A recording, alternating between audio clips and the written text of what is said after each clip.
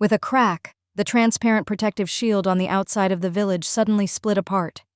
Shintong gripped her dagger tightly, secretly annoyed. In 30 more minutes, the beta would finish. Why did the safe zone have to be breached at this time? The protective shield was broken, and the little monsters howled as they charged excitedly. Shintong poked her head out to observe. Ahead of her to the left, a minotaur waved its mace, destroying a building in a few blows. Ahead of her to her right, a player was unable to dodge in time and was surrounded by a swarm of giant wasps. The tails shot in unison, and the player could only curse before they disappeared from the game. Shintong knew that this player was eliminated. VR games have been around for 5 years, and I have never played a game more interesting and real survival game than Apocalypse Calamity. When invited to the beta, the system said if one could survive for 100 days, the lucky player would receive unexpected and generous rewards. She had to survive. Thinking of this, Shintong used the skill, Swift Dash, and tried to go through the direction where there were fewer little monsters. But after a few steps, a skeleton soldier blocked her path. She changed direction to where there were more monsters. Shintong gritted her teeth and chose to fight her way through. Ambush, venom attack, fatal blow. She used all her attack skills in one go. The skeleton soldier was instantly killed. Shintong did not stop and continued to advance. According to her original plan, she planned to break free of the soldiers chasing her and survive until the countdown finished. But who knew that along the way there were monsters everywhere, fire elementals, gargoyles, demons, a rich variety of monsters, and each one harder than the last. If she stopped, she could be surrounded, and then she would be finished. Thinking of this, Shintong continued to sprint. There was the sound of a sudden wind behind her back. Shintong's heart jumped and she stopped. Just as she stopped, she saw a long spear land in the soil by her feet.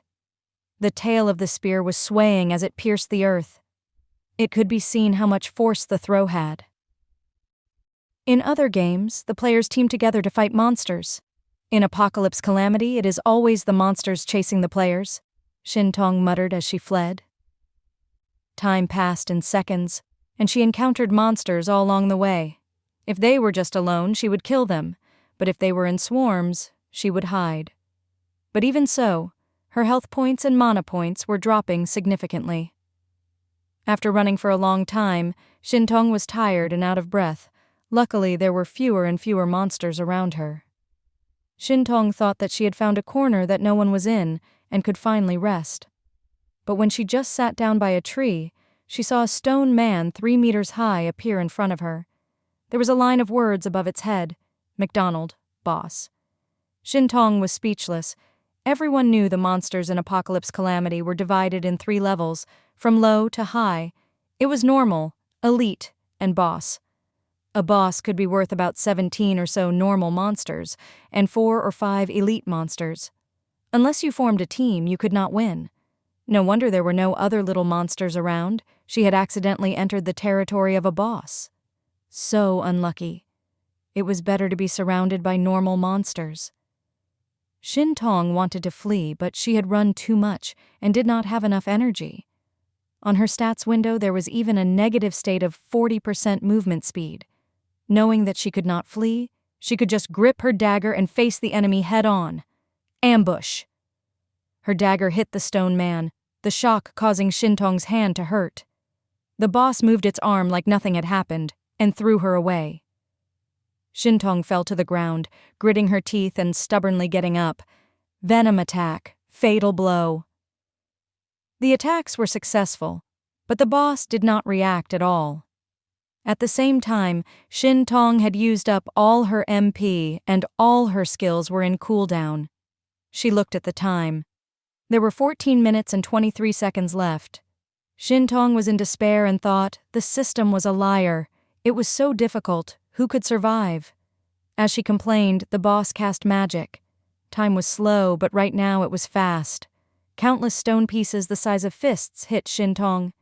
Shintong laid down and avoided most of the attack. Then, she found a direction and ran away. While her body had a negative status and she had low HP, while she felt she could not run away, but She refused to sit and die. Pushing the bush aside, Shin Tong looked and was choosing a path to flee when she saw a female player resting nearby. In this moment, she did not think more and unconsciously shouted loudly, "Quick, run! There is a boss behind me!" The other looked at her in shock and then shook her head. Weak, giving up so quickly. Wasn't the other letting down herself who had survived until now? Shin Tong could not even take care of herself and was too lazy to persuade, so she ran on her own. After an unknown amount of time, her stamina reached 0. In the next moment, she was forced to stay where she was in order to rest. Done for. Shin Tong showed despair. The countdown was still going. 10 minutes left. 5 minutes left. 3 minutes left. The beta was about to finish, but the stone man did not come. Strange. Where was the boss? Shin Tong was very confused. After resting for more than 10 minutes and recovering some stamina, she carefully walked back. Not long after, she heard the sound of fighting. She immediately fell into a fighting stance and carefully went forwards. When Shin Tong got close, she was speechless. Nearby, the stone man was fighting a player. Meteor fall, fast charge, heavy blow. The boss used all its moves to attack, but the opponent was hiding behind a tower shield that was as tall as a person and looked to be unharmed. Even more worrisome, that person held the shield with her left hand and was taking all kinds of recovery foods from her bag to shove into her mouth with her right hand. Shin Tong could see that the other's bag and shield all had a faint purple light. In Apocalypse Calamity, the equipment tools were divided into 4 levels: white, normal, blue, premium, purple, rare, and orange, legendary. The beta was only 100 days. This person was not simple to have gotten rare equipment during this time, much less take out a pile of recovery foods. If she had enough recovery items, she would have been running around until the countdown ended. Would she have ended up a sorry state as she was in now? In Apocalypse Calamity, recovery items were rare, and using potions constantly to heal did not exist. Shin Tong was thinking this, but then saw the female player keep on taking out items. Most of them gave off blue light, a few purple light, and one with orange light. With the help of the items, the situation was at a standstill. The boss used all its means but could not kill its opponent. After 10 minutes, the system sent a notice. 100,000 beta players, 10 survived. Congratulations for surviving. Shin Tong was speechless. This one was the one who lost. Unlike Shin Tong's anxiousness, Yun Ling knew at the start she could survive. She had set up herself as a tank, primarily adding points to her MP, and had super high defense. The canvas bag on her back was a rare equipment, and had 8 slots, each of which could only hold 99 of the same item at most. Before the battle, she had prepared in her bag more than 200 blue, 30 green, and 2 orange recovery items. Even more importantly, the opponent was a stone man. This kind of creature was famous for having high defense and low offense. The fights were usually endurance fights. Bosses were very territorial and would not allow monsters from other races to be on its territory. Due to this, Yun Ling had come here, planning to waste time until the game was finished. The truth proved her idea was correct. Just like she expected, she easily lived until the end. As she thought this, the system announced, "You have finished the mission 100 Days Survival. Please choose 3 of the following 4 options as your reward. 1. Lord Token. After use, you can create your own lands. 2. Retain your life skill levels. 3. S-level passive skill, Heart of Nature. After learning, 200 HP, doubled healing effect. 4. Orange Equipment, Armor of Heroes. After wearing, plus 100 HP, 20% damage received. I have 4 life skills: intermediate fishing, intermediate foraging, advanced sewing, and advanced cooking. If I keep my levels, I can create recovery items in mass, create an indestructible fort. That would be interesting." Yun Ling thought, and decided that choices 1 and 2 were necessary. As to choices 3 and 4, skills are divided into 4 levels: C rank, B rank, A rank, and S rank. S-rank skills are equal in value to orange equipment. But in the early stages of the game, plus 200 HP, and doubling of healing effects would mean stronger survival ability. So she selected choice 3. After her selection, the system notified, the beta is over. In 10 days at 12 on April 1st, 3000, the game will officially open. Players, please prepare in advance. Leaving the game, Yun Ling took off the VR full immersion helmet and rose to make a cup of oatmeal. The oatmeal came in a bag and was easy to cook. She would feel full after drinking a cup. After resting for a while, Yun Ling put the helmet back on and logged onto another VR game. After playing a while, she found it boring. Being used to Apocalypse Calamity's style of danger at every step, she could not muster the interest in playing other games. I really hope April 1 will come quicker. April 1st, 3000, Yun Ling went in the morning to buy the necessities for the week at the supermarket. Then she ate lunch early. At 11:30, she sat on her chair and waited for the game to open. Because it was not yet 12, so, even though she logged onto the game, the screen just showed, Apocalypse Calamity will open April 1st. She did not know what surprises the game would bring players after the public beta. Yun Ling was full of anticipation. 11:45. There were 2 lines of words in front of her. Player receives 1. Lord Token, please follow the arrows to go to your territory. The game had not yet opened. How could she follow the arrows to go to her territory? Yun Ling took off her helmet and planned to take a drink of tea.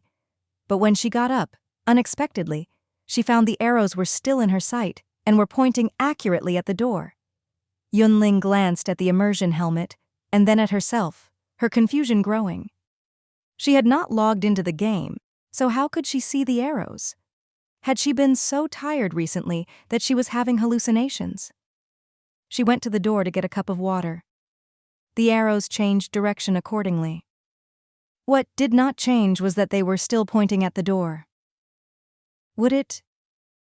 Yun Ling had a bad feeling. She took her keys, locked the windows and door, and walked in the direction indicated by the arrow. After walking for 7 minutes, on the empty ground behind her building, there was a hand-sized wood token floating in the air. This was the reward that Yun Ling had chosen. The Lord Token. Yun Ling reached to touch the token, but hit empty air. It was like she only saw an illusion, and the wood token did not actually exist. But when she came near the token, the words in front of her changed to, "Congratulations, player, for reaching the camp. After the game officially starts, you may name your territory. There are still 3 minutes and 33 seconds until the game starts." The first thought in Yun Ling's head was, would the VR game become a real game? The second thought, should she notify others? But then, upon second thought, who could she notify? Her parents had passed away during her university years and left her 2 homes and $800,000 in insurance. Her grandparents had passed away from illness when she was young. She had no contact with the remaining distant relatives after her parents passed away. Her last cell phone had been stolen, and the numbers stored there were lost. Also, even if she could contact them, what could she say? Should she tell them in 3 minutes the entire world would become a game, and to be careful and keep themselves safe? If her guess was wrong, she would be committed to a mental hospital. The numbers continued to change, and then it became, there is only 1 minute and 12 seconds before the game starts. Yun Ling waited patiently for the countdown to end. She would know what the world was like in a minute. There are 3 seconds before the game starts. 2 seconds. Second. The countdown went to 0. Suddenly, countless cards fell from the sky. White ones and blue ones covered the sky, mixed with a few purple and orange cards. Yun Ling looked up at the sky and found there was an orange light that fell in the nearby park. The cards fell everywhere and floated in the air. Then countless balls of light descended from the sky. When the nearest dozen balls of light fell to the ground, they turned into green-skinned little monsters holding wood sticks. They would chase people they saw, hitting, clawing, and biting them. They were very vicious. This was noontime, and there were many people on the streets. Suddenly, the sounds of exclamations, wails, and cries for help mixed together. At the same time, the system announced, At 12 on April 1st, Apocalypse Calamity has opened. A character stats window jumped out. Name, Yun Ling, level 0, XP 0-100, HP 240, 200 as skill bonus, MP 60-60, attributes, strength 3, 5, agility 4, 5, stamina 4, 5, intelligence 6, 5, spirit 6, 5, skill, heart of nature, S rank, equipment none, base recovery speed, plus 2 HP min, skill bonus 100%, plus 1 MP/min. Life skills, intermediate fishing, intermediate gathering, advanced sewing, advanced cooking. Description: strength determines damage and the ability to bear weight. Agility determines response speed and movement speed. Stamina determines HP and the ability to run for long times and fight. Intelligence determines magic damage. Spirit determines MP. The value in parentheses is the value for an average normal adult male. Also, word stamina at C 10 HP, 1 spirit ETA 10 MP. Yun Ling scanned the attributes window and closed it. The same as the beta, nothing to see. System: the player's Lord token has been detected and the player is standing in the territory. Use? Yun Ling chose yes. System: please name the territory. Yun Ling said, Rising Cloud. The Lord token suddenly gave off a dazzling light and spread outwards. A moment later, a familiar campground appeared in front of Yun Ling. In the center there was a stone fire pit, and at the side there was a warehouse. Other than that, it was empty. Congratulations, player, for becoming the master of Rising Cloud Camp. Do you wish to publicize your Lord status? Yun Ling chose no. In the next moment, the territory attributes appeared. Territory name, Rising Cloud. Level, campsite. There are 4 levels: campsite, village, town, city. Tax 5%. 0-100%. The Lord has the power to adjust it independently. Population capacity 200. Existing residents 1. Unlockable buildings 4. Existing buildings 1. Existing building detail. Warehouse. Level 1. 200 square meters in area. Can store various resources and extend shelf life for food. Note: the Lord can set an access list and allow specific people to use it. In the end, the system notified Rising Cloud Campsite has just been established and will enjoy a 10-day beginner's protection period.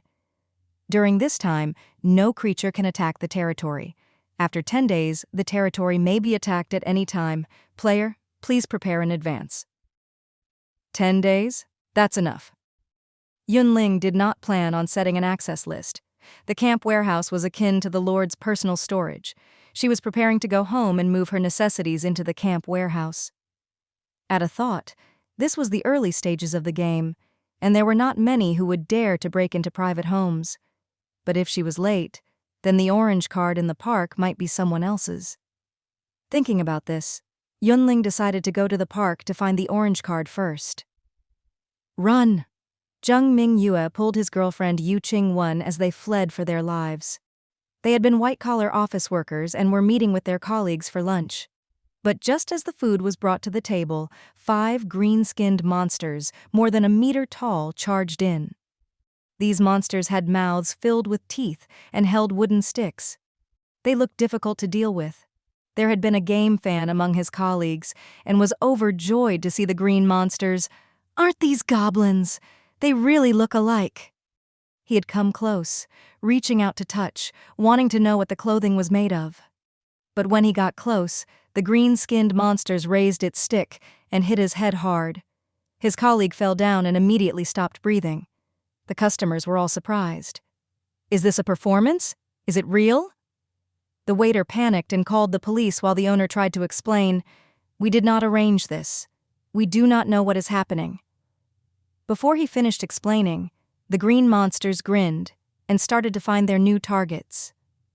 Some customers were dumbstruck, their eyes dazed, and their reactions slow. They did not know what to do. The green monsters bared their teeth, exceptionally vicious as they hit with their sticks. The heavy tang of blood spread through the restaurant. Some people suddenly realized, these goblins are not people in disguise, but real monsters. Hearing this, a youth immediately swung and threw a chair at the green-skinned monsters. He shouted at the same time, "We are many, they are few. No need to be afraid." There were many strong young people in the restaurant that lifted the chairs upon hearing this and started to smash. One green-skinned monster was hit, its wood stick leaving its hand as the monster fell to the ground. But after a few seconds it stood up again and viciously leapt at people, ignoring the stick it had lost. "These green-skinned dwarfs cannot be killed! Flee!" Facing the terrifying-looking and strong green-skinned monsters, someone shouted in despair and rushed out the door. Jung Ming-yue saw the situation turn for the worse and pulled Yu Qingwen to leave. He was thinking, since he could not help, he could go out and find the police. He thought the monsters that had charged into the restaurant were an exception, but when they went out the door, he found there were monsters everywhere. Jung Ming-yue panicked and only knew to pull his girlfriend along as he ran. He did not know where to run to be safe. I can't run anymore." Yu Qingwen did not usually exercise and could not breathe after a while.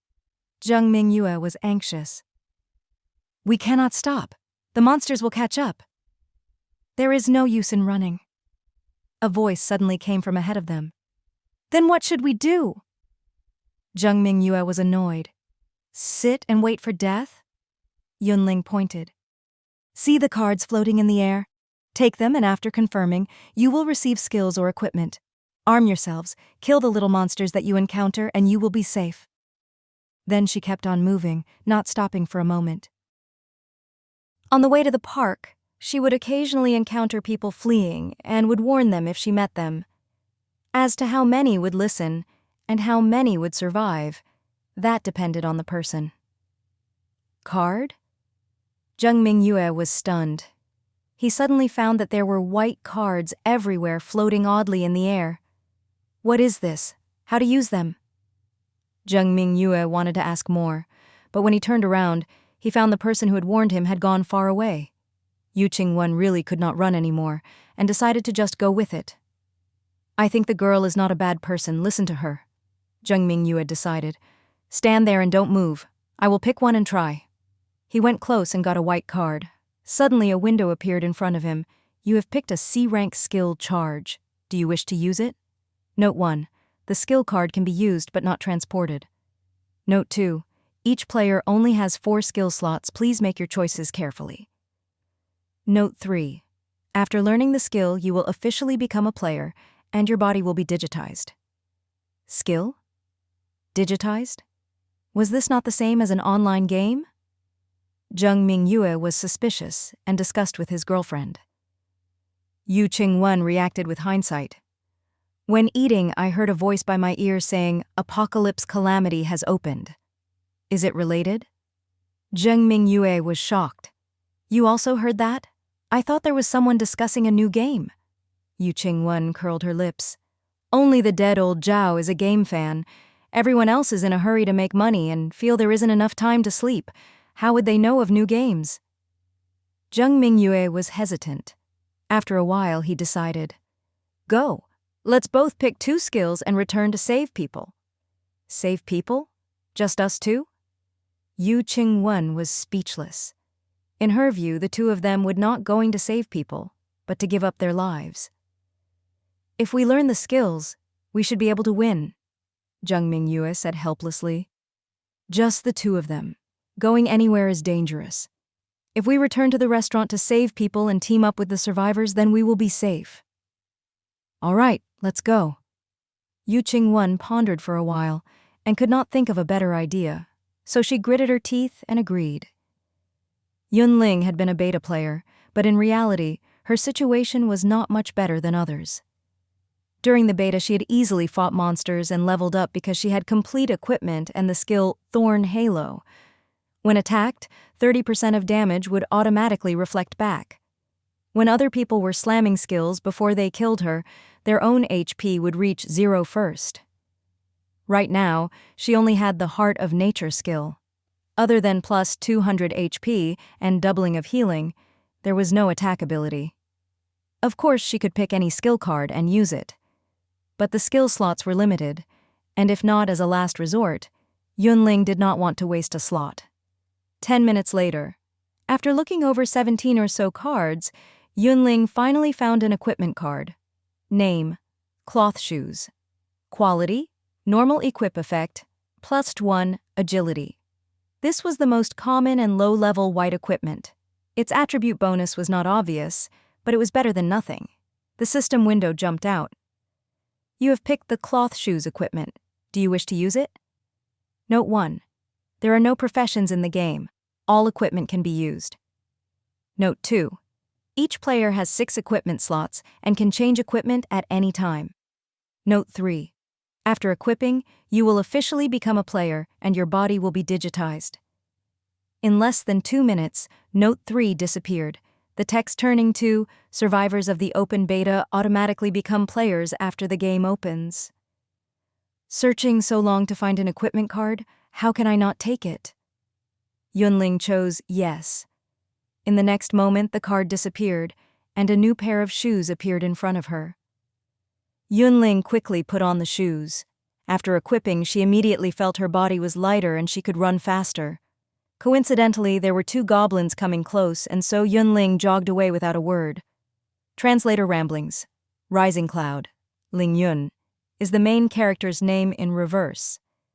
Yun Ling avoided the monsters and inspected the cards, stopping frequently along the way. 20 minutes later, Yun Ling wore cloth shoes, carried a wooden bow on her back, and had a quiver tied to her waist as she appeared at the park entrance. Stopping and looking, she saw an orange card floating nearby. It shone with an enchanting orange light that made people unconsciously want to get closer. To her regret, there were 5 goblins guarding it. "I don't know if it is an equipment or a skill card," Yun Ling murmured. Equipment and skills both had 4 levels and could be distinguished by color. Normal equipment and C-rank skills shone with white light. Premium equipment and B-rank skills shone with blue light. Rare equipment and A-rank skills shone with purple light. Legendary equipment and S-rank skills shone with orange light. If she worked, and then found it was an unsuitable S-rank skill in the end, she would suffer a big loss. As Yun Ling was thinking, she suddenly heard someone ask, "Work together?" She looked in the direction of the voice and saw a young man of 25 or so standing 3 meters away. His features were distinct, his eyes black, and he had a high nose. He held a round shield in his left hand, a half-meter-long wood stick in his right, and a backpack on his back. He looked to be both offensive and defensive. Shield. Yun Ling's gaze stuck to the shield and she could not bear to move away. While there was both equipment and skills in the initial card rain of the game, the ratio of equipment was too low. Along the way, she had inspected nearly 50 cards and only found 2 equipment cards. One provided the cloth shoes, and the other the wood bow and quiver. Honestly speaking, she was used to close combat. Using the bow for a long-range attack, she did not have a good aim. The reason she carried the bow and quiver was just because in the initial stages of the game, equipment was rare. Even if she could not use it, she could sell it to others after she returned to the camp. "You want to work together?" Yun Ling asked. The man said, "Shoot and attract the attention of the goblins, lure them here and kill them one by one." "What about the spoils?" Yun Ling asked. The man answered, "Split equally." "The orange card?" Yun Ling asked. The man said, "We will see the situation after killing the goblins." This sounded pretty reliable. Yun Ling thought and then agreed. Agreed. Then she took the wood bow and an arrow from the quiver. Name, wooden bow. Quality, normal equip effect, strength, 1. Name, quiver. Quality, normal equip effect. Automatically refill an arrow each minute. At most, this can hold 10 arrows. Aim, shoot. Yun Ling tried her best, but she missed. The arrow fell powerlessly when it was still a distance from the goblins. "I carry a bow, not because I am good at shooting, but because I cannot find another weapon," she shrugged. "If I keep on shooting, it is just a waste of arrows. How about I give the wooden bow and quiver to you, and you let me carry the round shield?" The man glanced at Yun Ling. "Okay." With the wooden bow in hand, the man's eyes immediately became sharp. He handed the wood stick to Yun Ling, and then he took an arrow from the quiver. One hand holding the bow, the other pulling the string, he shot after, just aiming for a moment. Yun Ling, Brother, your movements are so skilled it is suspicious. The arrow accurately hit a goblin's chest. The goblin was furious. The five gathered together and sprinted in the direction of the arrow. The man did not panic or rush. He continued to shoot. One arrow hit a left leg and one the abdomen.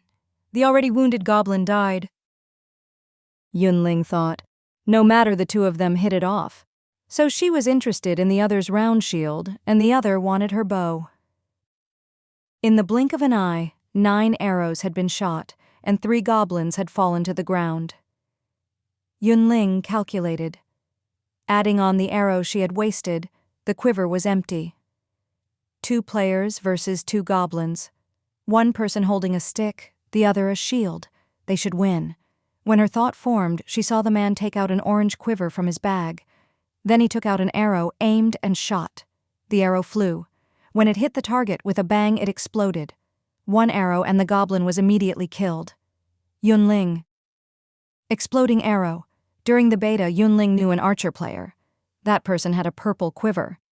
When the arrows formed, there was a 20% chance of having a special effect, for example, penetration, explosion, freezing, and burning. Her temporary teammate had an orange quiver. How high was the chance of a magic effect? 30%? 50%?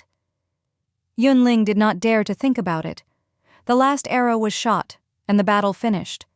The man counted the spoils and announced after a while. The kills dropped 16 copper coins, 2 silk threads, and a piece of wood material. Yun Ling silently moved outwards. Unknowingly, there was a large distance between the two of them. If a certain person made an unusual move, she would turn and run without a word. The man did not care, and went to inspect the card. After a moment, he said regretfully, "Thorn Sting, a S-rank close combat skill not suitable for me." Yun Ling paused in her steps. "I want it." "Card for you? Drops for me?" the man suggested. Yun Ling said, "All right." After reaching a consensus, the man quickly left, not even asking for the stick back. She did not know if he had forgotten or if he thought there was no need. After he went far, Yun Ling finally picked up the card and confirmed its use. Name: Thorn Sting. Passive skill. Quality: S rank. Skill effect: when attacked, reflect 50% of damage. Skilled at fighting monsters, advanced equipment, is he a beta survivor? Yun Ling speculated. But that person had left, and the question was fated to be unanswered. Never mind. It was a good thing to have met him. I got the round shield and the reflection skill. If I were by myself, I probably would have rushed in, taking the damage and running out. Thinking of being surrounded and attacked by 5 goblins, Yun Ling felt great opposition. She would not have died, but it would have hurt a lot. It was fortunate to have met him. Yun Ling rejoiced. When returning, Yun Ling no longer searched for equipment cards and just moved along. It was not hard to avoid the monsters. If one was calm, they could avoid by finding a hiding place or making a detour if they saw from a distance. If one just kept on running, it would waste energy, and it was easy to encounter new monsters. After about 20 minutes, Yun Ling reached Rising Cloud Camp. Just as she was going to put the wood stick in the warehouse, she saw 3 university students sitting around the bonfire. A male student with glasses had a bitter expression. "I called the police, but no one picked up. I called my parents, but did not get through." A female student with short hair said, "When running, I observed that not just the school has monsters. There are monsters all over the streets. I do not know what place this is, but after hiding here, the monsters did not chase me. If we go out rashly, we will likely encounter danger again." The other male student with acne could not help but worry. "Nothing to eat, nothing to drink. We cannot last for long. What will we do after this?" The 3 looked at each other and did not know what to do. At this time, the glasses-wearing male student saw Yun Ling and asked, "Hello, could you please tell me where you found the wood stick and round shield?" In his view, if the 3 of them were outfitted with weapons, they would be safer. Even if they were forced out to find food, at least they could fight back. Yun Ling did not keep this a secret. "Wasn't there a card rain just now? I found an equipment card. After confirming use, you will have a weapon. Equipment card? The glasses student was stunned. The other male student with acne whispered, "Now that you say so, I remember. Previously, Zhou Ming picked up a card and then grew very powerful, good at fighting. Even the monsters could not defeat him." Yun Ling guessed that Zhou Ming was someone they knew before. He likely picked up a fighting skill card. After using it, the user will immediately have the ability to fight. The glasses student did not believe it. Cards? Skills? Isn't this like an online game? Yun Ling nodded. It is like a real version of a VR game. The short-haired female student murmured, "It sounds like an April Fool's Day joke." "I've said all that's needed. It is up to you whether you will hide in the camp and wait for rescue, or go out to find cards and resources." Yun Ling headed for the warehouse. She had been away from her residence for a while and was in a hurry to return home and move supplies. Entering the warehouse, she put down the wood stick. A list of the warehouse materials appeared. Yun Ling looked and found only one line on the list. 1. Wood stick. She closed the window and opened the camp attribute window. She saw the details of the unlockable buildings. Mission hall. Can issue missions, attract and recruit NPC talents. Requires 100 copper coins to build. Woodworking workshop. Can create simple weapons. Provide wood household items. Requires 100 copper coins to build. Tailor shop. Can make clothes and armor. Requires 100 copper coins to build. Restaurant. Can provide all kinds of food. Requires 100 copper coins to build. Barbecue shop. Can provide grilled meat. Requires 100 copper coins to build. There were over 50 types of buildings to be unlocked. Some had similar functions like the restaurant and the barbecue shop. Some had unique abilities, but could only be unlocked when the camp was at a higher level. Yun Ling thought, there is a limited number of buildings that can be unlocked in the camp. It is enough to build one for similar functions. But right now, she could not unlock even one because she had no copper coins. Moving, killing monsters, leveling up, saving copper coins, collecting materials, searching for supplies. Yun Ling quickly set up her goals for the next step. She went out of the warehouse and was about to leave the camp when the glasses student called to her, "May we go out with you?" Yun Ling answered, "No, I can only guarantee my safety and not the people following me." "Then never mind." The glasses student was discouraged. Yun Ling gradually moved away and soon disappeared from the trio's sight. The student with acne whispered, "She was holding a wood stick previously, but when she left, she only had the round shield." "You mean?" The glasses student licked his lips and was slightly nervous. The student with acne pointed out, "The wood stick in the house. She isn't using it. We'll just borrow it." The short-haired female student did not say a word. She felt that it was not good to do this, but with her life in danger, she could not speak up and stop this. "If you do not object, I will go get it," the student with acne said as he walked towards the warehouse. "Ah." The glasses student wanted to dissuade, but soon after his companion came back. "What is it?" He was very puzzled. The student with acne had a frown. "It does not let me enter," saying something like only those on the list will be allowed in the territory warehouse. For some reason, the short-haired female student sighed in relief. "Never mind. Let's think of another way." Translator ramblings. Yun Ling is blessed with luck, did not have to worry about finances before the apocalypse, got a high-level skill on the first day of the apocalypse. Yun Ling's building was in the north of the city. This was far from the center of the city and not so noisy and prosperous, but it had all the living needs. She had 2 homes to her name. She lived in one and rented out the other. She usually did not have much spending, and the rent was enough for her to live very well. Pity that the apocalypse came like this, and her peaceful life was suddenly broken. Just as Yun Ling entered the gates of the community, a goblin jumped out of the corner and swung a big stick at her. "Raise the shield, counterattack, all in one go. Name, round shield, quality, normal equip effect, 2 damage received." Yun Ling looked. With each blow from the goblin, about 7 to 8 HP points would drop. Because she had the S-rank skill Thorn Sting, each time she was attacked, she would reflect 4 points of damage. If she hit with her round shield, she would create extra damage. After fighting for multiple rounds, the goblin fell to the ground.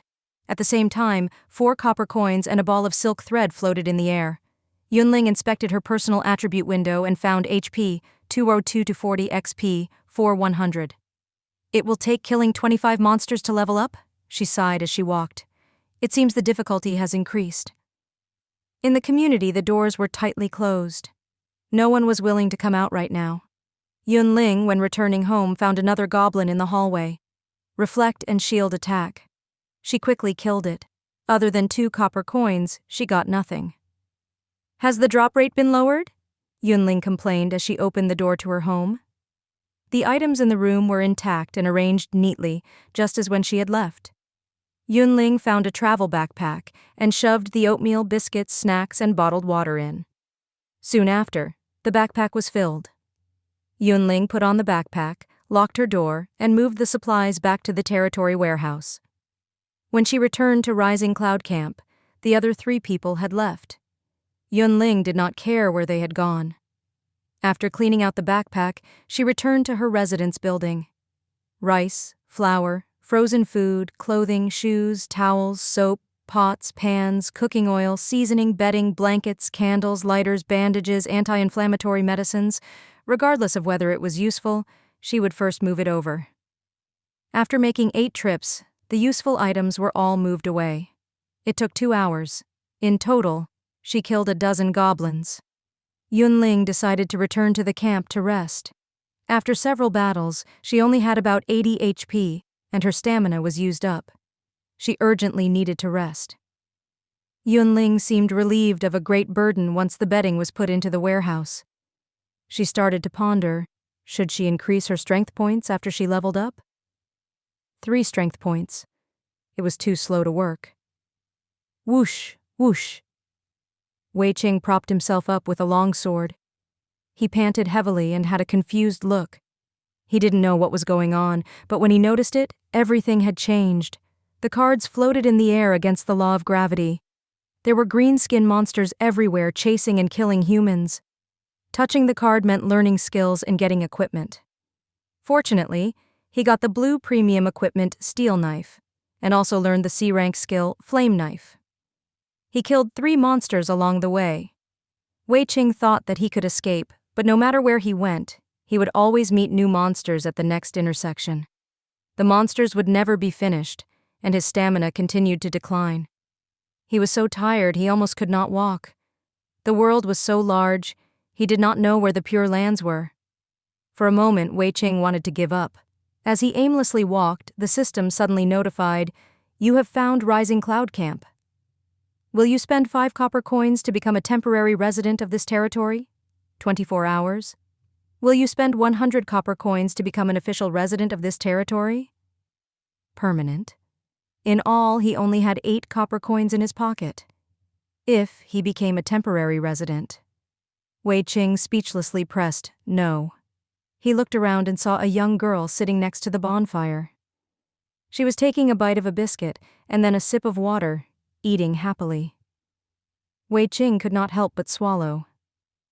The change had happened so suddenly he did not have time to eat lunch. It was 4 in the afternoon now. He was very hungry and felt weak.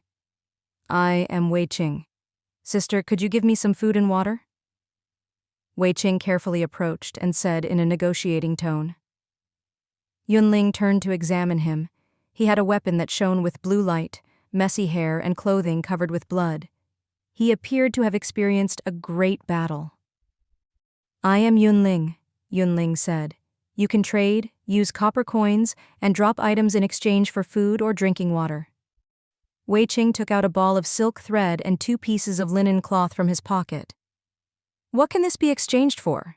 Yun Ling scanned them. 1 bag of biscuits. How many copper coins for a bottle of water? Wei Qing asked. Yun Ling thought. I'll take 3 copper coins. The prices were unknown. She did not know how much was suitable. In any case, in troubled times, food and drinking water were always in demand. Okay. Wei Qing licked his dried lips and agreed happily. Right now, he did not fear people demanding a high price. just that they were not willing to give up food and drinking water. Wei Qing handed over the silk thread, linen cloth, and copper coins. Yun Ling took out an unopened bottle of water from her bag, and also a bag of chocolate biscuits. Wei Qing took them and gobbled the biscuits before draining half the water. He immediately felt much better. "Sister, where did you get this? Can you tell me?" he asked curiously. Yun Ling responded, "I live nearby and got them from home." Wei Qing found it strange. "There are so many monsters out here. Why do you not hide in your home?" "Not enough hoarded food. I came out to find food," Yun Ling said. "Based on the present situation, home is not safe. But if I hide in the camp, the monsters will not come in." Were the camps the safe areas in the game? Wei Qing's thoughts became active. "What about you? How come you came here?" Yun Ling asked. "Do not mention it." Wei Qing had a helpless expression. "In the morning I had an interview and it was delayed a lot. I wanted to deal with lunch, but before I ate, I met a group of monsters." He had been chased all around, and almost did not have any time to rest. "What are your plans now?" Yun Ling asked. "Take one step at a time." Wei Qing grimaced. "Maybe I will starve to death tomorrow." Yun Ling said, "I plan to stay a long time in the camp. If you have extra drop material, you can trade with me." Wei Qing heard this. "What is the use in silk thread and linen cloth?" Yun Ling said vaguely, "I do not know. I have to experiment." Wei Qing agreed after a moment of hesitation. "In any case, I have nowhere to go. It is not bad to stay." In the safe area, at least, he could get a good sleep at night. After resting for a while, Yun Ling stood up. "I am going out." "Do you want me to come along?" Wei Qing stood up. "No need." Yun Ling waved her hand. "I am used to being alone." The other was determined, and Wei Qing did not persist. But inside he could not help but mutter, "A young girl is daring enough to move alone. Is she fearless because she is ignorant, or is she bold and skilled?" After thinking for a while, he did not have a clue, and he cursed in anger. "Trash game! Can't even see other players' ID, level, and attributes. It will go bankrupt sooner or later." "What to do when you finish all your food? After drinking all your water? Where would you go to get more?" The question of survival was right in front of her. The situation was serious, Yun Ling calculated. The food in her home could last about half a month. If she kept some to trade with Wei Qing, it would be even a shorter time. Only by stockpiling before most people could react could she last longer. She thought back and found there were convenience stores, supermarkets, shops, restaurants, bakeries, dumpling shops. There were many resource points. So when her HP just went back to full, she took her backpack and started to wander around. She first went to the convenience store. The store was small but had a complete set of goods. There was bread, biscuits, instant noodles, boxed milk, jugs of mineral water, and large amounts of beverages. Starting from the camp, it would take 3 minutes of walking to reach her destination. Yun Ling stood at the doorway and looked. The door was tightly closed. There was no one in the room. She did not know if they had gone to take refuge. "Help! Save us!" Before Yun Ling could think what to do for her next step, an angry shout came from the noodle restaurant nearby, tinged with the sound of crying. Yun Ling gripped her round shield and moved cautiously. Bam! In the room, a goblin swung its stick but hit a table. A man held a wood chair in front of him, not letting the monster get close. Behind him, the woman carried a child and curled up in the corner of the room. When Yun Ling entered, she saw a scene like this. The goblin was grinning and was going to swing its stick again, but just as it lifted its stick, a round shield hit its head and it was stunned, with gold stars coming out of its eyes. "Move back!" At the same time, Yun Ling moved in front of the family of 3 and used the round shield to push the goblin away. The man was shocked and stood with his wife and child. The goblin shook its head and then leapt viciously at Yun Ling. Yun Ling did not dodge and used her round shield to block the attack of the wood stick. Reflecting damage was a very good skill. The goblin attacked Yun Ling and both lost HP. Yun Ling attacked the goblin, and the goblin lost HP. Regardless of who attacked who, as Yun Ling's opponent, they would always be injured. Soon after, the goblin was killed by this despicable method. The monster died. The copper coins and wood material appeared. Yun Ling put the drop items in her backpack and then asked, "Are you okay?" Thank you." Thinking back to the frightening scene, the woman's legs trembled, and she was not able to calm down. "Miss, what do we call you?" the man asked. "Yun Ling." Yun Ling answered. "Hello, I am Chen Hung. This is my wife Chen Ling." The man carefully asked, "May I ask, what is going on outside?" Yun Ling gave a simple explanation. Chen Hung gaped, shocked and stunned. "There are more than one monster all over the streets? Like an online game? If you have weapons and skills, you can kill the monsters?" He was not willing to believe it, but at the same time, everything that had happened forced him to believe it. As he hesitated, the corpse of the goblin gradually disappeared. In gaming terms, the time was up, and there was a refresh. "It is 4 in the afternoon now. How come you know nothing?" Yun Ling asked. Chen Hang explained, "It was chaotic outside at noon. People were screaming everywhere. I did not open for business and just locked the door. Later I saw that it was very calm for a long time outside and it was fine, so I opened the door. But just as he relaxed a little, the monster came to his door." Translator ramblings. "I can't tell if 3 copper coins is price gouging or not." Yun Ling told Chen Hong, "There are many monsters and they will not be cleared out quickly. Also, even if they were cleared out, the game could add more again. No one could predict what the future would be." Hearing the bad news, Chen Hong could not speak for a while. "Little girl, you have a place to go? How about living here with us?" Chen Hong invited. "The first floor is the noodle shop, the second the bedrooms. There is a lot of rice and flour in the storage, enough to eat for a few months." Yun Ling shook her head and refused. "I have somewhere to live. I came out to find food." Hearing this, Chen Hong hurriedly said, "Wait here. I will go to the storage to get a bag each of rice and flour. It is a gift of thanks." Yun Ling wanted to say something, but Chen Hong went upstairs. "Take it," Chen Ling urged. "You rescued my entire family. I do not know how to thank you.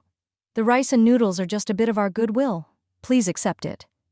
Yun Ling thought, "Actually, I wanted to ask if you can just give me 2 bags of rice rather than the flour." But upon second thought, it was good to just have some, and one should not be picky. So she did not mention it. After a while, Chen Hong came back down, a bag in each hand. "Is your place far? How about I help you carry it over?"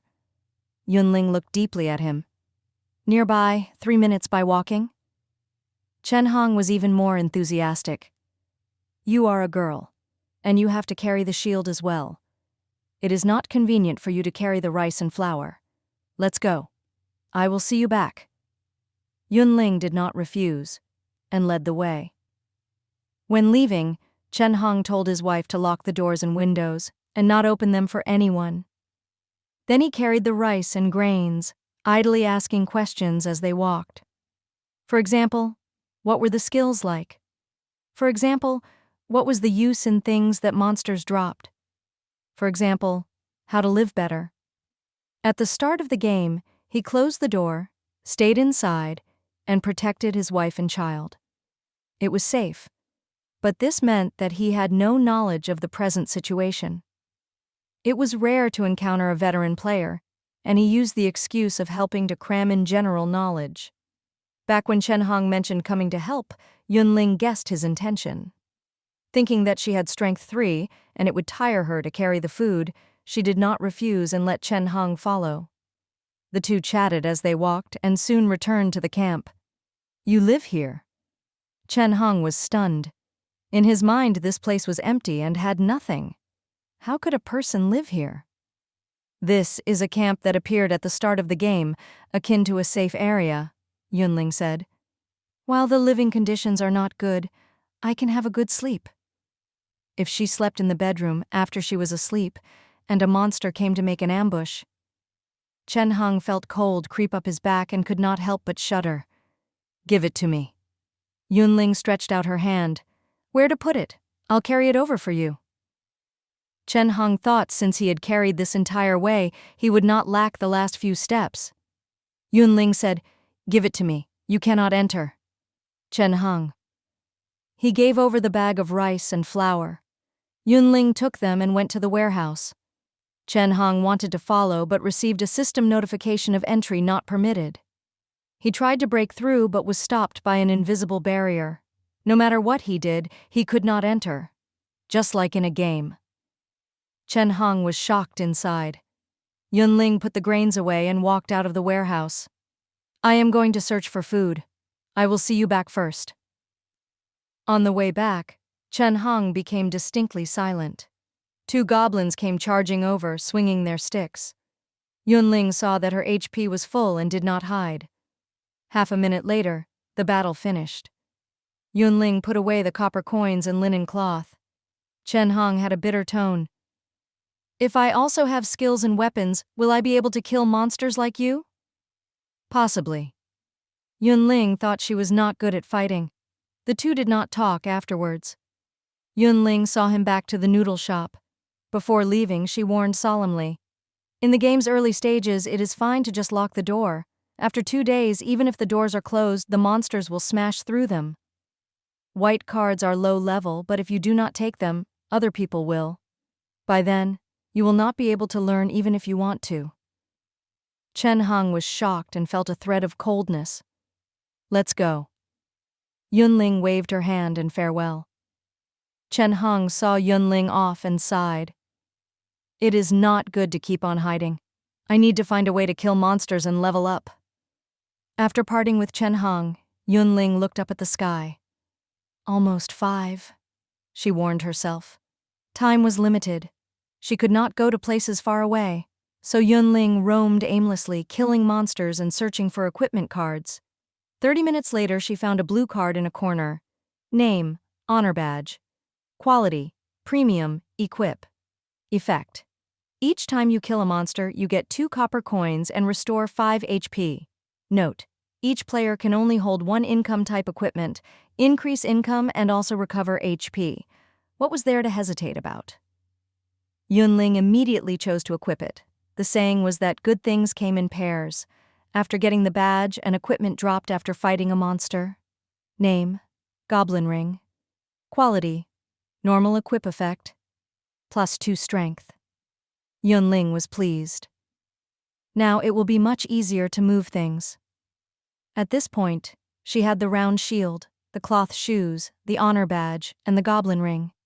4 of her 6 equipment slots were being used. Yun Ling saw the sky was dark and did not dare to linger, taking the drops and hurrying back. Rising Cloud Camp. Wei Qing touched the 14 copper coins, 2 pieces of linen cloth, and a piece of wood in his pocket. He calculated what kind of dinner he could trade for. Chicken drumsticks were not likely. How about some pieces of bread? Eat half tonight and the rest tomorrow morning, Wei Qing thought repeatedly. Before he could decide, a notification suddenly jumped in front of him. It is dark. Non-residents cannot stay in the camp. Please leave in 5 minutes. Wei Qing. They had to pay to stay the night in the camp. Was there any reason in the world? As a player with self-respect, of course he paid to stay. His 14 copper coins immediately turned to 9, and he had to keep 5 to pay for rent tomorrow. Wei Qing was worried. He might not get enough to eat today. He only worried about his food. Others were so poor they could not help but shout, "Pay 5 copper coins for 24 hours of being a temporary resident? Why don't they just steal?"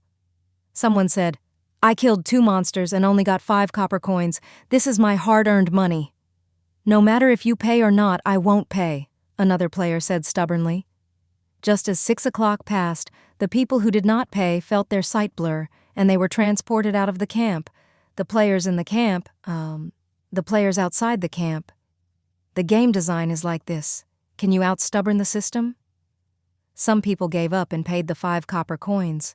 They then received the temporary resident status and were allowed into the camp. Some were furious.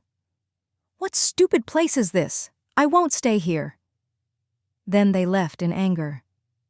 When Yun Ling was returning, she managed to pass by this person. From 8 o'clock in the morning to 6 o'clock in the evening, this is daytime. All other times are nighttime, she warned all the players present. It is better to not go out at night. Someone asked, "What if we go out then?" Yun Ling said, "The monsters have night vision. They may hide in the shadows and make sneak attacks." During the beta, night was the offline time. No one would risk their lives moving outside the camps. Those that were confident and thought they were the exception all died in the end. Night vision. Those that had played online games all knew how annoying the ability was. They did not have good vision, but their opponents had great vision and were able to see everything clearly. They would lose without even fighting. Two people who had wanted to save money heard that the monsters had night vision and immediately paid and returned to camp. If they spent copper, they could save up again, but if they lost their lives, they had nothing. One person only had 4 copper coins and went almost mad. "Who can lend me 1 copper coin? I will return double tomorrow." He shouted for a while, but everyone ignored him. First, everyone had a hard time, and there were not many with extra coins. Second, who knew if he would pay back double tomorrow, or would he run away or get killed by monsters? If they were good people now, what happened if they did not have enough copper tomorrow and were stuck outside of the camp? "Just 1 copper coin. Just 1 copper coin, help me," that person begged. 6 o'clock passed and the night came. Instantly the surroundings were pitch black. Visibility decreased to less than half a meter. That person stood alone outside the camp and felt very unsafe. "Do you have any drop items?" Yun Ling asked. Yes. That person hurriedly took out a piece of wood and a ball of silk thread from his bag. "I'll give all these to you, just give me 1 copper coin." Yun Ling took the materials and handed over the coin. After paying the fee, that person rushed into the camp and felt he had saved a life.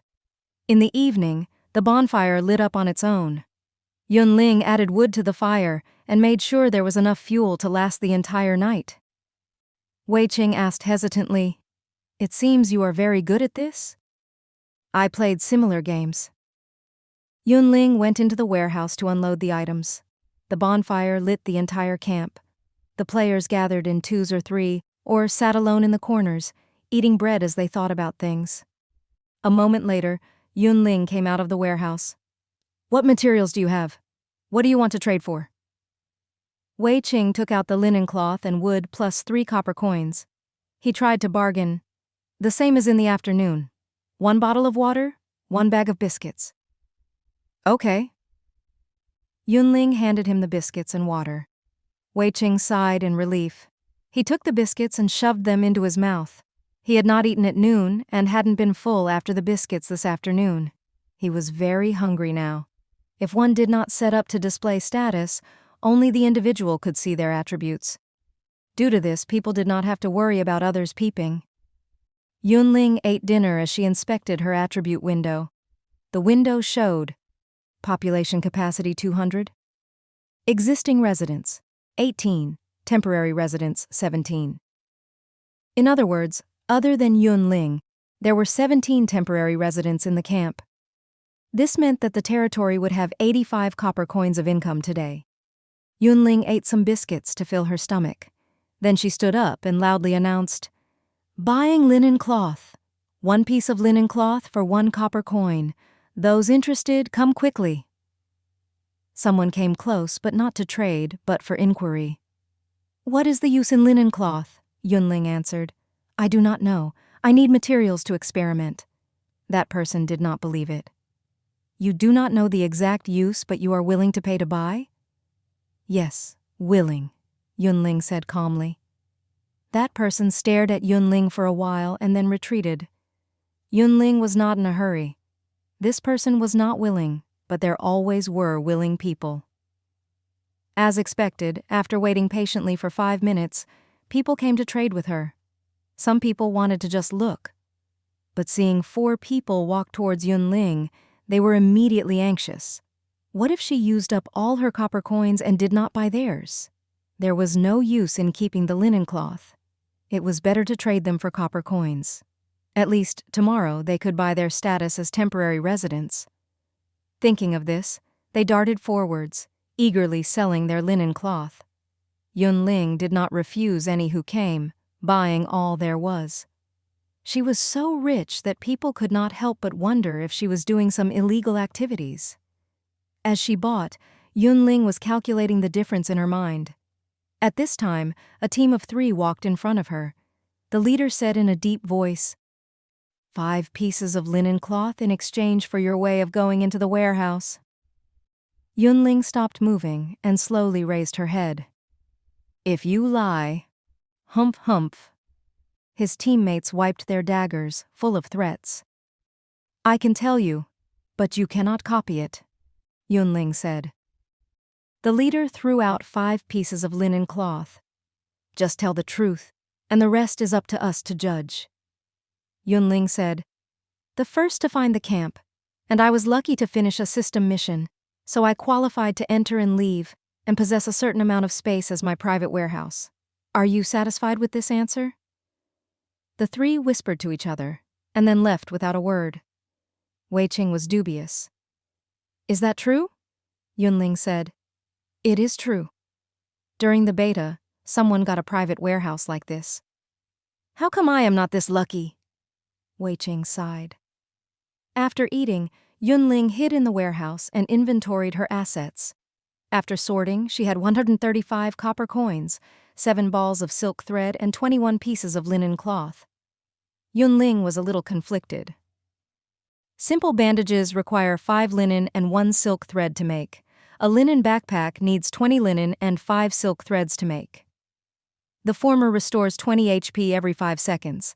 The latter is normal quality, has 4 slots, and each slot can hold at most 99 of the same item.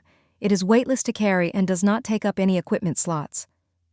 Not enough material, I can only choose one of the 2, and make 1 item.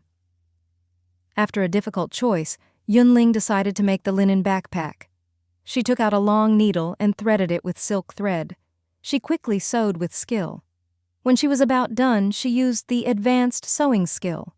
White light flashed, and the linen backpack was made. The system notified, congratulations, player, for being the first to make your own equipment. Your reward is 50 experience points. Your reward is 100 copper coins. Congratulations, player, for leveling up. You have received 3 free attribute points to be allocated at will. Her personal attribute window popped up, name Yun Ling, level 1, XP 17,200, HP 240, 200 as skill bonus, MP 60, attributes, strength 3, 2, agility 4, 1, stamina 4, intelligence 6, spirit 6. Note, equipment bonuses are in parentheses. Yun Ling maintained her past style in games and added the attribute points all to her stamina. The stats changed to HP 270, 200 as skill bonus, MP 60. Attributes, strength 3, 2, agility 4, 1, stamina 7, intelligence 6, spirit 6. So being the first to make equipment has extra rewards, Yun Ling silently rejoiced. Lucky that I did not pick the simple bandage. That was a recovery item and does not count as equipment. This night was fated to be a sleepless night. Many people tossed and turned, unable to sleep. The change had occurred so suddenly. At work, at school, eating, walking, and then the monsters suddenly appeared in front of them.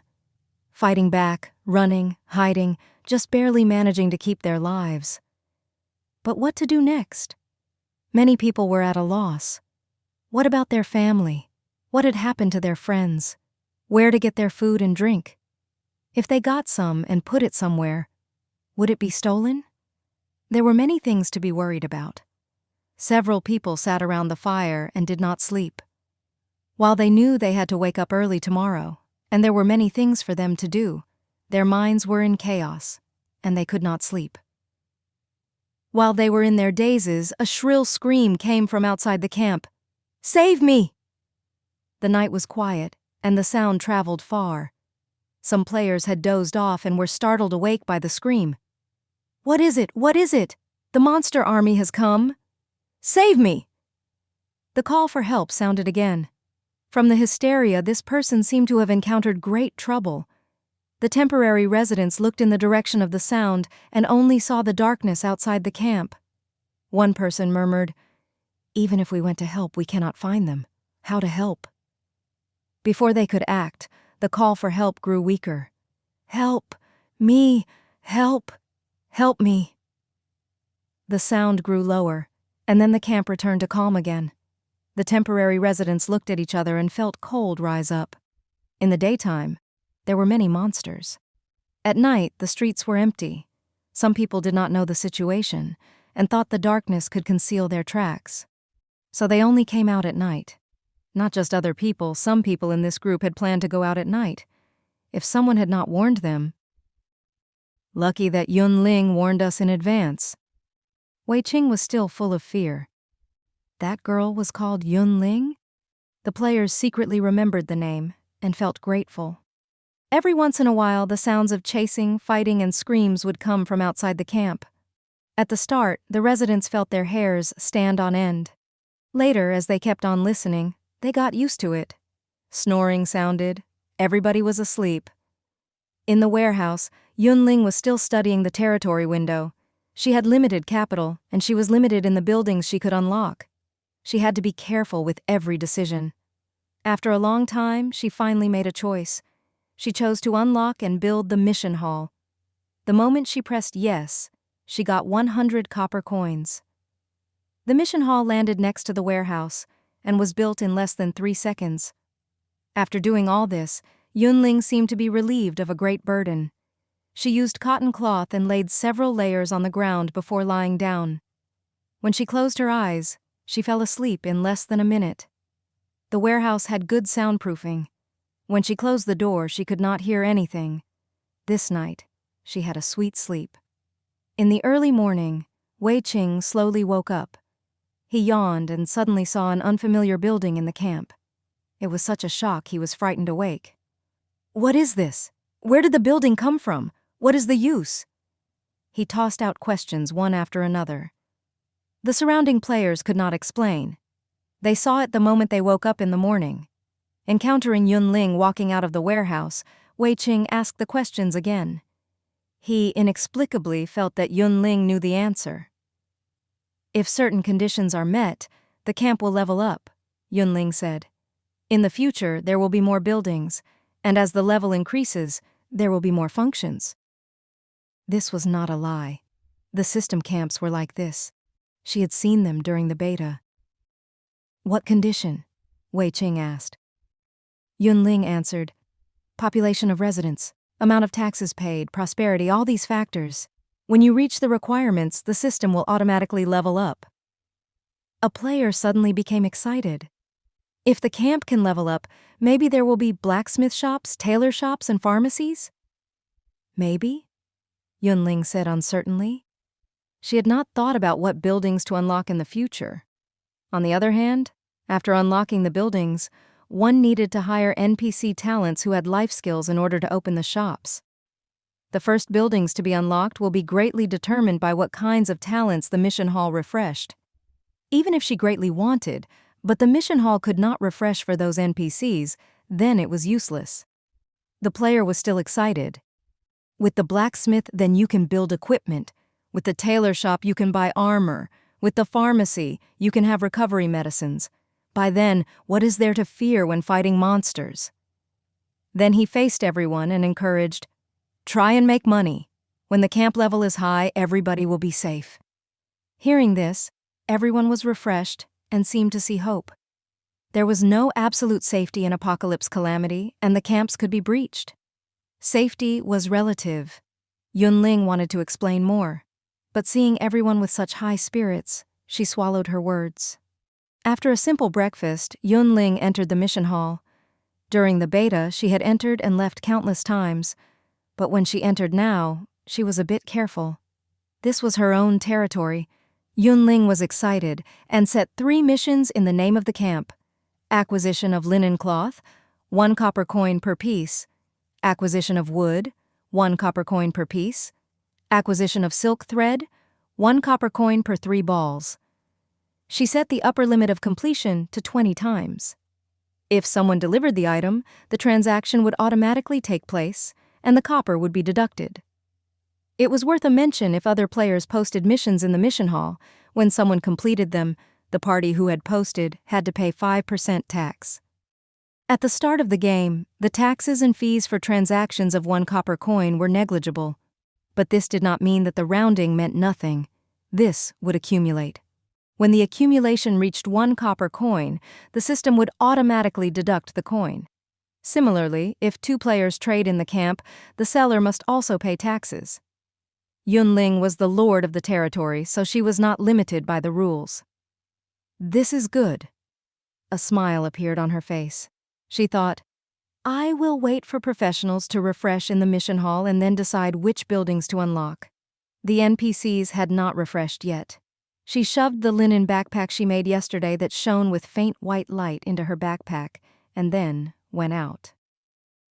During the night, the trees and grasses grew wildly. The nice northern suburbs became a near wilderness. Yun Ling went forward with her round shield, planning to go to the supermarket and shops. While she had hoarded a bunch of food, she did not have enough drinking water, and this urgently needed to be replenished. Wait a moment. Halfway up the road, she unconsciously stopped and looked around. The streets, are they too wide? Yesterday, many people had fallen in pools of blood. After a night, the corpses had disappeared. Like the goblins, they were refreshed after death? Yun Ling lowered her head and thought. The next second, a goblin was smashed into the air with a bang. Seeing the attack succeed, the driver spun the steering wheel and planned to make another hit. But before he could adjust the direction, a goblin shot out from the left. The window was smashed. The door was smashed. The driver's head was hit. He went unconscious, his head tilted. Yun Ling wanted to save him, but she was a step too late because she was too far away. There are monsters all over the streets. Why keep driving? If you are attacked, you are trapped in the car and have nowhere to hide. Yun Ling killed 2 monsters and avenged the driver. Translator ramblings. Is it refresh or respawn if you are waiting for new NPCs to replace old ones? When she was picking up the copper coins, she glanced in the direction of the car and saw 2 oversized luggage bags in the back seat. She opened it. One held clothing, 10 bags of compressed biscuits, 8 bottles of water, 5 boxes of canned meat. The other had a tent, a sleeping bag, and camping lights. Yun Ling reacted. No wonder he drove the car. He had many things and could not carry them all. Driving the car meant he could take all this. But he was ambushed by a monster and accidentally lost his life.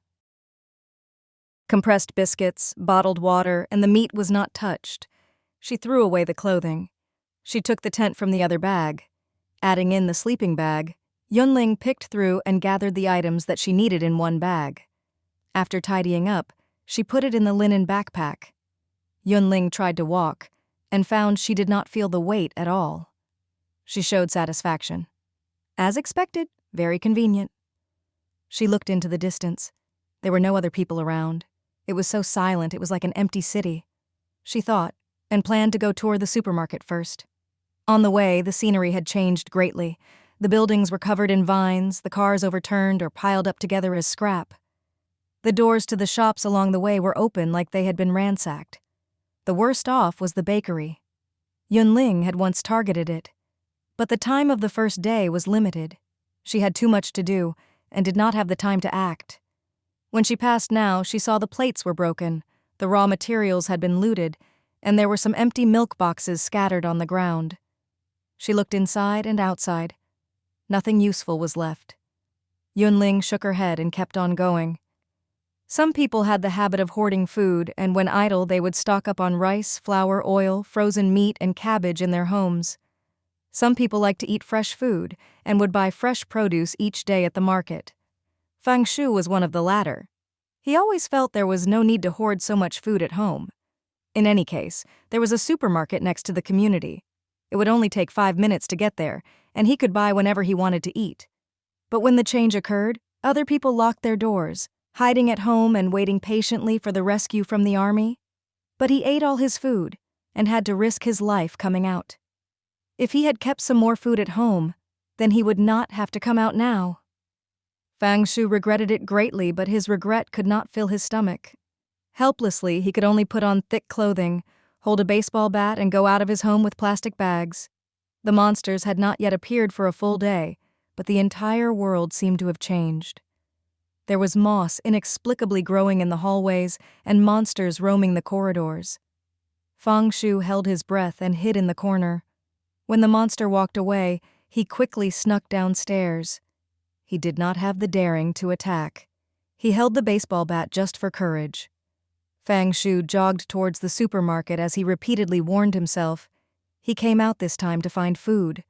When he found food, he would return immediately and leave everything alone. The world outside was too dangerous. Only his home was safe. Also, his home had water, electricity, and natural gas to use. He estimated if he had enough food, he could last for 10 days to 2 weeks. By then, no matter how inefficient the army was, they should have cleaned up the monsters by then. After making up his mind, he sped up his pace.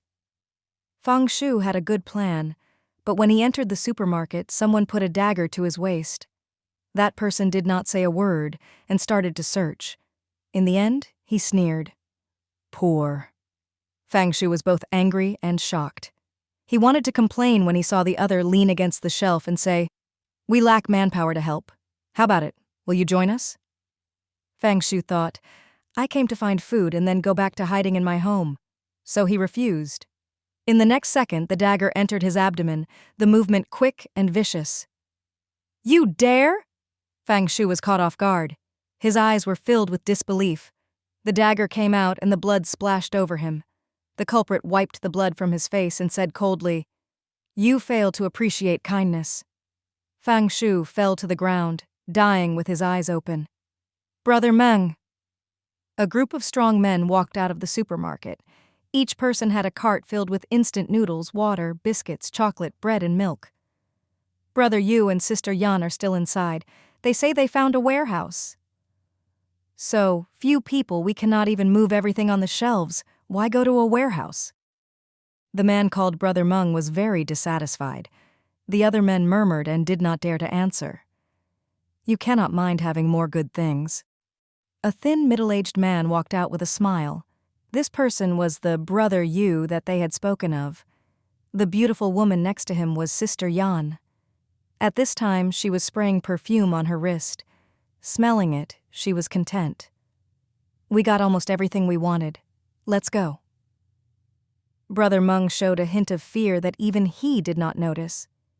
He snorted, his expression proud, but said nothing. The group of 15 filed out. When their figures disappeared from sight, 3 little teams walked out of the corners, all wanting to enter the supermarket. Sensing each other's presence, they were wary and on their guard. The supermarket is so large no one can empty it. I think we should not fight. We all move on our own, and how much we get depends on our abilities, Zheng Mingyue suggested. As he spoke, the 6-person team led by Wei Qing came close. Seeing that a melee battle was about to start, the teams were even more on guard. There are countless eyes watching us behind our backs. If we fight, other people may benefit, Zheng Mingyue warned meaningfully. Okay, everyone go on their own and do not interfere with each other, Ma Shiyi said. If anyone blind bumps into me, my fists are not for nothing. One large man waved his fists, his attitude tough. We do not have enough time to move supplies. Who has the time to make trouble for you? Zheng Mingyue was speechless and led his team into the supermarket first. The other 2 teams followed closely. The 6-person team led by Wei Qing was not stopped and entered openly. Yun Ling hid in the shadows, her expression uncertain. In the end, she gritted her teeth and followed. In the supermarket, many shelves were already empty. Yun Ling avoided the crowd, found the large jugs of drinking water, and put them into her linen backpack. If she took them in boxes, she could take more, but there were only jugs on the shelves and not boxes of water. She swept all the water of the same brand and packaging. Then Yun Ling went to the food area. If there was something that was convenient to cook and quickly filled the stomach, it was definitely instant noodles. Yun Ling found extra large ones, 10 packs of instant noodles. She took them all. At this time, Yu Qingwen was coincidentally passing by. She originally wanted to get instant noodles, but the shelves were already empty. Just as she turned around, she suddenly found it was not right. Which team are you from? I did not seem to have seen you before? The 5-person team, I entered after you. Yun Ling prepared to withdraw as she answered. If she did not care for anything and fled, she had the confidence that she could leave even when attacked by everybody. Yu Qingwen thought, if I did not have a good memory and knew that the fourth team was made up of 6 males, I almost would have believed your nonsense. Seeing the backpack the girl was carrying on her bag, she sighed, thinking the other could not take much. She decided to pretend to be unaware. Never mind, go on. Yun Ling saw that she managed to pass and went to get rice. Each bag was 5 kilograms. There were a few dozen bags at the side and seemed very suitable to put into her backpack. She was not polite and took all she could with a wave of her hand. Ma Shiyi happened to see this. Her thoughts moved. She waved at her teammates and then charged out first. Ma Shiyi was truly lucky. Back at the start of the game, she was frightened by the monsters and hid away. She accidentally picked up an A-rank skill, Heavy Damage, and the blue-quality dagger, Fang. She used skills to make ambushes, and in one blow she could deal more than 160 damage. Using her skill, she had won this entire way, and even created her own team.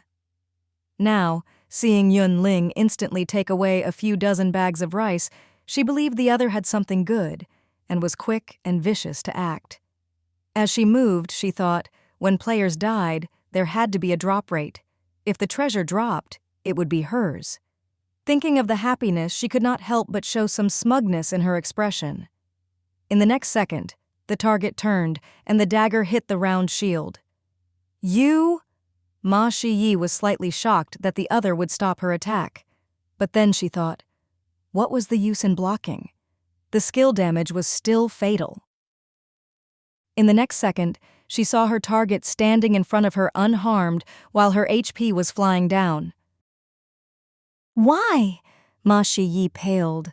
Before she went unconscious, she heard the other mutter, pretty high attack, no wonder she killed herself with the damage reflect. When a player died, their equipment was dropped. Yun Ling picked up the blue-quality dagger and the white-quality belt. Then she shouted expressionlessly, "Leave!" In reality, after suffering an A-rank skill, she only had 100 HP left. She did not want more trouble, just to leave as soon as possible.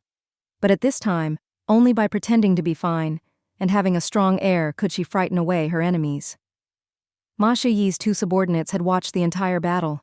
They moved their lips, not knowing what to say.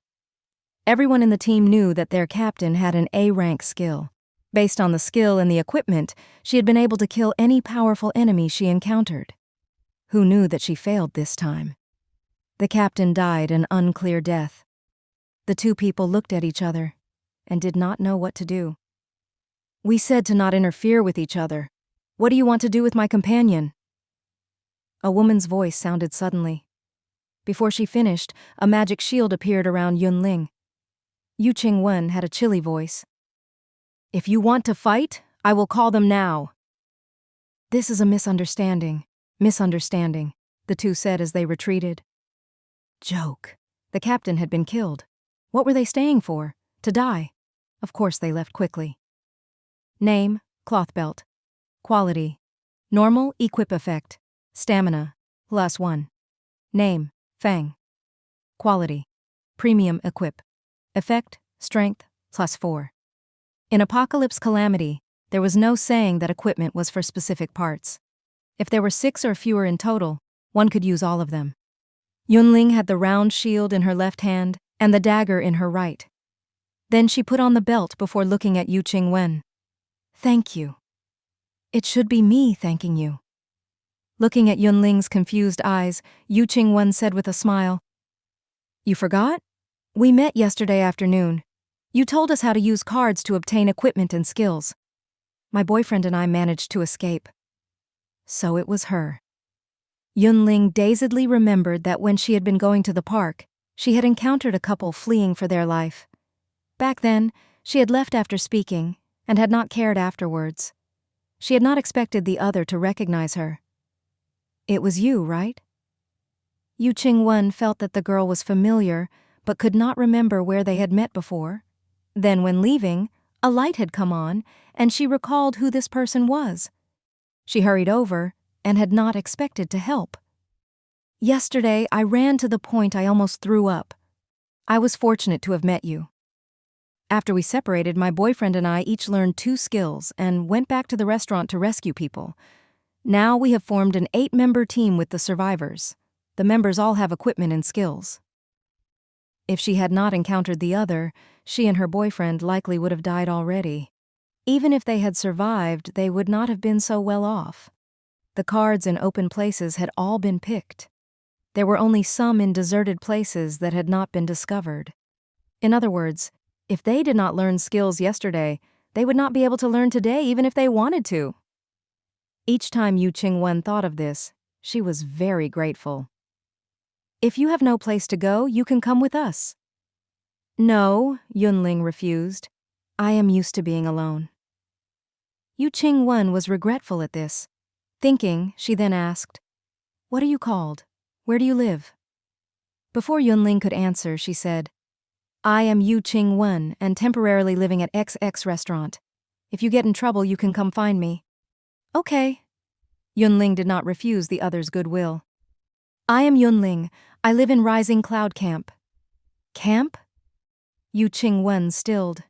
Yes, similar to a safety area in the game. Monsters cannot get close. When players stay in the camp, they cannot attack each other. But you have to spend money to live there. For each person, 5 copper coins per day. To thank the other for helping at a key time, Yun Ling revealed more information. It seems like a good place. Yu Qingwen had a thoughtful look. Where is the camp? Near Texex community, Yun Ling answered. Yu Qingwen wanted to ask more, but then remembered that it was almost the time that she had agreed to meet her teammates. She had not found any supplies and did not do what was needed.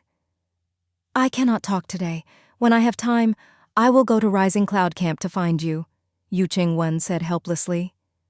Okay, I will wait, Yun Ling responded with a smile.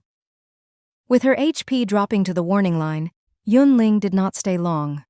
She found a chance to sneak out of the supermarket and ran back to the camp. But the world did not follow people's wishes. The more she was in a rush to return, the more easily she encountered trouble. Halfway, 2 tall men blocked her path. Little girl, where are you in a hurry to get to? Give us the backpack, and we will let you leave. The 2 spoke as though they were certain that Yun Ling would not dare resist. Or, in other words, she could not resist. To this, Yun Ling responded by raising the round shield and charging. Her dagger stabbed into the other's shoulder and then slashed the other person's wrist. Damn, such a quiet-looking girl. Why so vicious when fighting? The 2 did not have any thoughts of resisting. After being wounded, they scrambled away madly and soon disappeared from sight. Yun Ling could not be bothered to give chase and moved towards the camp. Returning to the camp, the first thing she did was to go into the warehouse and unload her goods. Then she went into the mission hall and clicked to view. Soon, she found the 3 missions were like before she went out, in unfinished status. A window suddenly jumped out. NPC John is visiting. Will you hire them? Note 1. You have 12 hours to consider. After 12 hours, if not hired, John will leave the territory. Note 2. The present mission hall is level 1 and can refresh 2 NPCs each day. Note 3. After being hired, NPC will have 100% loyalty and will swear to follow the orders of the Lord. Yun Ling became alert and read carefully. Name, John. The Lord can give a name and choose whether to make the name public. Level, 0. Attributes, Strength, 6. Agility, 5. Stamina, 5. Intelligence, 5. Spirit, 5. Combat skills, C rank, Chaos, Stick. Life skills, None employment. Price 50 copper coins. While this was not the life skills professional that she wanted, a combat type was not bad. In the future, when she made a team, it would be more convenient whether it was killing monsters or gathering dropped materials. Thinking of this, Yun Ling clicked yes. Copper coins, 50. White light flashed. A person knelt on one knee in front of her and said respectfully, Willing to serve you, Lord. Yun Ling was satisfied and named the first NPC of the territory. In the future, you will be Guard A. Lord, thank you for naming me. Guard A did not jump up and beat Yun Ling with a stick, just accepting it calmly. Yun Ling felt slightly guilty for changing the other's name so it was easier to remember. "Can you use weapons?" "Yes," Guard A said. "However, I can only use Chaos Stick if I have stick-type weapons." There was a wood stick in the dust of the warehouse. Yun Ling took it out and gave it to Guard A. "Thank you, Lord, for the reward." Guard A held the wood stick and stood by Yun Ling's side like a bodyguard. She did not know how strong he was. Thinking about it, Yun Ling set the name to Not Public, and then took Guard A out, planning to find a monster for him to test. There were obviously fewer cards on the street, and the monsters were not very common. The two walked for a while and found a lone goblin. Yun Ling asked, "Will you level up if you kill monsters? If you pick cards, can you learn skills?" Guard A answered, "I can level up and learn skills." Yun Ling. If she had hired an NPC yesterday and learned all 4 skills, how great would it have been? But she knew it was not possible. The money for unlocking the mission hall mostly came from the taxes the temporary residents paid and the reward for making equipment. Otherwise, on the first night, she would not have taxes or have gotten all the materials.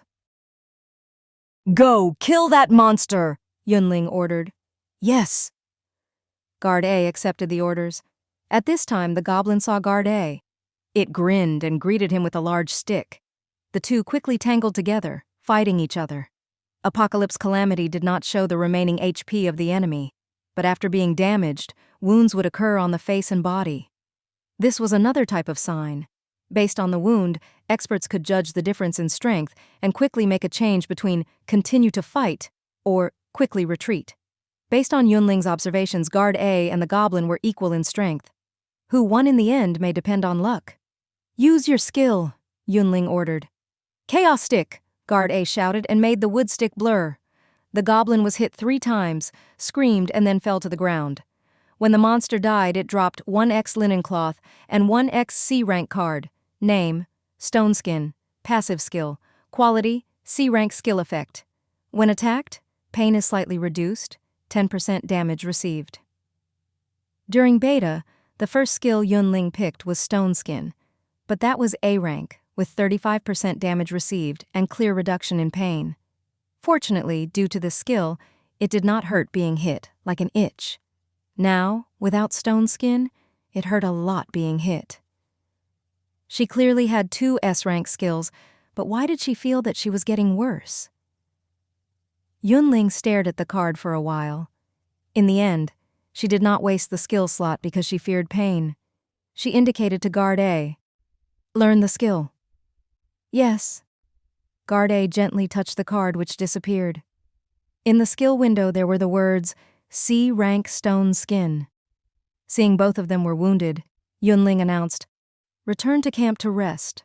When we are in our best condition, we can come back to kill monsters." In Apocalypse Calamity, fighting monsters was not the main focus. On one hand, recovery items were rare. On the other hand, the recovery of players' HP and MP was very slow. This was disliked by the beta players who said that such low recovery rates was not worthy of being called an online game. Yun Ling possessed the passive S-rank skill Heart of Nature, which doubled the healing effect. Even so, her base recovery rate was just 2 HP per minute. After being seriously injured, she had to rest for an hour or 2 before leaving the camp to keep on going. Idle, Yun Ling got a pot of water and ate lunch early. Just now, when she went to the warehouse, she found that the frozen foods were only 2 days before the best before date. Such things could not be stored long without a refrigerator. Even though the warehouse could extend the shelf life, at most, they would last 3 days. Rather than watch the food rot, she would rather eat it. With such thoughts, Yun Ling poured all the frozen dumplings into the pot. When cooking them, she rejoiced inside that she did not hoard too much frozen food. After eating the dumplings, she would eat 2 milk-steamed buns, and then she would be finished with frozen food. Soon, the dumplings were cooked. The skin was thin and the stuffing large. When she bit down, her mouth filled with soup. After eating, Yun Ling was still on guard, and paid attention to the surrounding movements. She accidentally saw Guard A staring at the pot and asked in wonderment, "You also want to eat?" Guard A said, "I have to eat 2 meals a day to stay full of energy. If I have not eaten for more than 12 hours, I will not have enough stamina." Yun Ling guessed that this would be like the players. When hungry, they would have negative states. Originally, she thought that hiring an NPC would mean another helper. She did not expect that she had to provide food. Now, even if she could afford to hire, she feared she could not afford to feed them. She had transported several bags of rice before, and had not felt that she lacked food. Now, Yun Ling felt a sense of crisis. She sighed and asked, "Do dumplings count as a meal?" Guard A said, "As long as it fills the stomach, anything will do." Yun Ling took out a bowl and served the NPC a full bowl of dumplings and soup. Guard A ate one by one. Yun Ling estimated that this was likely the appetite of an ordinary adult man. It seemed that she had to think of more ways to hoard food. She ate as she thought about it. Editor's ramblings. Does buying an NPC count as slavery? She has to pay money up front and provide food and shelter, but they have to follow her orders and don't earn a wage. I guess it really depends on whether or not NPCs are people. Near the community, the largest resource point was actually the hypermarket. That place was full of supplies and had more in stock than dozens of smaller stores nearby added together. But risk came with the reward. There would be many people targeting the hypermarket. Thinking about it, Yun Ling decided to take a trip.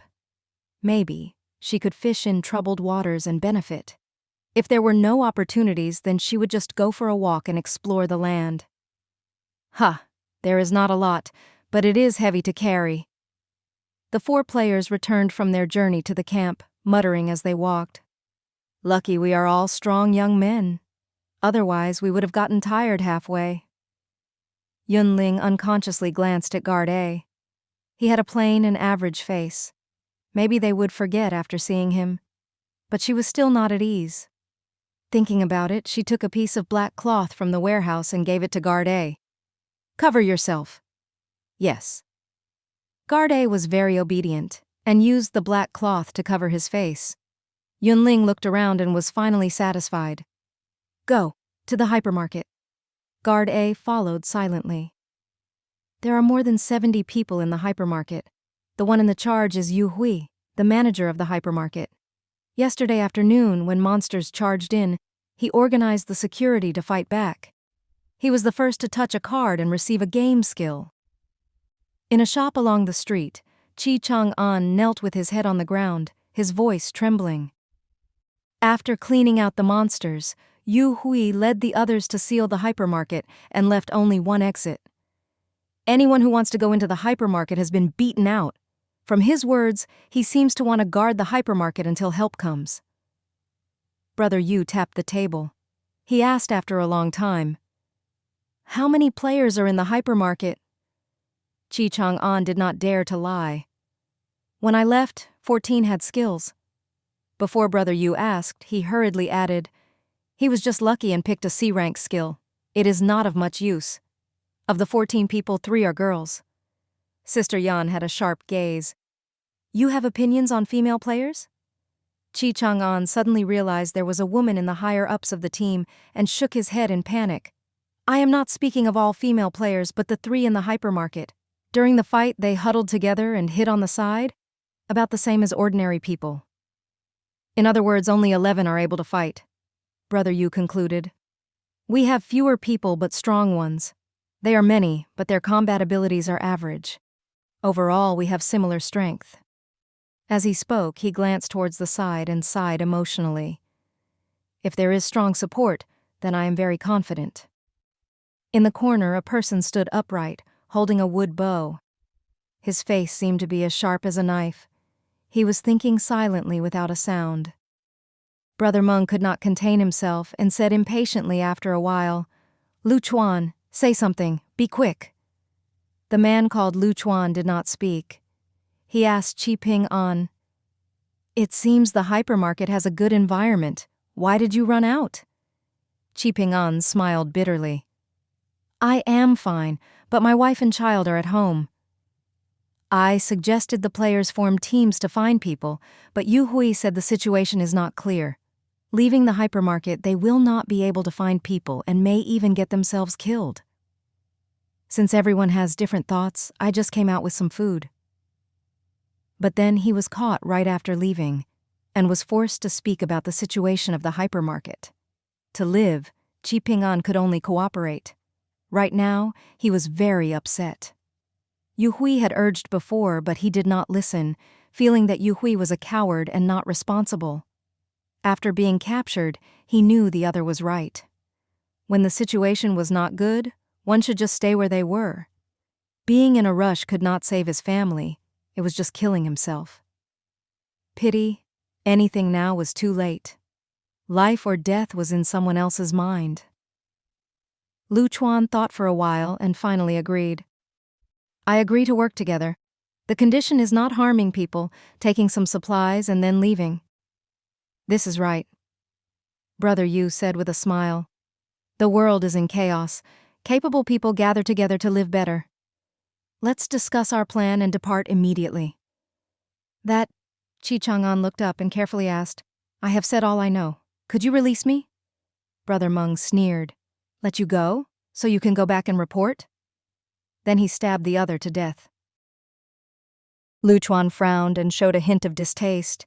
Sister Yan had been seemingly playing with her fingernails, but in reality, observing the entire time. Seeing Lu Chuan show hesitation, she gripped her staff and attacked first. Freeze! Instantly, ice formed on Lu Chuan's legs. His movement and attack speed was reduced by 20%. It was a trap. Lu Chuan reacted. He drew his bow, pulled out an arrow, and shot in one go. There was a loud boom. An enormous hole appeared on the wall, leading straight to the street. Brother Meng had reached him now. The dagger stabbed hard, and Lu Chuan's shoulder was wounded. The wound was deep, and the blood flowed. At the same time, Brother Yu pulled his bow and shot an arrow. The bowstring was released, and the arrow quickly flew at its target. Sister Yan raised her staff. Fireball! Lu Chuan quickly retreated and drew his bow to attack. The arrow flew like it had eyes. Brother Meng was forced to dodge. The arrow and fireball hit their target. Lu Chuan grunted, but he did not stop moving, continuing to retreat. But after a few steps, he was stopped by a dozen people. Seeing the prey surrounded and unable to escape, Brother Yu idly walked out, his smile as friendly as before. You are done. Sister Yan said, Kill him, get his orange equipment. Then we take the hypermarket and live comfortably. Lu Chuan had a cold expression. You found me with the excuse of asking for help. So it is to kill me and get equipment. Now you realize it? Too late. Sister Yan laughed softly. Why are you talking with a person about to die? Attack! Brother Meng thought his teammate was slow and charged first with his dagger. Lu Chuan took out an arrow without a word. Freeze arrow, decrease the enemy's movement speed by 30%. Flame arrow, when the target was hit, they were engulfed in flames and inflict 5 MP damage per second. Penetrating arrow ignores defense, creating critical damage. He shot all 3 arrows together. Brother Meng was unable to dodge and died on the spot. Lu Chuan's shoulder wound had quickly scabbed, and his wounds were clearly improving. The change came so suddenly, Brother Yu and Sister Yan were stunned. The men surrounding him could not avoid showing terror. You will die before me. Lu Chuan took out 3 exploding arrows and shot again. Freeze, fireball, magic missile. Sister Yan was in a hurry.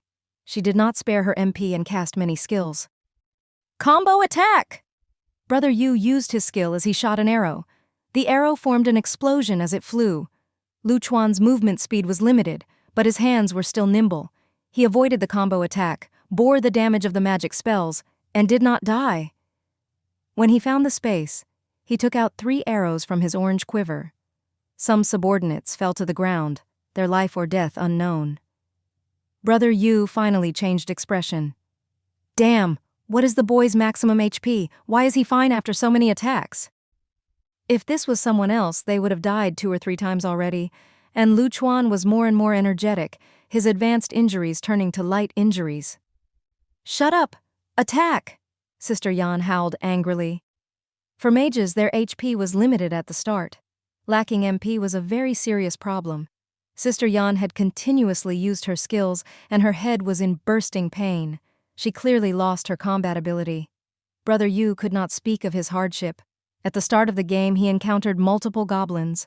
To escape, he learned the escape skill, the injury reduction skill, and the defense skill. He only had one offense skill, the combo attack. Working with the purple bow he had picked up, his output was impressive. But Lu Chuan was good at moving and hard to hit. There was no damage to speak of. "What are you afraid of? Go up together and surround him." Brother Yu sent out a reward as he shod. "Whoever kills Lu Chuan will get Meng Hao's seat." Hearing this, some people could not help but mutter. Brother Yu, Sister Yan, and Brother Meng had not managed to kill him working together. What was the use in attacking together? So they pretended to not hear, and just stood unmoving at their spots. Others were moved. Before, Lu Chuan had been in a good state, and they could not do a thing. But now, he was wounded. Was this not a chance to take advantage? Thinking of this, they were ready to move. Looking around, Lu Chuan saw everyone's movements. He ran as he drew his bow.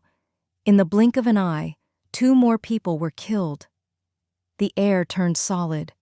The situation was at a standstill again. Brother Yu was angry. If he had not feared that his subordinates would rebel and stop them from learning skills, and everyone attacked together right now, Lu Chuan would have been dead already. Thoughts in his mind, he used swift dash to get close, and planned to use the attribute of the purple bow to kill. Lu Chuan's heart sank, and he wanted to withdraw. "Freeze!" Sister Yan used her last MP to stop the other from moving away. "Combo attack!" Brother Yu used his skill.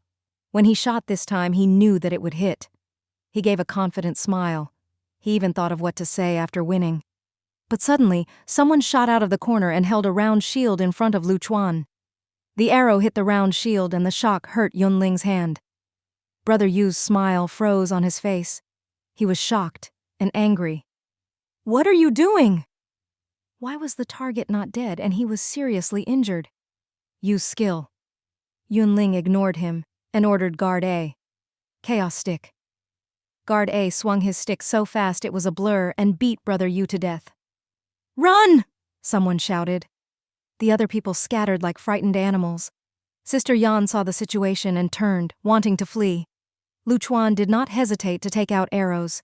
Hit with 3 arrows on her back, Sister Yan fell instantly, and her equipment dropped over the ground. In the blink of an eye, only Yun Ling, Guard A, and Lu Chuan were left. Lu Chuan took a step back. "Thank you for helping. You can take everything you want. If you need food, there is a lot in the building." Yun Ling herself was a very careful person. Seeing the other pull away without a trace, she knew what he was thinking. "Don't be so nervous. I do not have any bad will." To show her sincerity, she handed out the purple bow that had dropped. "You are an archer? The bow for you?" "Why?" Lu Chuan did not take it. "Yesterday, wood bow, S-rank skill, thorn sting," Yun Ling said a string of key terms. "Remember who I am now?" Lu Chuan relaxed slightly. "So it is you." "I never owe people favors, we are even." Yun Ling picked up the equipment, just leaving the purple bow. Then she waved her hand and led Guard A towards the shops. Lu Chuan took the purple bow and sighed. "Such a coincidence. I also do not like to owe people favors." Brother Yu, Sister Yan, and Brother Meng had swept the supermarket before, and there were several carts in their residence. The carts were filled with instant noodles, water, biscuits, chocolate, bread, and milk. Yun Ling's first reaction after seeing this was, why was there no rice or flour? Did these people not cook? The residents were either dead or had fled, so the questions would never be answered. She did not force it. She picked out the instant noodles, water, and milk to put into her linen backpack. There were 4 slots in the backpack, and she could put in one more item. She hesitated between the biscuits and bread. Thinking of the shelf life, she chose the biscuits. After filling the linen backpack, she squeezed the chocolate into her backpack. When her backpack was bulging and could not hold anything else, she contentedly put the bag on her back. "Let's go." Turning around, she found someone standing in the doorway. She did not know how long the other had been watching. Yun Ling. Was this person a ghost, standing there without a sound? Lu, wanting to help transport and protect? Chuan had a deep gaze, his expression hard to make out. "Linen backpack?" "Yes," Yun Ling admitted openly. Lu Chuan looked deeply at Yun Ling. "Beta player?" "A beta survivor," Yun Ling corrected, and then added, "Just like you." A beta player meant knowing the existence of the game beforehand and being familiar with the basic functions. A beta survivor meant having survived for 100 days and getting the final reward. "Name, which camp you live in? How can I find you?" Lu Chuan asked. "Yun Ling, long-term in Rising Cloud Camp. I luckily completed a special quest at the start of the game and received access. Right now, living in the warehouse," Yun Ling answered one by one. "Lu Chuan, temporarily in Setting Sun Camp. Tomorrow I will find you," Lu Chuan said.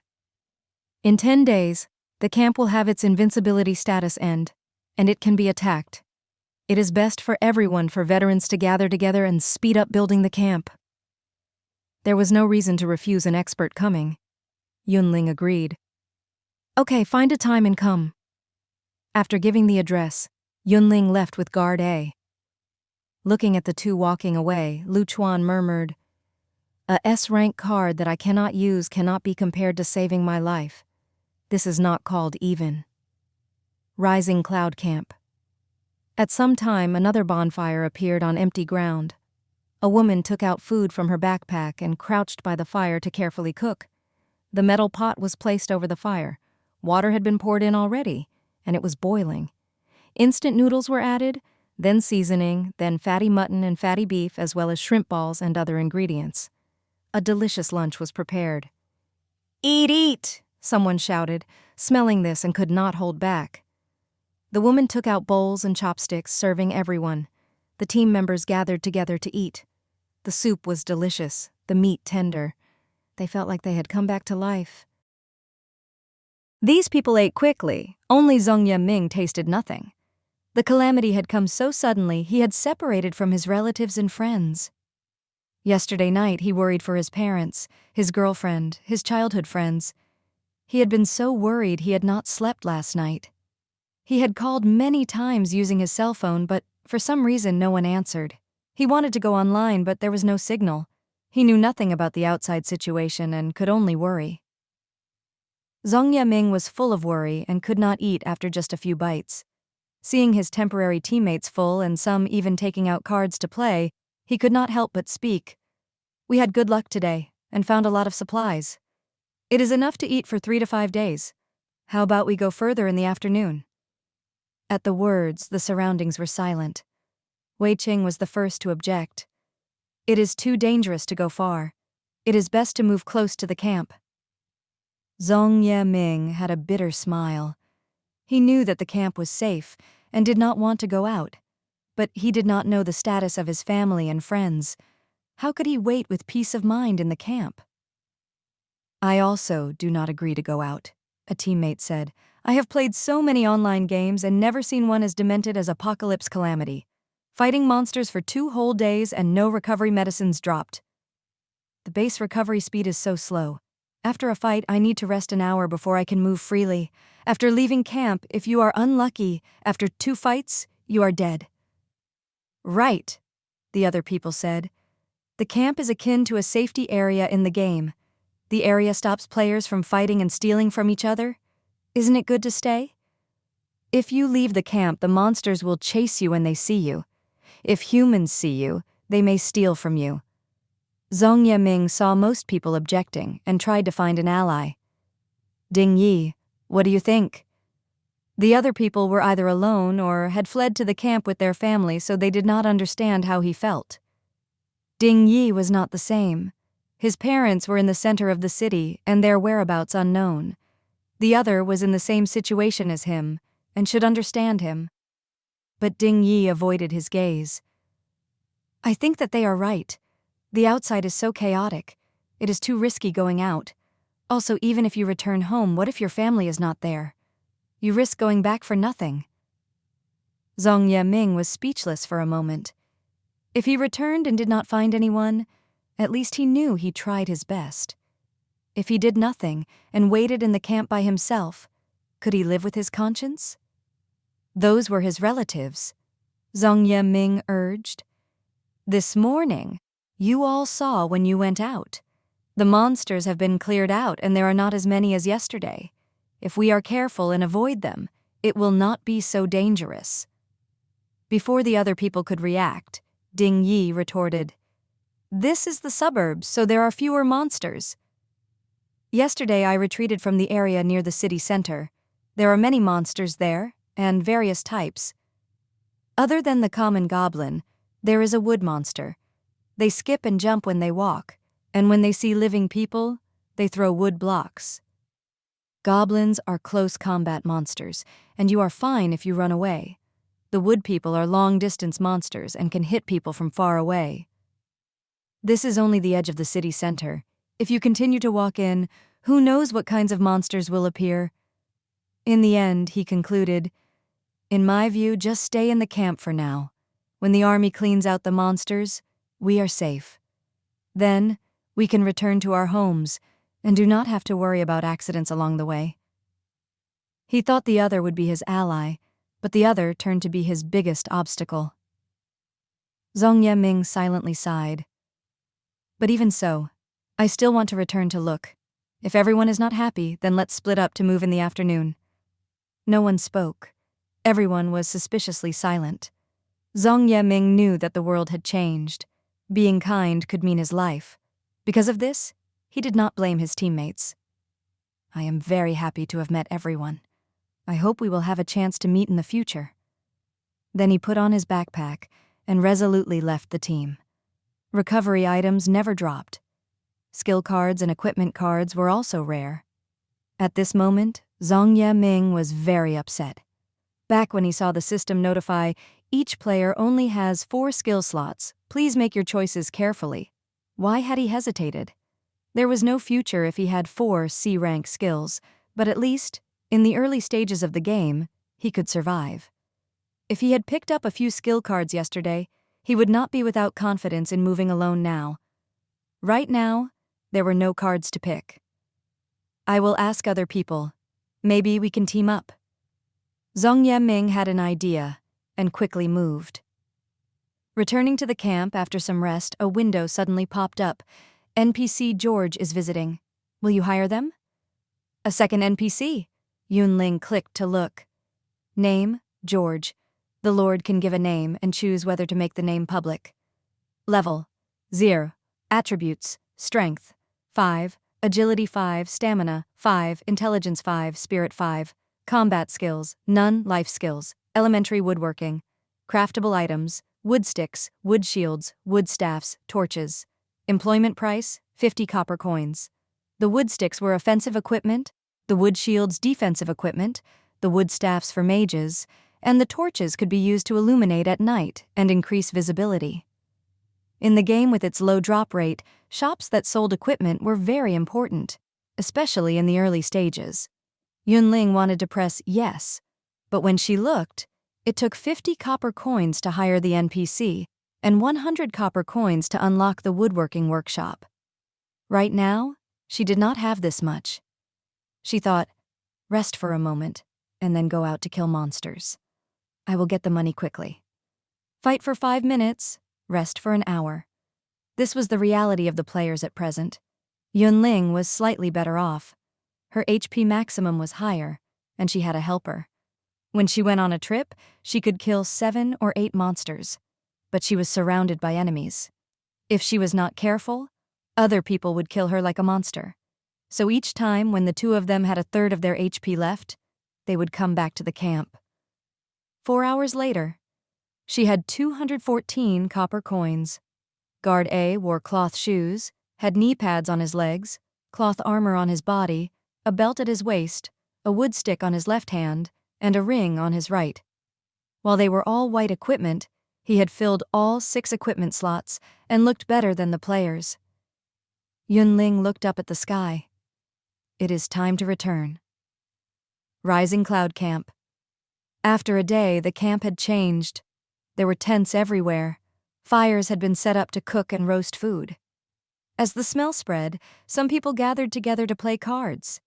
They did not look like they had been forced into the camp by the monsters, but that they were on a camping trip and having a bonfire party. Some took the opportunity to set up shop on the ground. A 2-person tent, thick style, 5 copper coins each. Earplugs, very useful earplugs. After you put them on, you will sleep until morning. A warm sleeping bag, just 3 copper coins. Do not pass this by. After learning from the first day, some people had searched for outdoor camping equipment when they went out during the day. At night, when there were more people, they immediately started to sell. After eating, sleeping well was a basic human need. Seeing people sell tents and sleeping bags, the players swarmed in to buy. The business was good. The supply could not keep up with demand. The sellers were smiling from ear to ear. The other people saw this and set up shop as well. Some sold foods with short shelf life. Others bartered with items for suitable equipment. Others sold backpacks and carts to conveniently transport materials. The transactions continued. Yun Ling received sporadic notifications. A player is trading in Rising Cloud territory. Congratulations, you have received 1 copper coin as tax. A player is trading in Rising Cloud territory. Congratulations, you have received 1 copper coin as tax. Many little things could add up to a great amount, and this was only the second day. Rising Cloud Camp. The tents were a forest. The fires swayed and the smell of food filled the air. The players were gathered together in 2s or 3s, gulping down food, bargaining, trading information, or playing cards. Looking at the transformed camp, Yun Ling was dazed and thought that she had come to the wrong place. You are back? From afar, Wei Qing had seen Yun Ling and he greeted her. Today I got good gains and do not need to trade for food with you. Before entering the supermarket, Yun Ling had seen Wei Qing, so she smiled upon hearing this. Good. Wei Qing lowered his voice. If you have extra wood, silk thread, linen cloth, then go to the mission hall quickly. Today the camp sent a collection mission. These materials can be traded for money. The players had started to do missions. Yun Ling's thoughts moved as she smiled. Thank you for telling me. I will go now. At this time there was no one in the mission hall. Acquisition of linen cloth mission was completed 14 times. Acquisition of wood mission was completed 19 times. Acquisition of silk thread mission was completed 17 times. No wonder Wei Qing urged her when he saw her. He probably worried that if she went late, other people would have completed the mission already. She picked up the materials and reset the upper limit of the missions to 20. Yun Ling opened the window and confirmed hiring NPC George. She then named them Woodworker A and publicized the NPC's name. Then she unlocked and built the woodworking workshop. After doing all this, 100 copper coins. At the same time, the sound of players gasping came from outside the mission hall. What is happening? In less than 3 seconds, the woodworking workshop was built. The players were shocked and stunned. They gathered around the woodworking workshop. Formerly George, now Woodworker A, bowed and said, "Willing to serve you, Lord." Yun Ling ordered, "Starting today, stay in the woodworking workshop. Create 3 wood sticks, 3 wood shields, 3 wood staffs, and 1 torch each day. If there are not enough materials, go to the warehouse to get more." On one hand, the woodworker needed wood to make equipment. On the other hand, using life skills would require energy. Woodworker A was level 0 and had average attributes. There was a limit to the amount of equipment they could create with their elementary woodworking. Yun Ling had calculated carefully before setting the target. Yes. Woodworker A turned and went to the woodworking workshop. They looked like they were going to work immediately. After sending the order, Yun Ling inspected the territory attribute window. Territory name, Rising Cloud. Level, campsite. There are 4 levels: campsite, village, town, city. Tax 5%. 0-100%. The Lord has the power to adjust it independently. Population capacity, 200. Existing residents, 47. Temporary residents, 44. Unlockable buildings, 4. Existing buildings, 3. Existing building detail, warehouse, level 1. 200 square meters in area, can store various resources and extend date of use for food. Note, the Lord can set an access list and allow specific people to use it. Mission hall, level 1. Can issue missions, attract and recruit NPC talents. Note, at the present level, 2 NPCs can be refreshed every day. They will stay 12 hours. Woodworking workshop, level 1. Can create simple weapons, provide wood household items. Note, products sold are based on the ability of the NPC. Yun Ling had been part of the beta, and at a glance, she understood the notes. For example, there were 47 current residents and 44 of them were temporary. That was because she, as the Lord, was included. The NPCs as hired people also took spots. Unlockable buildings 4 meant that with the camp level, there could only be 4 different buildings in the area. If she wanted to unlock more, she had to level up. Products sold are based on the ability of the NPC. Taking Woodworker A as an example, they had elementary woodworking. They could create wood sticks, wood shields, wood staffs, and torches. If another person also had elementary woodworking, they may be able to create wood bows, wood spears, wood beds, and wood cabinets. Lacking materials, lacking life skill talents, lacking buildings. Yun Ling sighed. Words appeared in her mind. 1,000 things to do. The woodworking workshop made a great fuss when it was built, almost rising in front of everyone. The players flooded into the shop, wanting to see the purpose of the building and if they could buy good weapons. But when they went in, it was empty. There was nothing. They were disappointed.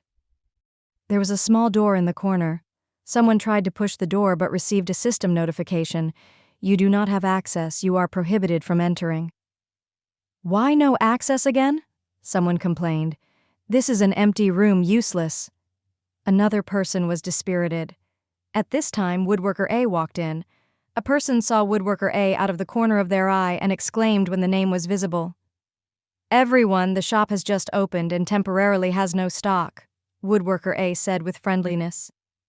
If you wish to buy equipment, please come tomorrow. Tomorrow? When tomorrow? What is inside? Why can't I enter? What products will the woodworking workshop have? The players asked. Woodworker A answered one by one. This little shop temporarily sells wood sticks, wood shields, wood staffs, and torches. Tomorrow morning, products will be for sale. It is the workshop inside. Outsiders are not allowed in. If there is new equipment, they will be placed out for sale. Hearing this, the players were silent. A female player asked weakly, From your meaning, the equipment produced by the woodworking workshop are handmade? If the inventory is sold and new ones are not made, we cannot buy even if we have money? This is the case. Woodworker A nodded. The female player asked, What if there is not enough raw material? Woodworker A answered with a small smile. The shop will be out of stock. The shop will only be open once raw materials are resupplied and the workers make new equipment. The room was silent. A long time later, someone said, No wonder the camp released material collection missions today. So it was in preparation for opening the shop. Mug, hot water, a pack of oatmeal. Added together, it was a good dinner, delicious, and convenient. Yun Ling made a cup of oatmeal and then handed 2 bottles of water and 2 bags of biscuits to Guard A. 1 portion for him to eat and the other for Woodworker A. Guard A went away.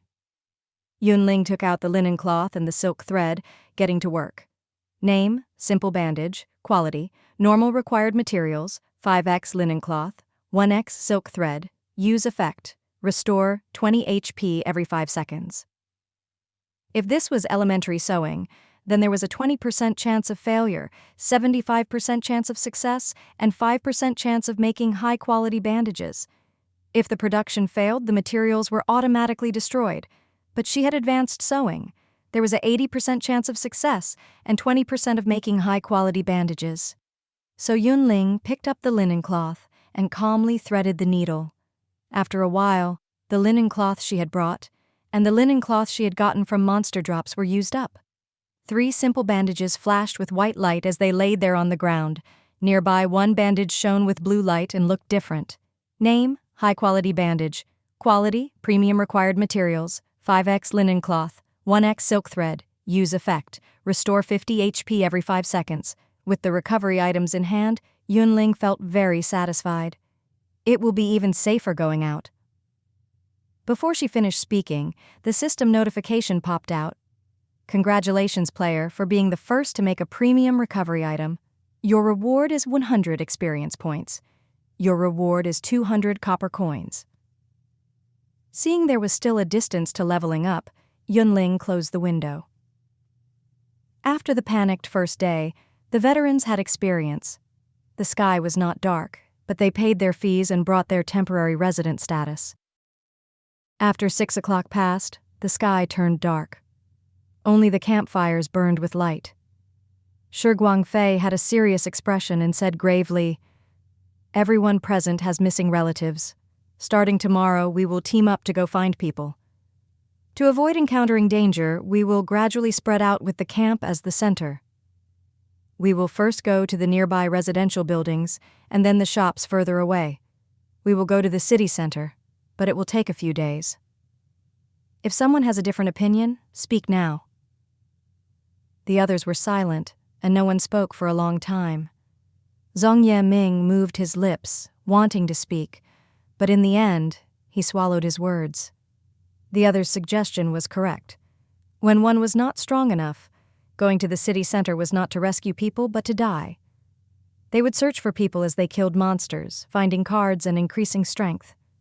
When they had enough manpower and the members were experienced, it would be much safer to team up and go to the city center. Also, Zhong Yiming glanced at the 4 people around him and thought it was his best choice right now to move with these people. "I have no objections," one person muttered after a long time. "I also have no opinions," Zhong Yiming echoed. "All right, then it is settled." Glancing at the time, he told his teammates, "Rest today, and we will leave at first light tomorrow." At the same time, setting sun camp, a wood sign was propped up with "Buying wood, linen cloth, magic beast meat, 1 copper coin per wood piece, 1 copper coin per linen cloth, 3 to 5 copper coins per magic meat, negotiable." There were many whispers. The players whispered to each other. Lu Chuan did not care and just barbecued meat around the fire. Soon, 2 pieces of meat came out. Name, grilled loin. Quality, normal required materials, 1x raw tenderloin. Use effect, restore 10 HP every 5 seconds, stamina temporarily, 1, lasts 1 hour. Name, fragrant chicken drumstick. Quality, premium required materials, 1x raw chicken. Drumstick use effect, restore 20 HP every 5 seconds. Strength attribute temporarily 3, lasts 1 hour. The roasted meat did not just restore HP, but also strengthened basic attributes. At the start of the game, who else had seen something this good? When Lu Chuan displayed the attributes of the barbecue, the players crowded over and fought to buy. "Trade only, not selling." Lu Chuan tapped the wood sign, his attitude firm. Most people stopped. One team that was strong had killed countless monsters and had many dropped items lit up upon hearing this. Editor's ramblings. "So are NPCs just slaves? Obviously she has to feed them, but it seems like Yun Ling just pays a one-time fee to hire them for life." Night. Yu Qingwen yawned, showing tiredness. "I am going to bed. Guard well." "Do not worry. Leave it to me." The member on duty was a young man in his early 20s. He patted his chest and promised confidently, "During university, I frequently played games all night. Night guard is nothing." Being young is so good. The members sighed as they found places to lie down. Soon after, the sounds of snores started. The night watch leaned against the wall and looked dazedly in one direction. Time slowly passed. An unknown time later, the sound of heavy breathing came from outside the door. "Help! Help me!" The plea for help passed through the door. There was also the howl of monsters. From the sound, there were more than one enemy. The night watch changed expression and shouted, "Enemy attack." The sun rose. Yu Ching-won had dark circles under her eyes. She had a bad air around her. Everyone who was woken up from a good sleep would not be in a good mood. "What happened?" she asked with a dark expression. The youth who was saved murmured, I have no food at home. I came out to find food. I encountered 3 monsters along the way and got chased." Yu Ching-won was very irritated. "Why run this way?" The youth curled up. "It was black all around, and there was light only here." Yu Ching-won immediately lost her anger. When one encountered monsters, they could not just do nothing and wait for death. Of course, one should seek help. Pity that they were sleeping soundly, and when they opened their eyes, the monsters appeared at their doors. Jung Mingyue did not regret saving this person, but he minded not having a good sleep. "We ran around all day and are tired. If we cannot guarantee our sleep quality each night, after a few days we will collapse." "Then what to do? We cannot just not open the door." One person had a distressed expression. If sleep quality was bad, then they would be dazed and have difficulty paying attention. But if they were to pretend to not hear and did not open the door, they could not go against their conscience, and who knew if the monsters would smash through the doors? If everyone was in their dreams, but the monsters broke through, it was not a problem of sleep quality. Maybe they would lose their life. Yu Ching-won was silent. A long time later, she said, "Let's move to Rising Cloud Camp." Jung Mingyue said curiously, "Rising Cloud Camp? What place is that?" "Like a safety area in the game. Monsters cannot get in. Players cannot attack each other. The only shortcoming is that we need to pay to live there, 5 copper coins per person per day," Yu Ching-won said. Jung Mingyue was more surprised. "How do you know? You went?" "No." Yu Ching-won shook her head. "I encountered Yun Ling at the supermarket yesterday. She told me." Seeing her boyfriend's confused expression, Yu Ching-won reminded, "Yun Ling? The girl who reminded us to pick cards and learn skills." "So it's her," Jung Mingyue immediately reacted. After thinking about it, he said, "That girl is clearly a veteran. If she says so, it is right. Let's not delay, hurry up, pack and move places." There was a good night's sleep. In the morning at dawn, Wei Qing hurried to the woodworking workshop. Yesterday, the NPC said that after selling, they would be out of stock. If there were not enough raw materials, they would also be out of stock. He had to get the equipment before other people. When he entered, there were 6 or so people in the room. Wei Qing's heart sank. Why was he late even though he hurried? He frowned and then heard someone wail, "Uncle NPC, the store equipment is too expensive." Wei Qing? He went to look. The panel showed name, wood stick, quality, normal equip effect, strength. 1 price, 100 copper coins, name, round shield, quality, normal equip, effect, 2 damage received, price, 100 copper coins, name, wood staff, quality, normal equip effect, intelligence, 1, price, 100 copper coins, name, torch, quality, normal equip effect, illuminate scenery within 2 meters, price, 50 copper coins. All the products without exception were very, very expensive. Wei Qing frowned harder. The price was high, so other people could not buy them. But even he needed to save a few days to buy. This was too... Woodworker A smiled kindly. "Purely made by hand, limited in quantity. Of course it will not be cheap. Let me tell you, at such a high price, it is hard to sell." Someone tried to brainwash the NPC and convince him to lower the price, but before he finished speaking, a team rushed in. Seeing there was equipment for sale in the woodworking workshop, they were overjoyed.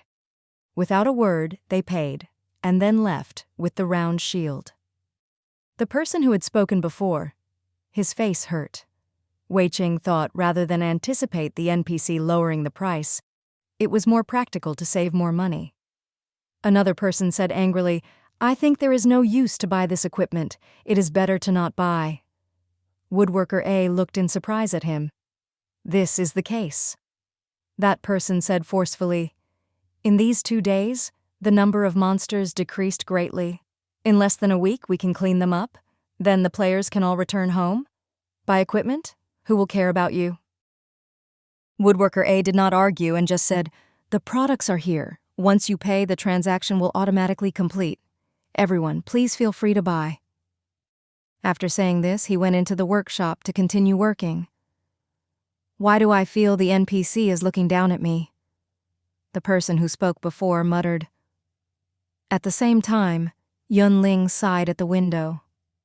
Name Mary. The Lord can give a name and choose whether to make the name public. Level 0.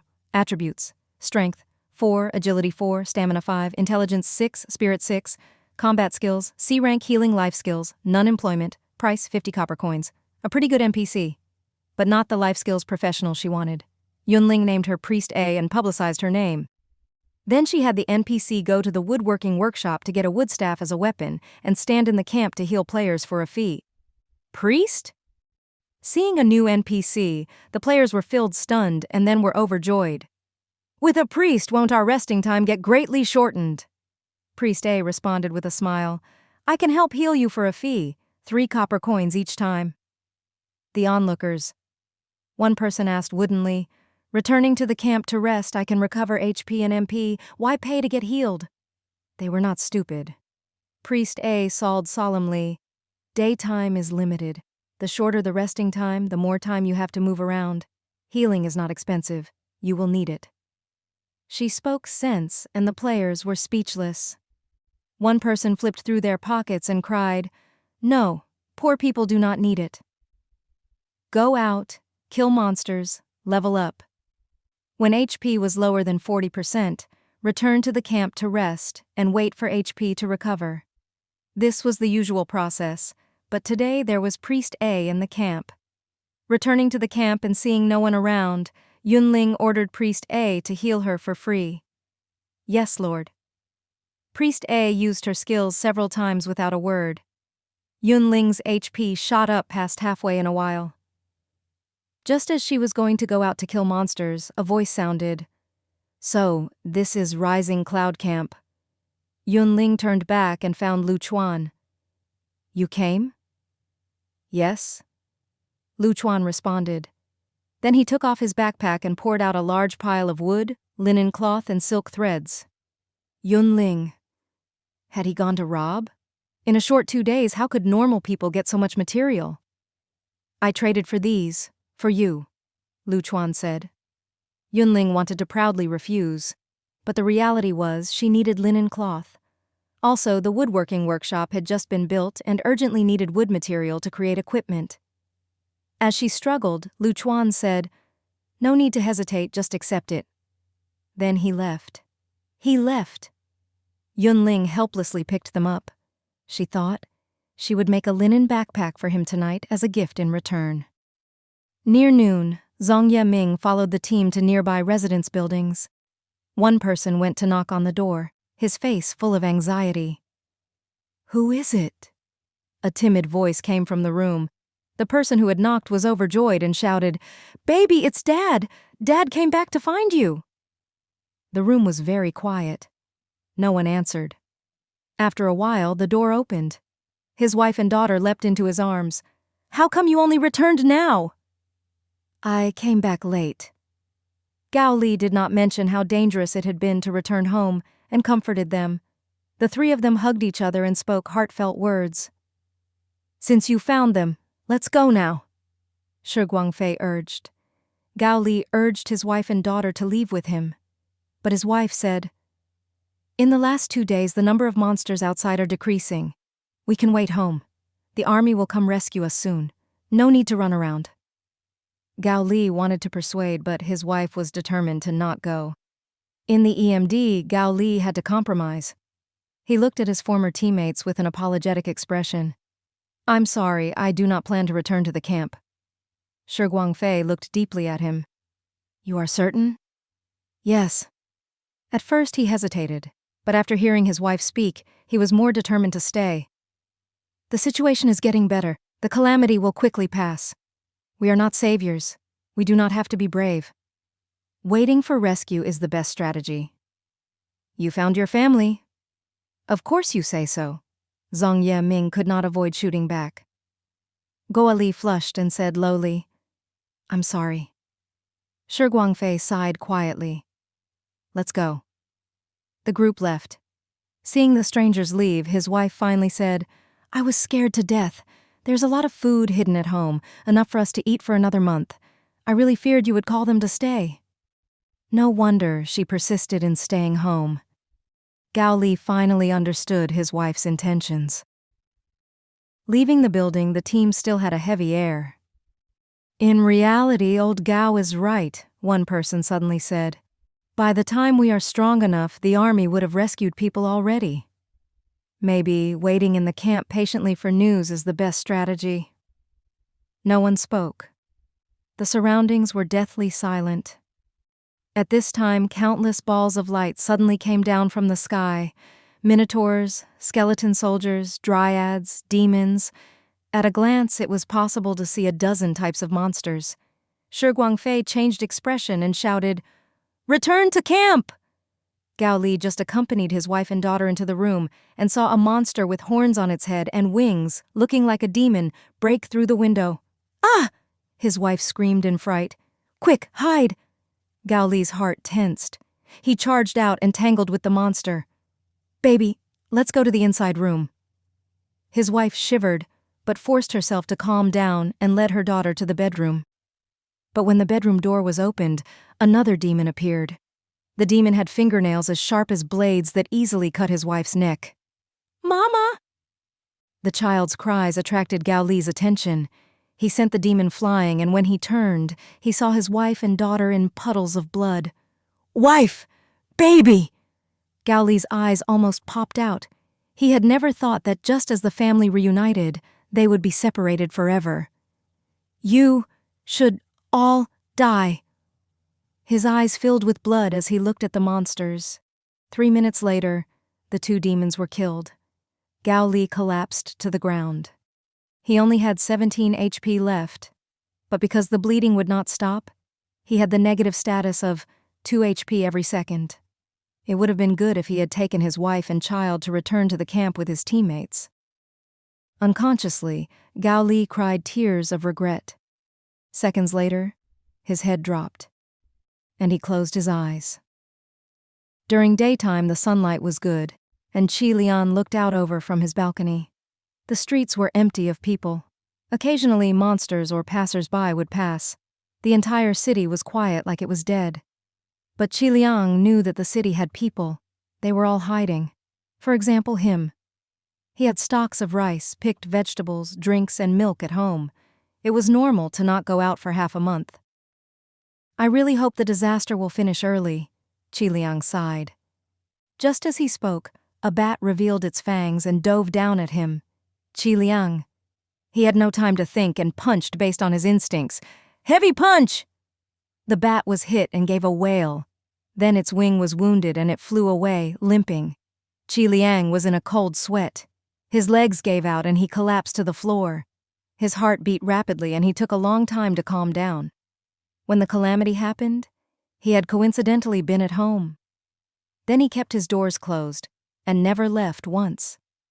The reason he had a skill was just because he had good luck, and a blue card had fallen on his balcony. Out of curiosity, he had taken the card and used it. Then he learned the skill and became a player. "If I did not have a skill just now, I would have..." Qi Liang's mouth was dry and he felt fear. To make matters worse, there were exclamations and screams from the neighbors upstairs and downstairs from time to time. The soundproofing in the residence community was pretty good. The children upstairs were practicing the piano at home, but downstairs he could only faintly hear some sounds, and they couldn't be heard if one didn't listen carefully. But now, cries, shouts, and screams were mixed together, rising in waves.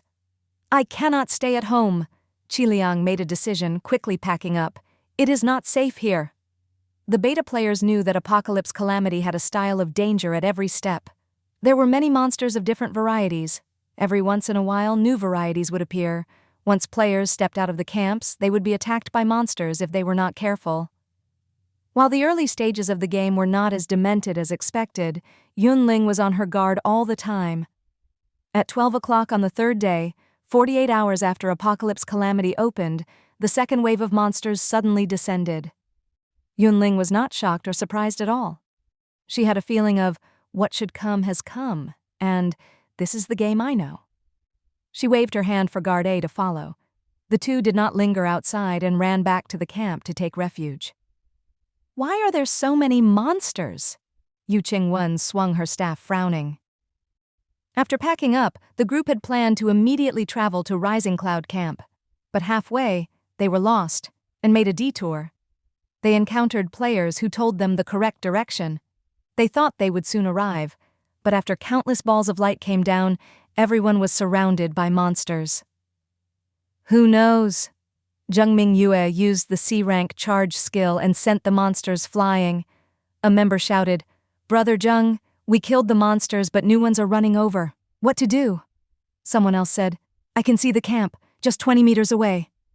Zheng Mingyue immediately made a decision. "Everyone, just run. Fighters stay behind, mages and archers first." They retreated as they fought, covering each other and reaching the camp before their HP was exhausted. Magically, when the players stepped onto the camp, the monsters left, uninterested, and went searching for new targets. The camp was a safety area. It was safe to stay here. Thinking this, Zheng Mingyue's nerves finally relaxed. At this time, someone shouted in panic, "Brother Zheng, not good. Miao Miao's wound is still bleeding and cannot be stopped." The girl cried, "-2 HP per second. I have only 14 HP left. Am I about to die?" Priest A approached at this appropriate time to drum up business. "Do you want healing? 3 copper coins each time?" "Yes, heal her." Yu Qingwen did not hesitate to take out money. "Heal." The skill was cast, HP 10. The wound visibly turned for the better. Miao Miao was shocked and delighted. The bleeding stopped. She was fine. Yu Qingwen was reassured and had the time to say to Priest A, "Thank you." "You are welcome." Priest A looked around and asked, "Anyone else needs healing?" "Not right now," Zheng Mingyue said. Priest A was very regretful. At this time, other players fled back to the camp. Priest A's eyes lit up. She went forward to get more business. Zheng Mingyue looked into the distance. Outside the camp, there was chaos and screaming. Inside the camp, the players were resting, playing cards and chatting. The air was harmonious. The disparity inside and outside the camp was moving. Almost instantly, Zheng Mingyue decided, "We will live here from now and not run around." Yu Qingwen was silent for a while. Then she suddenly said, "If Yun Ling did not tell us, then we may not have found the camp." "Yes," Zheng Mingyue had to admit. "We owe her another favor." Name, Cloud-Piercing Bow. Quality, Rare Equip Effect. Strength, 10. Special Effect, 10% chance of critical damage. Name, Dragon Quiver. Quality, Legendary Equip Effect.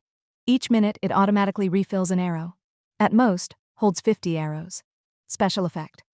After the arrow forms, 30% chance of special effects such as penetrating, exploding, freezing, or burning. A purple bow with an orange quiver.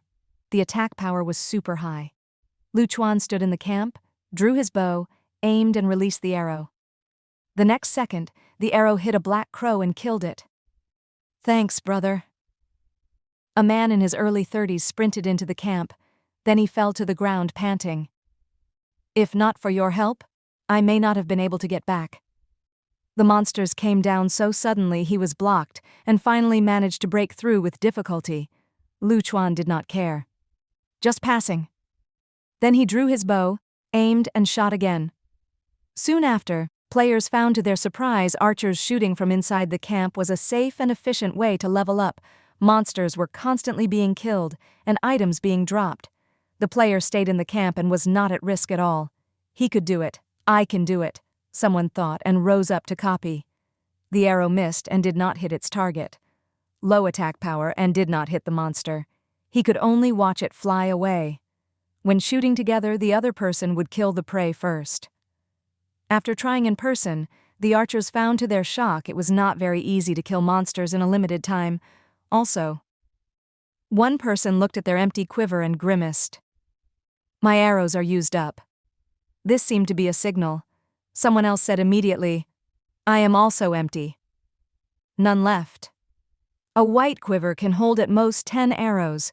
It is normal to use them up quickly. Then the question is, why does he still have arrows? The archers all looked at Lu Chuan. Then they found that other than the orange quiver, he had 1 blue quiver and 2 white quivers. The archers. You could do that? No matter how much they doubted life, Lu Chuan drew his bow and shot, leveling up easily. So many materials, skill cards and equipment. Someone was passing by as they returned to the camp, was greedy and wanted to get them first. But when he touched the fallen items, the system notified, drop items belong to their killer, locked for 20 minutes, 14 minutes and 15 seconds remaining. That person. They could see, could touch but could not take. So frustrating. After shooting all the arrows except the special ones in the orange quiver, Lu Chuan took his backpack and picked up all the dropped items, returning with a full bag. The game settings have changed. In the setting sun camp, Zhu Jiajun had complicated emotions as he looked dazedly out of the camp. He was a beta player. He had not survived until the end, but lived more than 70 days. Compared to normal players, he had the advantage of foresight. At the start of the game, he focused on the direction the cards fell and got an A-rank skill card. It stood to reason that with game experience and an A-rank skill, he would live well. But in reality, after getting the skill card at the start, he never got any other skill cards above A-rank. During the beta, on the first day of the game, countless skill and equipment cards fell from the sky. The chance of getting a good card was high. After learning the skill, players would immediately possess good combat abilities. Zhu Jiajun had been certain he could find better cards, so he skipped over the B-rank and C-rank cards he encountered. But who knew there were so many people in the real world, and there was no shortage of fighting experts and lucky people. Some lucky cards seemed to land nearby. When he went to look a few minutes later, he could not find them. Someone had gotten there already. After encountering such misfortune several times, he missed the stage where it was easiest to get cards. It would not be so easy to get S-rank and A-rank cards after that. Helplessly, Zhu Jiajun could only lower his standards and learn a B-rank skill. He was lucky he had decided early. By the second day, B-rank and C-rank skills were gone, much less A-rank and above. If he had relied too much on his game experience and did not learn skills below A-rank, he would have suffered a big loss. Also, Apocalypse Calamity had danger at every step. He would die if he was not careful. On the first and second day of the game, those who could run fast and hide survived. It was not as dangerous as he thought. Zhu Jiajun thought there were fewer monsters because of his location. He even concluded the suburbs were safer because it was less populated. There were many people in the city center, and it was relatively more dangerous. Then the second wave of monsters came. Some balls of light fell to the ground, the flat stone slabs pushed up, and little clusters of mushrooms growing in the surroundings. Some balls of light fell in the river, the water instantly turning clear like it was drinkable. Some balls of life landed next to buildings and earth-burrowing monsters appeared. They were extremely strong, pulling off the reinforced concrete and shoving it into their mouths. They were so happy like starving humans who saw candy houses. During the beta, the monsters were put in place at once. The game officially opened and is transforming the game in stages. What other changes will occur in the future? Zhu Jiajun looked around blankly and felt that the only game experience he could rely on was not so reliable. Yun Ling was making the linen backpack when the window suddenly popped out. NPC Jenny is visiting. Will you hire them? The fourth NPC. Yun Ling clicked to look. Name, Jenny.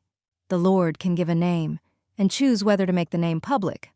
Level 0 attributes, Strength 6, Agility 6, Stamina 5, Intelligence 5, Spirit 5. Combat skills, none life skills. Intermediate sewing, craftable items, bandages, quivers, shoes, cloth armor, belts. Employment price, 500 copper coins, intermediate sewing. Yun Ling was overjoyed. Bandages were recovery items, quivers were necessary equipment for archers, and each player could have 5 at most. Shoes increased speed, cloth armor reduced damage, and belts added HP. There were many products that players could match according to their own needs. The only shortcoming was this was so expensive. After hiring the NPC and unlocking the new building, she would use almost all her copper. But talents were hard to find and she should spend the money. Thinking this, Yun Ling did not hesitate and paid 500 copper coins to hire the NPC Jenny. She named the NPC Tailor A and made the name public for everyone to see. Then she unlocked and built the tailor shop. Copper coins 100. The new building rose. Unfamiliar the first time, familiar the second. The players in the camp were no longer shocked and even felt more secure. The camp expanded again? This is good. It feels very secure staying here. And I sleep well. After the tailor shop was built, Yun Ling ordered, "Stay in the tailor shop from now on. Create 5 bandages, 5 quivers, 2 pairs of cloth shoes, 2 sets of cloth armor, and 2 belts each day. If there are not enough materials, go to the warehouse to get more." "Yes, Lord," Tailor A respectfully acknowledged. The monsters rampaged outside. The players stayed in the camp exchanging news, selling things, or roamed about idly. Zheng Ming Yue's group was unfamiliar with the place and first went to the woodworking workshop. "Look, there are wood shields being sold here," one person in the team said excitedly. Zheng Ming Yue looked and saw wood sticks, wood shields, wood staffs, and torches nearly placed on the shelves. After touching the object, a window jumped out showing the object's attributes and asking whether to buy. The operation was simple and convenient. "Brother Zheng, there are not many close combat defensive skills in the early stages. You cannot last long against monsters." "How about buying a wood shield?" that person suggested. "No hurry." Zheng Ming Yue thought for a moment and replied, "The equipment is expensive. Normal people cannot afford it. Let's first roam the camp and then decide what to buy." "That works." After reaching a consensus, the group left the woodworking workshop. Just as they were going to the mission hall, Yu Qingwen saw a figure out of the corner of her eye and abruptly turned around. "Yun Ling?" Yun Ling, who had just posted new collection missions in the mission hall and was preparing to leave. Yu Qingwen walked quickly. "Remember me, Yu Qingwen?" "I remember." Yun Ling smiled. "We met at the supermarket. You helped me." "You helped me." Yu Qingwen thanked her sincerely. "If you did not tell us about the existence of Rising Cloud Camp, I don't know how many of us would die in the monster wave." "You are welcome," Yun Ling said. How could one not show anything for being saved? Yu Qingwen thought and gritted her teeth, taking a bracelet off her wrist. "This is for you, as a gift." "Sister Yu!" her companion exclaimed. "That is purple equipment." Yu Qingwen thought, because it was purple equipment, it could express her gratefulness. If she had not encountered Yun Ling, she would have died on the first day. Name: Magic Ring. Quality: Rare Equip Effect. Intelligence 5, Spirit 5. Special Effect: Increase MP recovery, 1 MP per minute. For new mages, this equipment could greatly increase their endurance and their combat effectiveness. Pity that Yun Ling was a close combat player, a tank, and had no use for magic equipment. "No need. Take it back." This was purple equipment. If she did not use it, she could sell it for money or trade it for equipment. Someone did not accept it? Yu Qingwen was stunned. Zheng Ming Yue took a stride forward. "Do you have anything you need? Maybe we can help." "Wood, linen cloth, silk thread, cotton cloth, leather." Yun Ling reported a string of material names. Zheng Ming Yue really had them. He waved his hand and indicated for a teammate to hand over their backpack. He opened it, and it was filled with equipment. Yun Ling. "Just this?" Zheng Ming Yue asked hesitantly. "If you have any other needs, we can—" "No need," Yun Ling said. "Just materials are enough." Zheng Ming Yue handed over the backpack and promised solemnly, "We will be in Rising Cloud Camp long term. If you have trouble, just say a word." She held the backpack. It was pretty heavy. Yun Ling thought and leaked a bit. The camp can hold at most 200 residents. When night comes, non-camp residents will be teleported out. If the quota is full, even if you have money, you cannot buy temporary resident status. At this, Zheng Mingyue's heart tightened. Yun Ling waved her hand. I've told you all I should. I'm going. Then she left with ease. Zheng Mingyue grimaced. We gave the gift in thanks, but why do I feel we owe more now? Yu Qingwen thought, you are not the only one. In a corner of the camp, Lu Chuan was sorting his things. There were many things in the drops, most not useful, and only a few of value. What he had to do was to pick out what he needed, and then to trade or sell what he did not need as soon as possible. Pop. A linen backpack fell in front of him. Lu Chuan. He slowly looked up, confused. For you, Yun Ling said. Lu Chuan was silent and felt complicated. Yun Ling said unconcernedly, no need to hesitate, just take it. Then she left. She left. Back then he had been simple in giving materials, and now she was brisk in gifting the other a linen backpack. After understanding, Lu Chuan was speechless for a long time.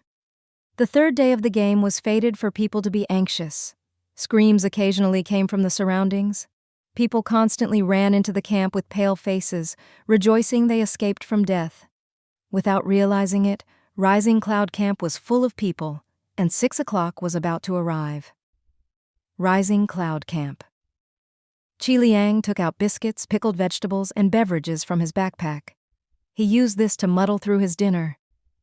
As he ate, he thought, he had limited energy, and a lot of food had been left at home, unable to be carried. Maybe tomorrow he should find people to team up with and move the supplies to the camp.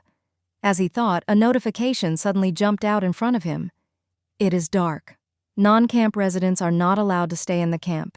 Please leave in 5 minutes. Qi Liang's eyes suddenly widened. He had to pay to stay overnight in the camp? If he could not pay, he was not allowed to stay. He flipped through his pockets.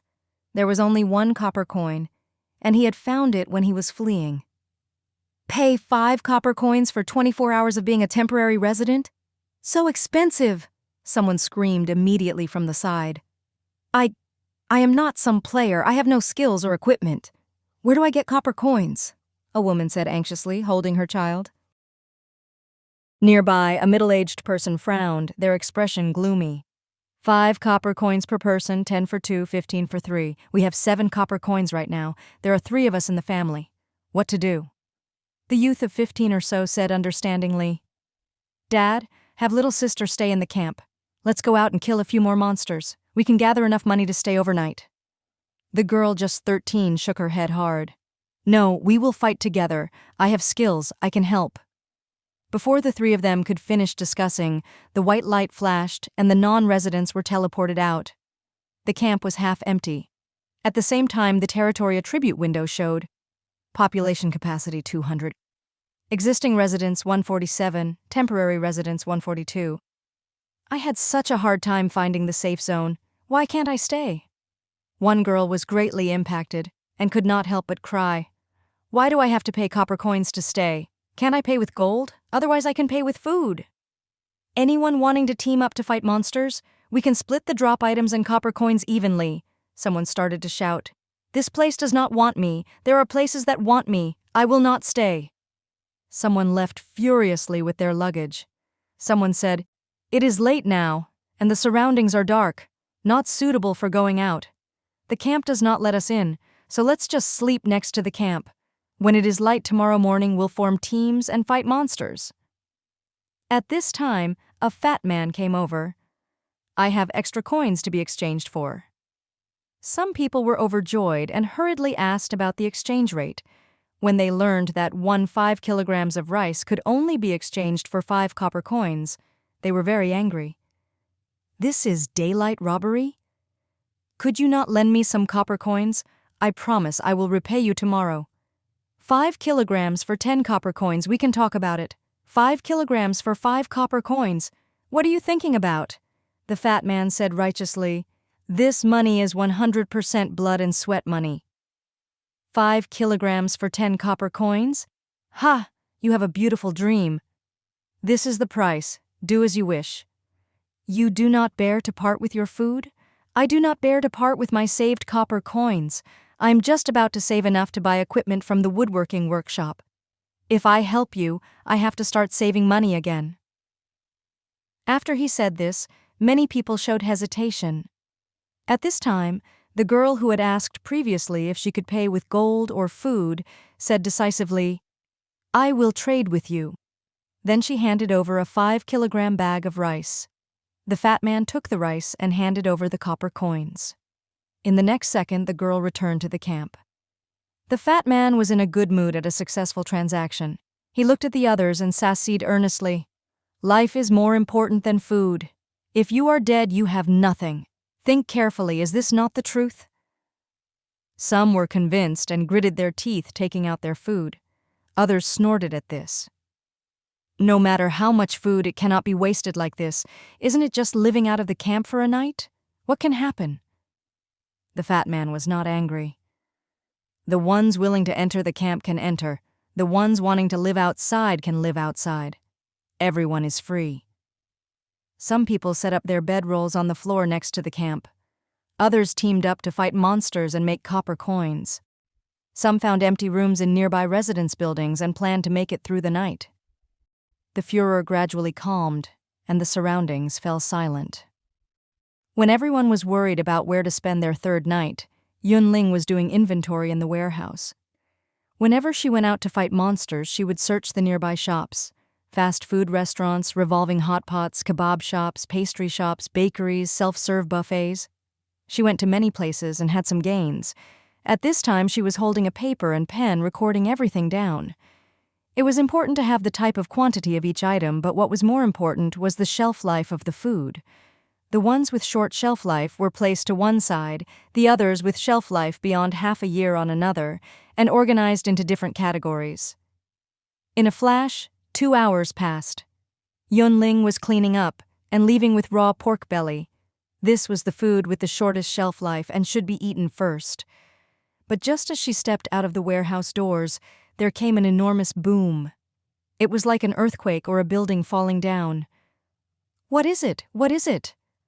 While the people in the camp were very calm, the people outside were nervous and looked around fearfully.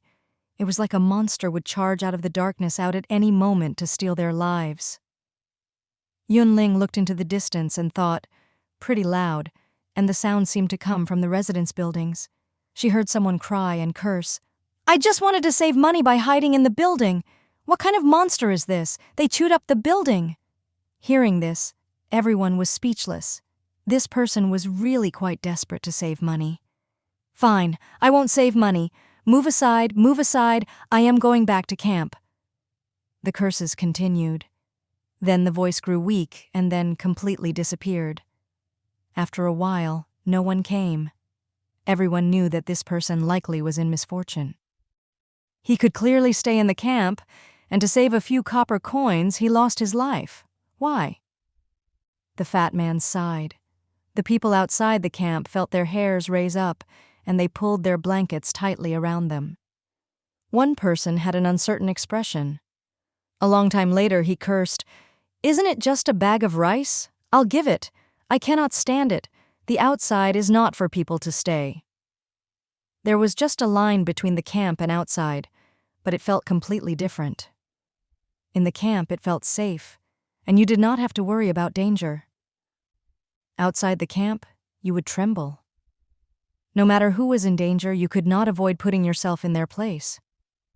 The wind blew on his body, and his heart felt chilly as well. He thought, if he had no food, then never mind. But he did. So why did he torment himself? That person decided to trade food for copper coins. "Do not be stupid," someone next to him warned. "You do not know how long you will suffer later on. If you eat all your food now, you will starve later." That person was determined. "If I continue to stay out, maybe I will not have a later." Then he traded with the fat man. The fat man did not refuse anyone, handing over the coin in one hand and taking the food in the other. Temporary resident +1. Yun Ling looked at the territory attribute window and then walked next to the fire to roast meat and prepare her dinner. "Heavy punch!" Qi Liang fisted his right hand and hit the chest of the monster. The monster wailed and fell to the ground. In the next moment, copper coins, cornmeal, and wood appeared. Qi Liang could not pick up the fallen items, panting heavily as he pressed on his chest. To avoid unfair distribution and conflicts between temporary teammates, he acted alone. To avoid encountering danger, he only dared to move near the camp. But even so, it had taken great effort to kill the monster. Seeing his HP fall to 1450, Qi Liang grimaced. If he had left home earlier to pick cards and fight monsters, would he have ended up like this? He did not have skills, did not have equipment, did not have coins. He was so poor it was sad. As he thought, a notification popped up. You have fought fiercely and your body is very tired. You are hungry and weak. You have gotten the negative status, 10% movement speed, 1 strength. After eating and sufficient rest, the negative status will be cancelled. Qi Liang. Trash system, be human. What was this? Negative status? 10% movement speed on 1 strength? This was forcing him to die. Qi Liang was full of resentment and got up to pick the items into his backpack. Then he moved around the camp step by step. The surroundings were pitch black and he could not make out the direction. He could only barely make out things within 20 centimeters. Qi Liang suspected if a monster made a sneak attack, he may only sense it if the monster came in front of him.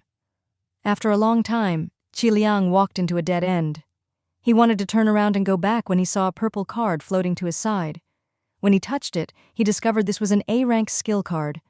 Because it had fallen to such a remote place, it had not been picked up 3 days into the game. What was called a windfall coming from the sky? What was called there was always a path. Qi Liang's eyes showed a hint of ecstasy, and he eagerly picked it up. Temporary resident +1. Temporary resident +4. Temporary resident +3. Temporary resident +1. Players continued to return. These people were either covered in wounds or panting heavily. They clearly had experienced fierce battles.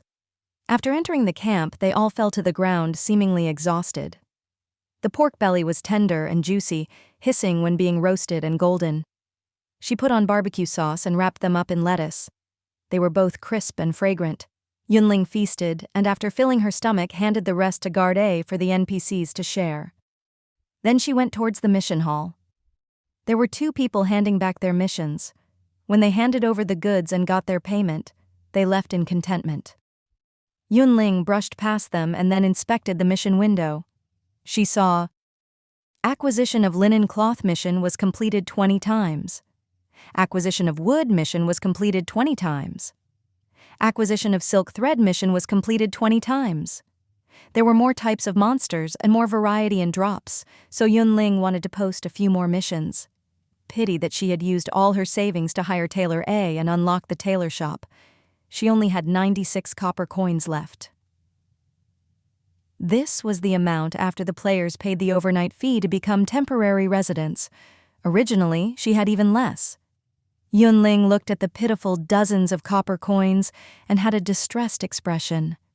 This was not enough to collect more materials. As she hesitated, she received a system notification. The woodworking workshop has sold 1x woodstick. Congratulations, you have received 100 copper coins. The tailor shop has sold 1x cloth shoes. Congratulations, you have received 100 copper coins. The tailor shop has sold 1x belt. Congratulations, you have received 100 copper coins. Instantly, her savings skyrocketed from 96 to 396. She became rich again. Yun Ling's expression relaxed. She sent new collection missions in the name of the camp. Acquisition of cotton cloth, 3 copper coins per piece. Acquisition of canvas cloth, 5 copper coins per piece. Acquisition of spider silk, 3 copper coins per 1 ball. Acquisition of willow wood, 3 copper coins per piece. Acquisition of cornmeal, 1 copper coin per portion. Acquisition of flour, 1 copper coin per portion. Acquisition of rice, 1 copper coin per portion. The cornmeal, flour, and rice she was purchasing were not real food, but game materials that could be used to cook. After releasing the missions, including the previous linen cloth, silk thread, and wood missions, there were now 10 collection missions. She set the upper limit to 20 times. After doing this, Yun Ling silently left. After eating, one person was idle and roamed around. Seeing the tailor shop open, he walked in with the intention of window shopping and seeing what items were for sale. But when he looked, his eyes went straight. He was stunned where he was, unable to move. Name: cloth shoes. Quality: normal equip effect, agility +1. Price: 100 copper coins. Name: cloth armor. Quality: normal equip effect, 10% damage received. Price: 100 copper coins. Name: belt. Quality: normal equip effect, stamina +1. Price: 100 copper coins. When outside, once a person encountered danger, they needed to strategically retreat. Whether they could flee depended entirely on agility. A reduction of 10% damage each time would greatly increase survival.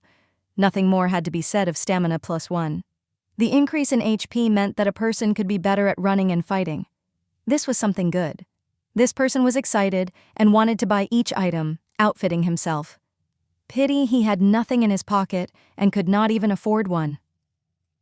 As he was sighing, Tailor A pushed open the door to the workshop, went into the front room, and released new products. He looked. Name: simple bandage. Quality: normal use effect. Restore 20 HP every 5 seconds. Price: 50 copper coins. Note: recovery items are limited. Each person may only purchase one per day. Name: high-quality bandage. Quality: premium use. Effect: restore 50 HP every 5 seconds. Price: 100 copper coins. Note: recovery items are limited. Each person may only purchase one per day. Name: quiver. Quality: normal equip effect. Automatically refill an arrow each minute. At most, this can hold 10 arrows. Price: 50 copper coins. Name: hunting quiver. Quality: premium equip effect. Each minute, it automatically refills an arrow. At most, holds 20 arrows. Special effect: after the arrow forms, 5% chance of special effect sharpness. Once successful, +5 arrow attack power. Price: 200 copper coins. That person. He leapt out the door, sprinting to notify his teammates. What time was it? Still not back. Jiling Yun looked around frequently, not seeing the person she wanted to see, and was very anxious. There seemed to be malicious gazes behind her. When she suddenly looked back, she found no one looking at her, like this was an illusion. But when she turned back, the malice was almost tangible. Jiling Yun was both angry and anxious. She ground her teeth so hard she almost shattered them. She was from a rich family and lived a carefree life. The calamity suddenly came, everyone hiding home behind closed doors. On day 3 of the game, monsters charged in. The helpers were wounded and died, and her parents were killed. Her older brother decisively learned a skill, packed up, and organized people to protect her and retreat. Everyone escaped to the camp together. If Jiling Yun had a say, they should just wait here for rescue. But her older brother did not agree, going to find grains, going to search for gold and gems, going to save people and expand the team. Jiling Yun had no power and could not help, so she was arranged to stay in the camp to watch the luggage. She had not expected at 6 at night, those without resident status would be kicked out. Jiling Yun had no way but to ask whether she could use food and gold to trade for copper coins. Later, she got the copper coins and entered the camp, but since then, she was being targeted. She did not know where the enemy was hiding, but she could sense the malicious gaze. But her brother had left with the team and not returned. She did not know if something had happened. Jiling Yun did not have skills or equipment. She was usually spoiled and weak. Right now, she was going crazy. A girl with a lot of wealth and food but was unable to fight back or any copper coins to stay tomorrow. Where could they find a more obvious and better target than her? The more Jiling Yun thought, the more her heart sped up and she sweated. The night was late. The camp players went to sleep, and the prying eyes disappeared. Jiling Yun was full of worry and unable to sleep. After an unknown amount of time, a group of more than 20 people were moving through the darkness with a torch. The weak light illuminated the scene within half a meter. Because these were simple torches they made themselves, and not products made in the game with life skills, the visibility was not high. People managed to barely make out the direction using the firelight. and slowly walked toward the camp. Ji-Ling Yun saw the person walking at the front and was overjoyed. Her big brother had returned. Early next morning, Yun Ling slowly woke up and was frightened by the string of system notifications. The woodworking workshop has sold 1x wood shield. Congratulations, you have received 100 copper coins. The woodworking workshop has sold 1x torch. Congratulations, you have received 50 copper coins. The tailor shop has sold 1x simple bandage. Congratulations, you have received 50 copper coins. The tailor shop has sold 1x hunting quiver. Congratulations, you have received 200 copper coins. What had happened after she fell asleep? Why had she suddenly sold so much of her products? Yun Ling was confused. She inspected the territory attribute window and it showed territory name Rising Cloud. Level campsite. There are 4 levels: campsite, village, town, city. Tax 5%. 100%. The Lord has the power to adjust it independently. Population capacity 200. Existing residents 195. Temporary residents 190. Unlockable buildings 4. Existing buildings 4. You have satisfied the initial leveling conditions. Do you wish to see the details? Yun Ling pressed yes. New information popped out. To upgrade the camp to a village, the following conditions must be satisfied. 1. Unlock 4 different buildings. Completed. 2. For 3 consecutive days, have over 120 temporary residents. 1-3 not completed. 3. For 3 consecutive days, the daily territory income surpasses 1,500 copper coins. 1-3 not completed. Note: daily income, outsmart, shop income, taxes, others. When the following conditions are met, pay 5,000 copper coins and the territory will be upgraded, Yun Ling calculated. There were 190 temporary residents. Each day they spent 5 copper coins to buy the right to stay overnight, and each day that was 950 copper coins. On this base, if the woodworking workshop and the tailor shop could sell some things, then she would satisfy condition 3. As to condition 2, it was so dangerous outside there would be more and more people staying in the camp. When the 3rd day came, condition 2 would automatically be completed. After calculating, she closed the window and started her new day's work. Translator ramblings. The system is the villain of the story. Look how high the prices are. After a night, the buildings near the camp disappeared into thin air, not even leaving behind a brick.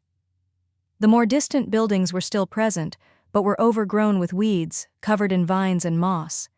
They looked very barren. The surrounding environment is different, Yun Ling quickly realized.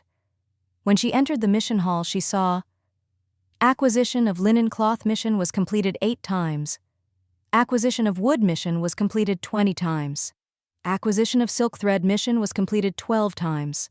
Acquisition of cotton cloth mission was completed 5 times. The canvas cloth, spider silk, willow wood, cornmeal, and flour missions were each completed between 2 to 4 times. Acquisition of rice mission was completed 5 times. The residents are very good and have collected quickly, Yun Ling praised. As she spoke, she changed the upper limit for the missions to 30. She swept a look at her account balance and planned to eat breakfast before going to kill monsters and getting copper coins. The frozen foods that she had moved from her home to the camp had been finished, but she found more frozen food during her searches. Family-sized oil pancake, add an egg and a tenderloin, and this was breakfast. The bags of French fries could be eaten as soon as they were fried. The sticky rice shumai, the pine shumai had thin skins and lots of filling. After 10 minutes of steaming, they were done. There was thousand paste tofu, fish tofu, shrimp balls, squid balls, and all kinds of ingredients. After cooking, the soup was convenient and delicious. Yun Ling rejoiced more than once that the warehouse could extend shelf life. If this was a normal situation, at room temperature, the frozen food would have gone bad in a few days. But in the warehouse, she just had to eat them within 7 days. Yun Ling looked for a while and decided to eat the shumai first. Set the pot, add water, boil, steam the shumai for 10 minutes, take them out, and eat. At a bite, it was fragrant and smooth, not oily, and also had the scent of the pine nuts. Very good. Yun Ling's eyes closed in pleasure. So good, and big enough to be full. With her appetite, she would be full after eating 2 pine nut shumai for breakfast. She gave the others to Guard A and ordered him to deliver breakfast to the NPCs. Just as Guard A left, Yun Ling saw Yu Qingwen run over. The people that were in the hypermarket have fled to the camp. They are planning to make teams and go back to get supplies. Will you participate? Yun Ling? She suspected that she did not sleep one night, but a day and night. Otherwise, why, when she woke up, the world was different. She did not understand what other people were saying. People from the hypermarket have fled to the camp? When? Yun Ling asked. Yesterday, in the middle of the night. You were asleep and likely did not know. Yu Qingwen answered. Yun Ling thought, no wonder. Why choose Rising Cloud Camp? Why gather people to go back to get supplies? When they left, they did not take the inventory with them? She asked. They were surrounded by monsters and almost died. Did they have the mind to care about supplies? Yu Qingwen twisted her mouth. Supposedly, some players in the camp know the hypermarket manager and encountered him on the road, so they saved him. Later, when they came back to camp and talked, everyone felt it would be a pity if they did not move the supplies back. But just with them, they cannot clear out the monsters along the way or the monsters in the hypermarket. So in the end, they plan to find 2 teams to work together. We enter the hypermarket together, and it is up to each of us how much we can move. I feel this is a very good job, so I came to ask. Will you come along? This girl was a good person, and remembered to call her when there was something good. As to the answer, of course it was. I'll go. Yun, dragged down by a family to feed, Ling said without hesitation. We meet up at 7:40 and depart right at 8, Yu Qingwen gave a simple introduction. They are planning to make a team of 20 people. They are also finding 2 teams to help, and having them each bring 10 people. If you know a high-level player, you can call them. Our team has more than 10 people, but this time it is too dangerous, and we do not want to bring along those who are weak. Yun Ling immediately thought of Guard A. Right now, Guard A was level 1, had strength 2, and stamina 1, was fully equipped, could fight and take damage, and had higher combat power than ordinary people. I know one who is suitable, she said. I will find you in a while. Okay. After discussing, Yu Qingwen went back to notify her team. Yun Ling organized her backpack and put in 3 simple bandages and 1 high-quality bandage. She thought that was about 30 minutes of travel from the camp to the hypermarket, and the trip would not be peaceful. Just in case, she took out the cornmeal, flour, rice, and other materials she had just gotten. Name: mixed grain steamed bun. Quality: normal required materials. 1x cornmeal, 1x flour. Use effect: base recovery speed 1 HP per minute, lasts 1 hour. Note: cornmeal can be replaced by soba, whole wheat, oatmeal, black rice, or sorghum flour. Name: rice porridge. Quality: normal required materials, 1x rice. Use effect: base recovery speed 1 MP per minute, lasts 1 hour. She had limited materials and could only make 3 mixed grain steamed buns and 5 bowls of rice porridge. Yun Ling did not mind and made as much as she could. When the products came out, how to transport them became a problem. After a moment of hesitation, Yun Ling took out a food container and put in the mixed grain steamed buns and the rice porridge separately.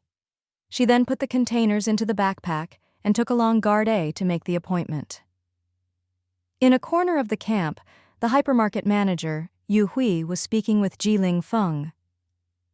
There are food and drinks in the hypermarket. If we move it here, there is enough for everyone to live well for over a month. At the start, there were more than 70 people, but then the monsters charged in. After some were killed and others fled, there were only 11 that survived to leave with me. Of them, 8 are players, and the other 3 are normal people. I'd guess there are about 40 monsters in the hypermarket. This time we will go and move everything we can carry. Jiling Feng said with a smile. Uncle Yu is good at observation and calculation. After you say this, I am more reassured.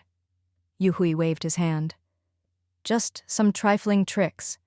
In the world now, might is right. He had led people to guard the hypermarket, but the monsters came from the sky, so many they could not finish killing them. The hearts of the people had scattered and the team was hard to lead. In the end, he had to lead the last group of people willing to believe in him to break out. But there were so many monsters. They would come again and again after others were killed. They were almost endless.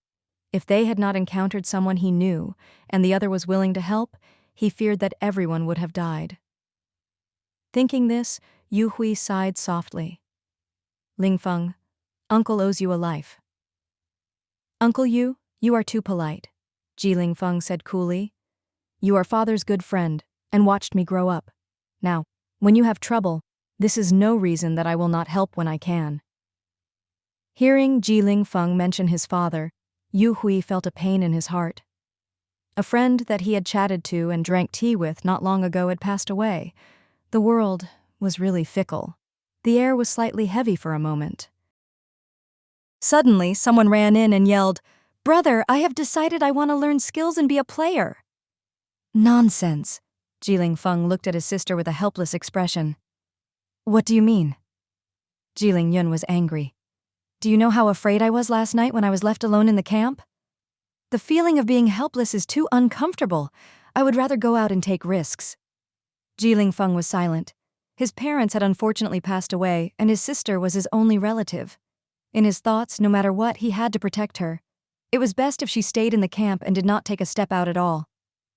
Ling Feng, Ling Yun is right, Yu Hui said. No one can predict the future. With skills and equipment, it is more likely you'll survive than if you don't know anything. Ji Ling Feng thought for a while and finally agreed. In a while, come with me to pick equipment and skills. We will leave right at 8. Not waiting for his sister to cheer, he added, You have to listen to orders. If you do not listen, I will not take you out again. Yes, I promise to listen. Ji Ling Yun nodded.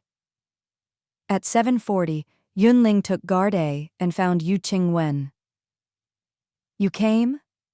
From afar, Yu Qing Wen smiled and greeted. Going to the hypermarket to get supplies.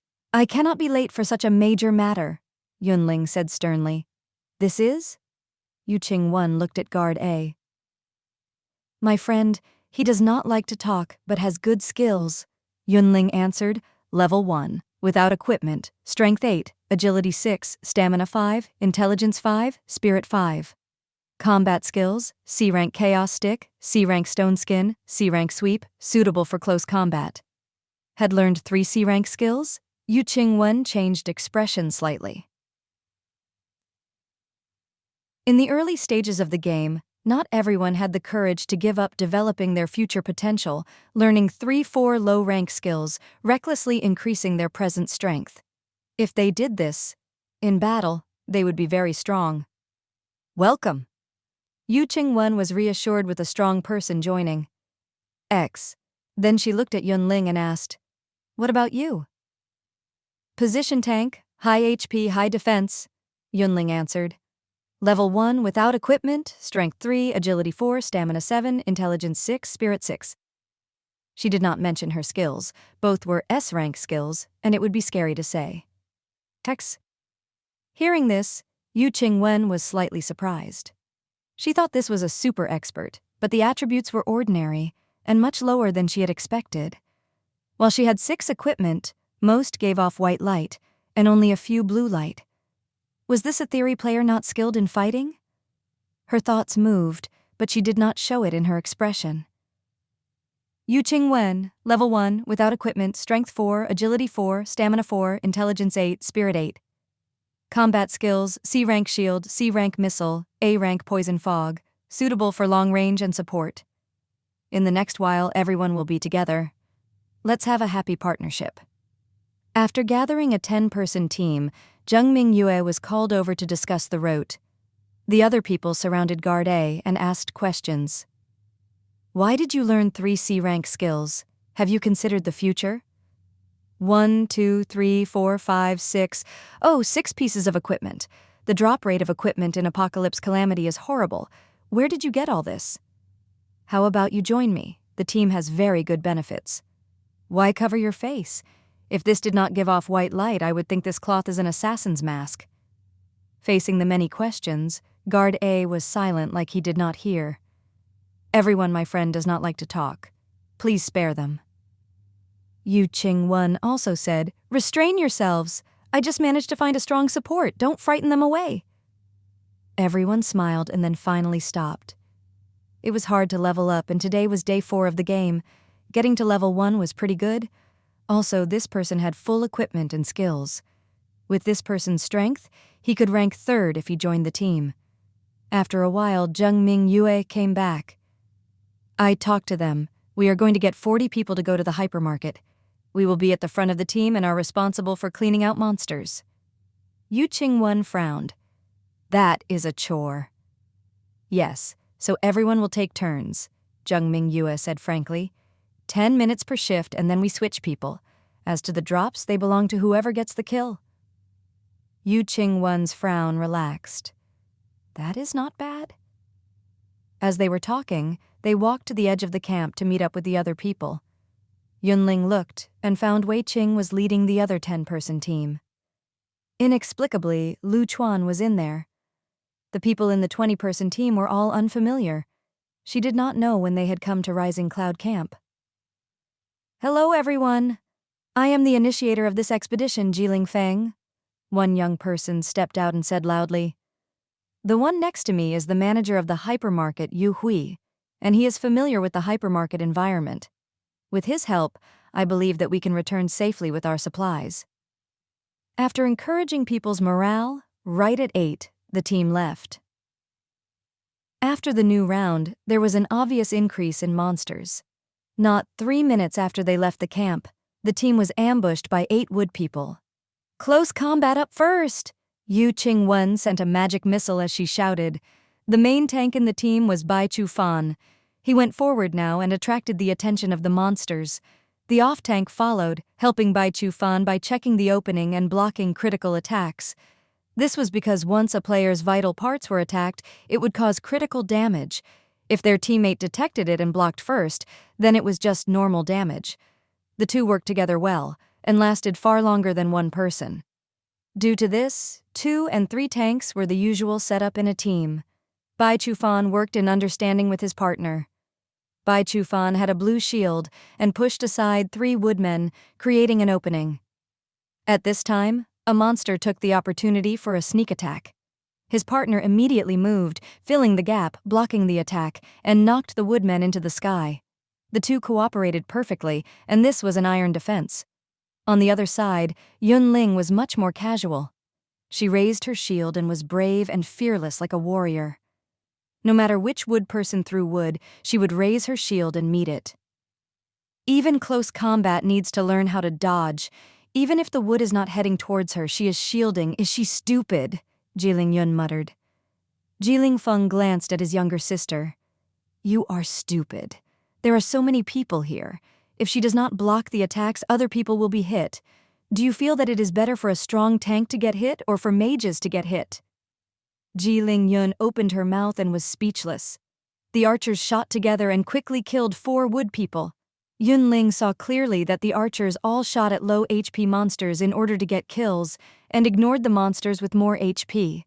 If the firepower was distributed, they should be able to kill 6 monsters in one volley. Yun Ling thought, this was a temporary team.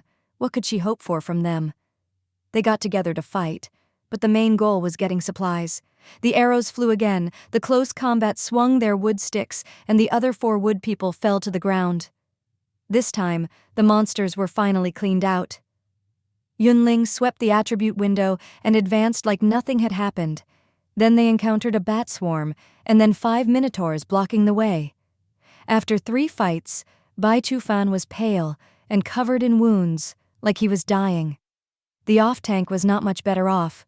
He had many wounds of various sizes, and he looked very miserable. Yun Ling was only lightly wounded, standing calmly on the side waiting for the team to finish resting and continue traveling. 10 minutes? It is time to change, Zheng Mingyue said gravely. Jiling Feng looked to the side. Uncle Yu. I understand. As he spoke, Yu Hui led people to the front to open the way. Yun Ling was happy to be at ease and mix within the crowd. In reality, after killing monsters just now, she received a system notification, XP 200. Congratulations, player, you have leveled up. You have received 3 free attribute points to be allocated at will. Yun Ling, based on her habit, added all the points to stamina. A character stats window jumped out. Name, Yun Ling. Level 2. XP 0400, HP 246310, 200 as skill bonus, MP 6060, attributes, strength 3, 6, agility 4, 1, stamina 10, intelligence 6, spirit 6. Note, equipment bonuses are in parentheses. By the way, leveling up only increased the max attributes and did not restore HP and MP. For example, before leveling up, her HP was 216,280, and then afterwards, it was 246,310. We are too slow. Jilin Feng frowned from within the crowd. At normal walking speed, it would take at most 35 minutes to walk from the camp to the hypermarket. Now, as they stopped along the way, they only covered a distance that usually took 5 minutes in more than 10 minutes. At their current pace, it would take at least an hour to reach the hypermarket. In Apocalypse Calamity, recovery items were hard to obtain. If they were far from the camp, fighting for long periods of time would put them in danger. But there were so many supplies in the hypermarket for them to get. He could not say to stop now, and for everyone to disband here. Seek riches in danger. Jilin Feng gritted his teeth and decided to face the difficulties. After 10 minutes, the shift switched again, and Wei Qing led his people to the front. They had just finished a big battle, and before they could rest, over 20 bats came charging at them. Yu Hui shouted, "Crowd attacks! Poison fog!" Yu Qing-wen was the first to act. A large patch of poison fog covered the bats, and all of the monsters dropped HP. Flame pillar! Jilin Yun followed. A round pillar made out of fire burst into the air and caused the monsters to squeak. Sweep! Guard A swung the wood stick, creating a fan-shaped area and sweeping 7 bats in one go. Lu Chuan took arrows out of the orange quiver. 3 exploding arrows were shot together, explosions rang out and countless monsters were hurt. The 4 worked together and the bat swarm was quickly destroyed. But now, the magic professionals were depleted, and Jilin Feng had to order a rest. It appears the journey is more dangerous and harder than we predicted. Yu Qing-wen sat on the ground and repeatedly sighed. It has been more than 20 minutes, and we have not even gone a third of the way. We can move slowly. We will reach the goal sooner or later, Yun Ling said unconcernedly. Yu Qing-wen stole several glances at Yun Ling and found she could not understand the girl. Speaking of her average strength, the main and off tanks were so tired they had collapsed, but she seemed fine. If one had to say, she was outstandingly strong, but from the start to end, she did not kill many monsters. In conclusion, was unusually hardy and unusually weak in attacks. Had she put all her attribute points on stamina because she feared death? Yu Qing-wen was silent. She thought that her random guess had hit the truth. Guard A killed 5 bats and gave the drop items to Yun Ling. There were 2 fangs, 1 portion of rice, and 13 copper coins. No matter how small the mosquito was, it was still meat. Yun Ling put them all away. After sitting and resting for less than 2 minutes, a female player suddenly screamed. Many people were frightened and turned their heads in surprise. "What is it?" The player was in a panic and quickly retreated in a direction where there were no people. "There is nothing. What is it?" Her teammates were confused. "There is! My HP is dropping." The player was on the verge of tears. Her teammates looked around and did not see anything. But the player did not seem to be lying. New injuries constantly appeared on her body, and she was lightly wounded after a while. If the monster was not found, she would be seriously wounded soon. Just as everyone was confused, 2 voices sounded at almost the same time. Shadow monster, hiding in the shadow, use fire attacks. Those with fire skills prepare, attack the shadow. Yun Ling and Lu Chuan's eyes met and then they moved aside. For beta players, facing the sneak attacks of shadow monsters was commonplace and not worth a mention. Translator Ramblings. How do games decide how many HP and XP points a player gets each level? It seems so random to me. Shadow? Everyone was taken aback. Someone unconsciously looked down and saw the female player's shadow had horns and looked strange. They screamed, "Look! Her shadow is strange!" It was important to save people. Her teammate did not think and swung a wood stick hard at the shadow. The shadow split in two and then merged together, looking unharmed. "My HP dropped again! Again!" The player was in a panic. "I said to use fire attacks," Yun Ling said helplessly. "Physical attacks are useless. If it's not a fire skill, it will not be effective." "Flame Pillar," Jiling Yun attacked. "Fireball." "Shooting Star." The other players sent skills to save people at the same time. The shadow monster screamed when hit and turned into a wisp of smoke. Yun Ling looked at the magic players and had complicated feelings. This was the bad thing about randomly created teams. They lacked cooperation after all. Just one person was enough to kill the monsters, but 3 people attacked together and wasted MP. No matter. Seeing the female player still shocked, her teammates helped her up. The player was pale and begged her teammates, "The trip is too dangerous. Let's return?" Her teammates had conflicted expressions and did not make a sound. "Am I not right?" The player had just received a fright and only recovered now, exploding, "We've been gone almost half an hour. How far have we gotten from the camp? Including breaks. Without spending 2 hours, we won't get to the hypermarket. Also, so what if we enter the hypermarket? We have to clean the monsters out. When we get the supplies, we have to carry them back." Yun Ling knew that this person had just looked at her attribute window, got frightened by her low HP, and changed ideas. She just wanted to take out a mixed grain steamed bun from her backpack to sell to this person, but one person spoke first. "Calm down. I have a healing skill and can add HP for you." "That won't work." The wounded player was determined. "We will encounter more danger next going forward. You can heal me, but can you heal all 40 people? Do you have that much MP?" Jiling Feng had a displeased expression. He did not try to persuade this player, but look at Wei Qing. "Manage your people." Wei Qing. His team was a loose organization and respected the freedom and equality of its members. He was just the captain in name. What could he do? Before Wei Qing spoke, the player said, "No matter what other people think, I am definitely returning. If the group leader does not agree, I will leave the group first." This was one of his team. Wei Qing tried to persuade, "If you return now, you will be alone. Won't it be dangerous? How about walking in the middle of the team and following us to the hypermarket?" But the player looked around and said loudly, "This is not too late to return.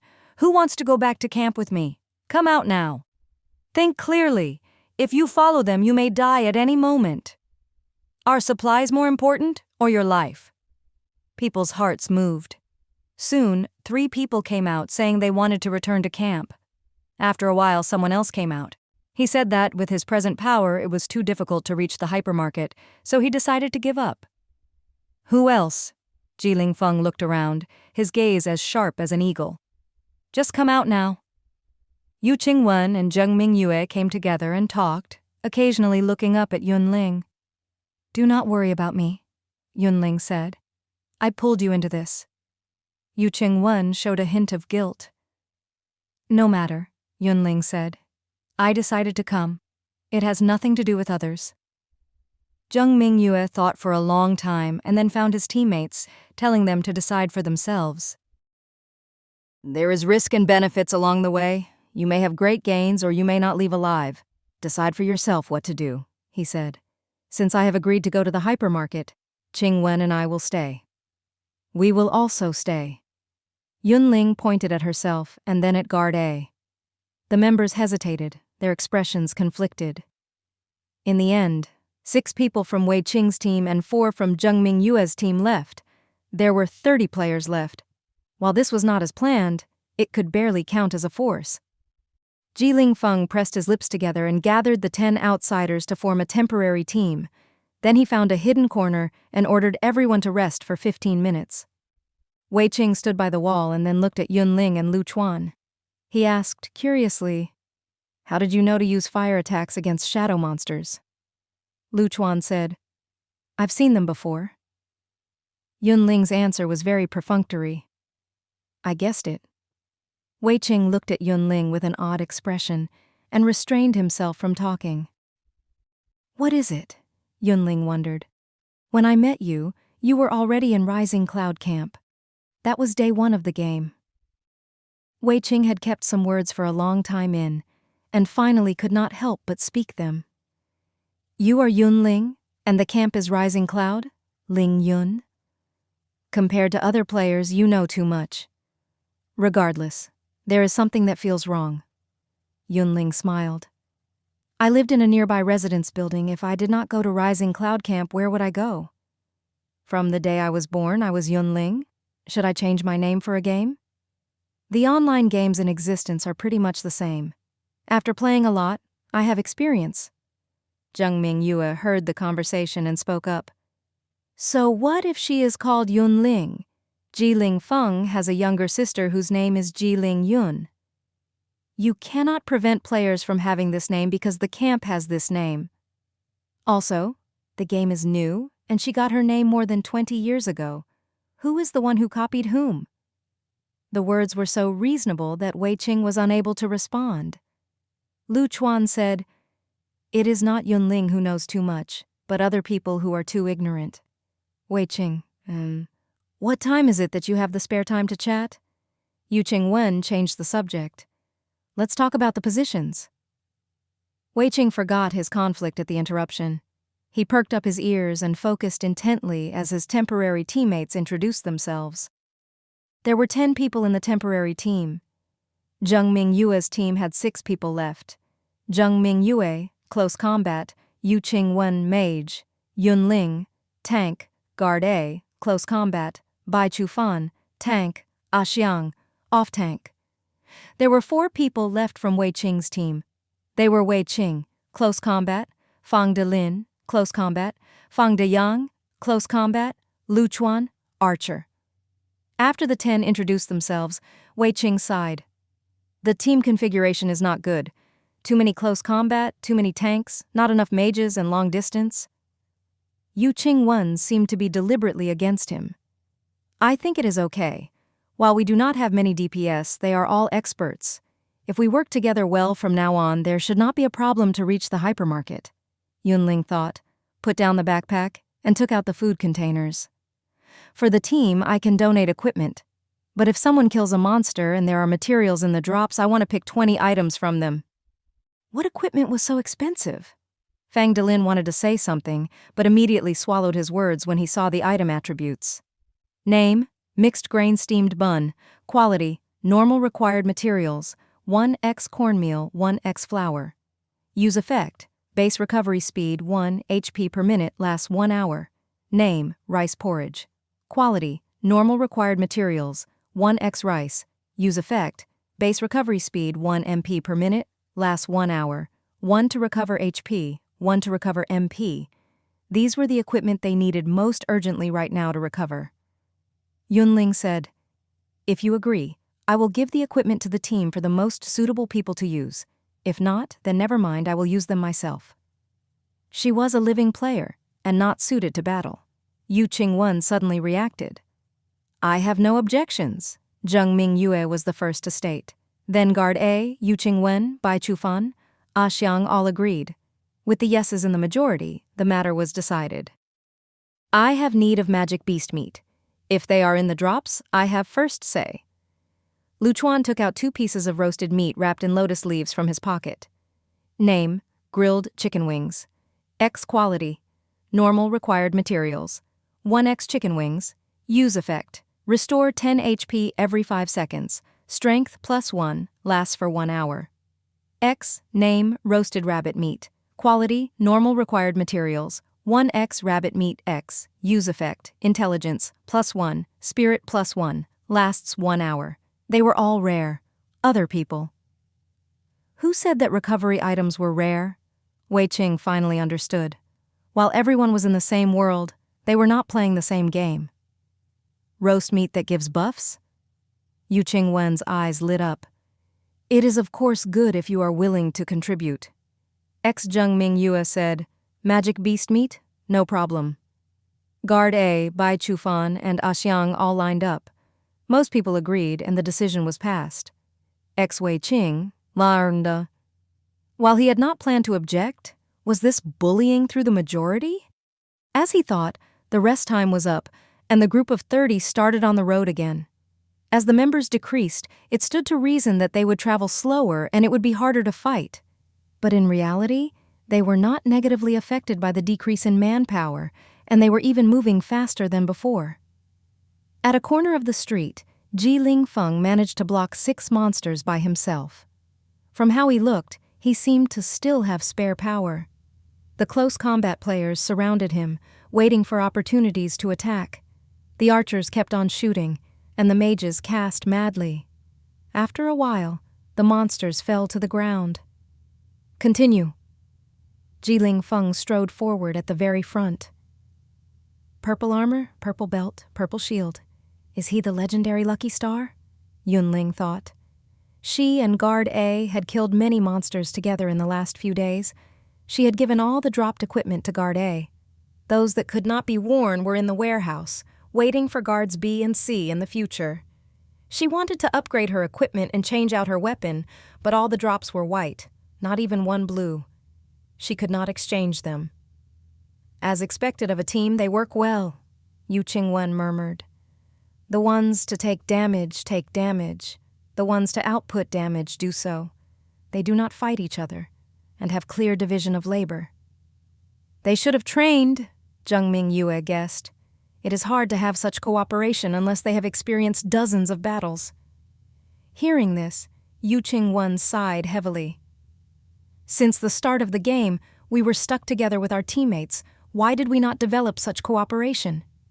Jung-Ming Yue lowered his voice. Different foundations. Look closely.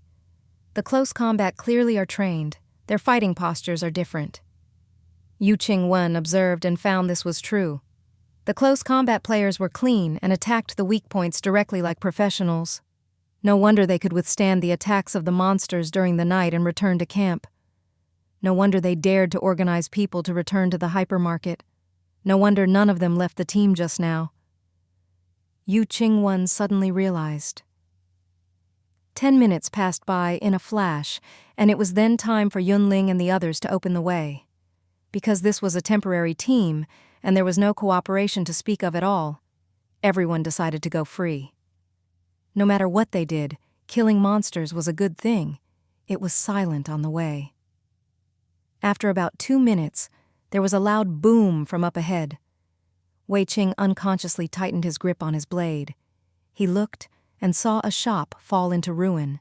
Many wild beasts flicked their tails as they chewed through the reinforced concrete. Attacking first was better than being attacked. Wei Qing was planning when he heard Lu Chuan say, "Ignore them, let's go."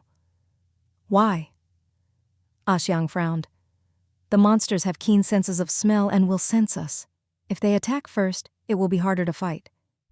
They are ground-burrowing beasts. They aren't interested in people. Even if you stand in front of them, they will ignore you, Lu Chuan said. How do you know? Wei Qing asked with a wooden expression.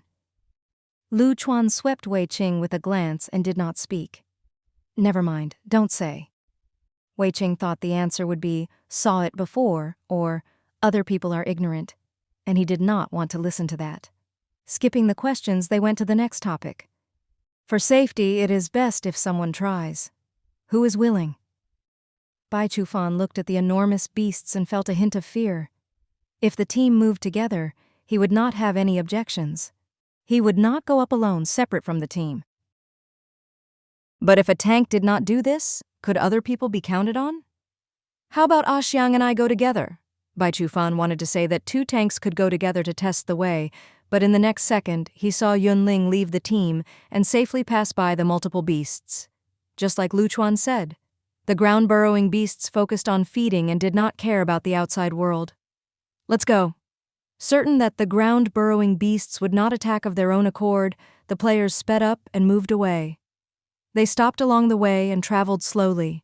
At 9:35, the team reached the hypermarket. Because everyone was in a good condition, they did not rest and entered directly. Before departure, Yu Hui had told everyone, "Right now, the hypermarket is taken over by a swarm of praying mantises. They are about half the height of a man, their forearms like blades. They are very quick in moving and are like ghosts. If you are not paying attention, the blades will cut through your carotid arteries." "What weaknesses do they have?" Wei Qing said directly. "High attack, low defense, average HP." Yu Hui had a solemn expression. "Remember, once you are attacked, do not be in a hurry to flee. You have to fight back instantly. After killing the monster, you will be safe." After warning repeatedly, making sure everybody remembered, the 30 people held their breath, their nerves tense as they carefully moved forward. The hypermarket was so quiet it was frightening. Other than the 30 players, there seemed to be nothing else alive in the surroundings. Entering from the entrance, the shelves they passed were full of goods. Biscuits, cakes, bread, milk, chocolate, water, instant noodles, all kinds of supplies. Fang Delin's throat tightened. He could not stop himself, tearing apart a bag of ham and taking large bites. The surroundings were frighteningly quiet, and the sounds of chewing were exceptionally loud. Many players heard the sound and could not avoid watching. His older brother Fang Diyang was very embarrassed. He pulled his younger brother's arm, motioning for the other to restrain himself. "We risked our lives to reach the hypermarket. Wasn't it just to get something to eat?" Fang Delin did not care. "With so much supplies in front of us, what are you waiting for? Box them up, move them, get moving. Maintain the team shape, be on guard." Seeing members of the team swayed, Yu Hui shouted, "We can first clean out the monsters, but call them out." Fang Delin looked around and did not see even one praying mantis. He thought that the monsters had left long ago, so he dared to eat openly like this. Yu Hui pressed his lips together and did not speak. In reality, the two were not speaking quietly. Based on his past experience, the monsters would give chase when they heard noise. But now, there was no movement at all. Had the praying mantises that took over the hypermarket left? Without knowing it, a minute passed. Yu Hui's expression changed, and he could not make a choice. "It has been so long without a sound. It appears the monsters have left," Jiling Feng said coolly. 10 people to a team, split and gather supplies. Pay attention, do not get too far, and call for help if something happens. "Ling Feng," Yu Hui said lowly, his expression disapproving. "Uncle Yu, there are no monsters in the hypermarket right now," Jiling Feng said calmly. "While I do not know what happened, the chance is rare. We have to hurry up and move the supplies back to camp." Yu Hui thought this was right, so he sighed and did not persist. Seeing Jiling Feng agree with his viewpoint, Fang Delin was overjoyed. "What are we waiting for? Get the carts and fill them with supplies." Hearing this, the players seemed to wake up from their dream and started to take action. Then, everyone demonstrated what it meant to sweep goods. They would push the cart from one end of the shelf to another, pushing gently with their hands. In the blink of an eye, all the goods would fall into the cart. After one shelf, there was the next. Yun Ling ordered Guard A to push the cart and take the canned meat, chocolate, candy, biscuits, and other foods that were small and light, but had long shelf lives. She ran to the grain area and filled up with the rice. Originally, staples and drinking water were the most in demand. But as the game changed, the river water became clear and sweet so it could be used as drinking water. Because of this, Yun Ling gave up on moving water and put staples in all 4 slots in her linen backpack. After packing up everything, she just filled 3 slots, 191 bags of rice.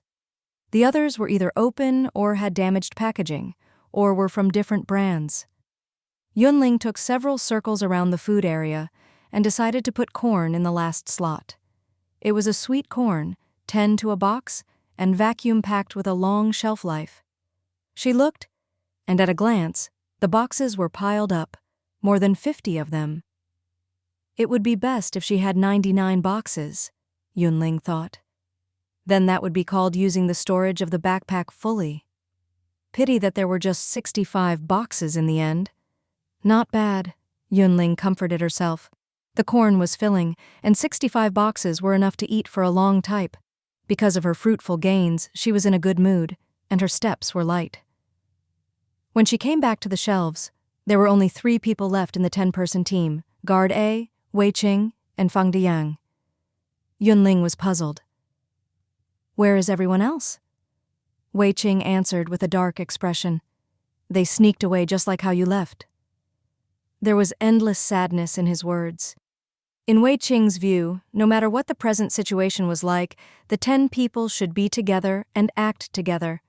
But when he turned around, half of the members had left. When he looked back again, there were only a few. Where had the other people gone? Wei Qing also wanted to know. Yun Ling said, unconcerned, "They are all adults. They will not get lost." Wei Qing. He had a stomach ache. He did not want to team up with these people again. In the hypermarket, packaging, pieces of clothing, and vegetable leaves were scattered on the ground. The dark red blood was very unsightly on the white floor tiles. The bowls and pots were piled up in the sink, waiting for cleaning. The more Yu Hui examined the familiar surroundings, the more he thought of the fierce battle when they left, and he could not help but close his eyes. We had made a list before departure.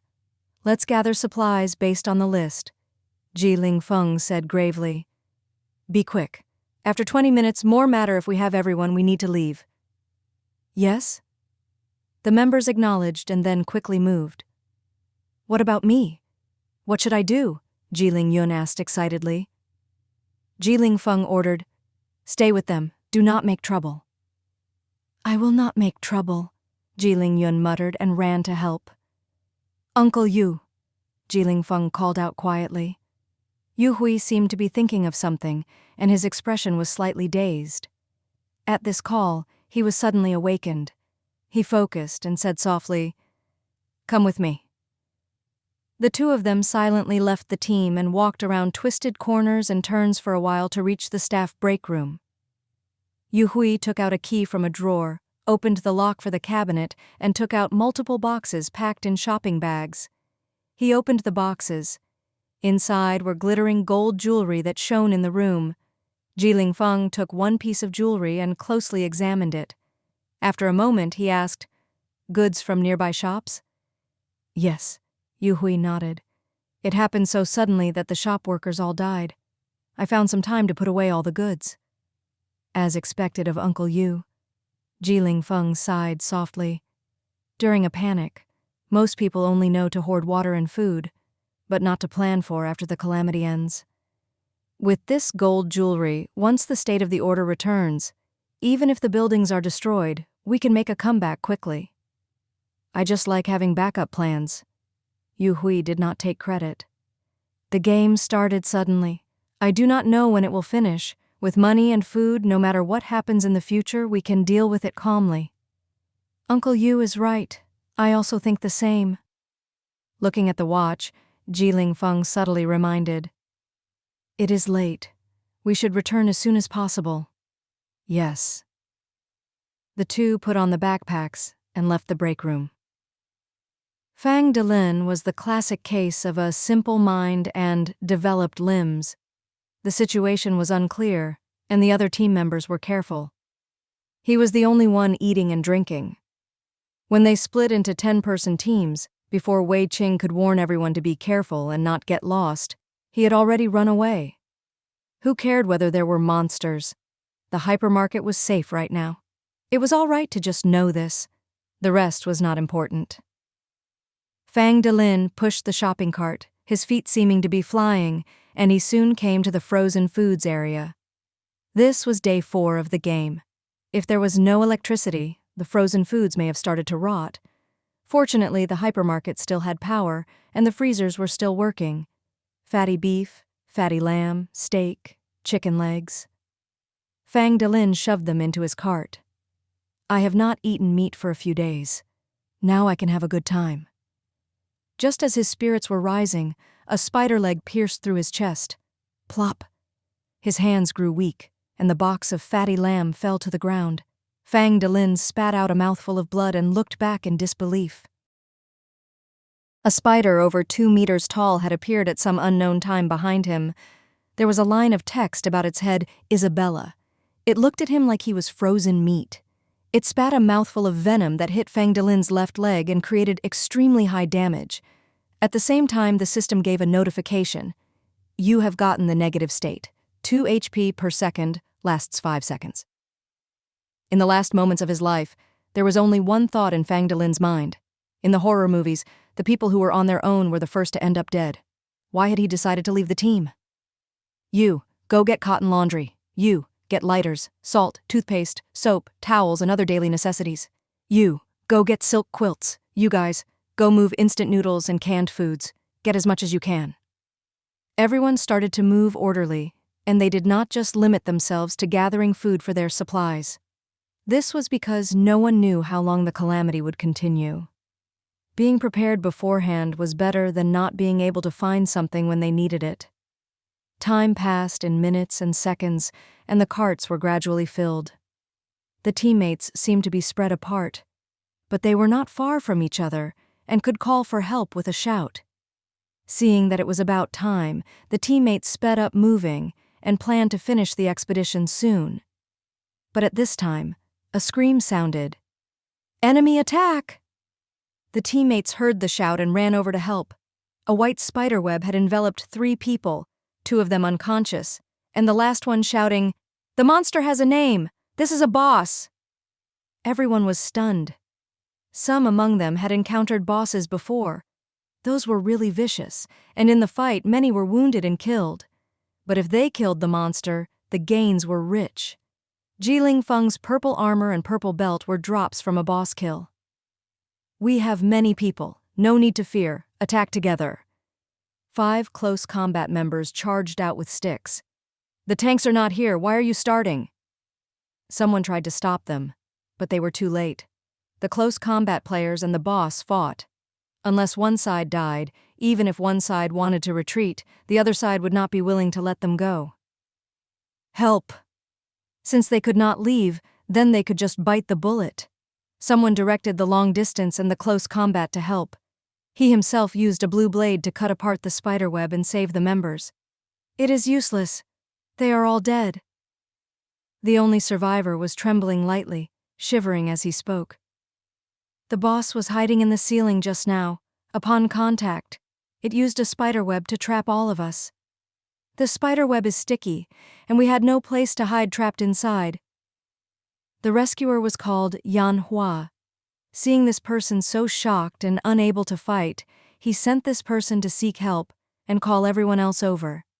Then, Yan Hua held his blade and entered the fray. Where did you go?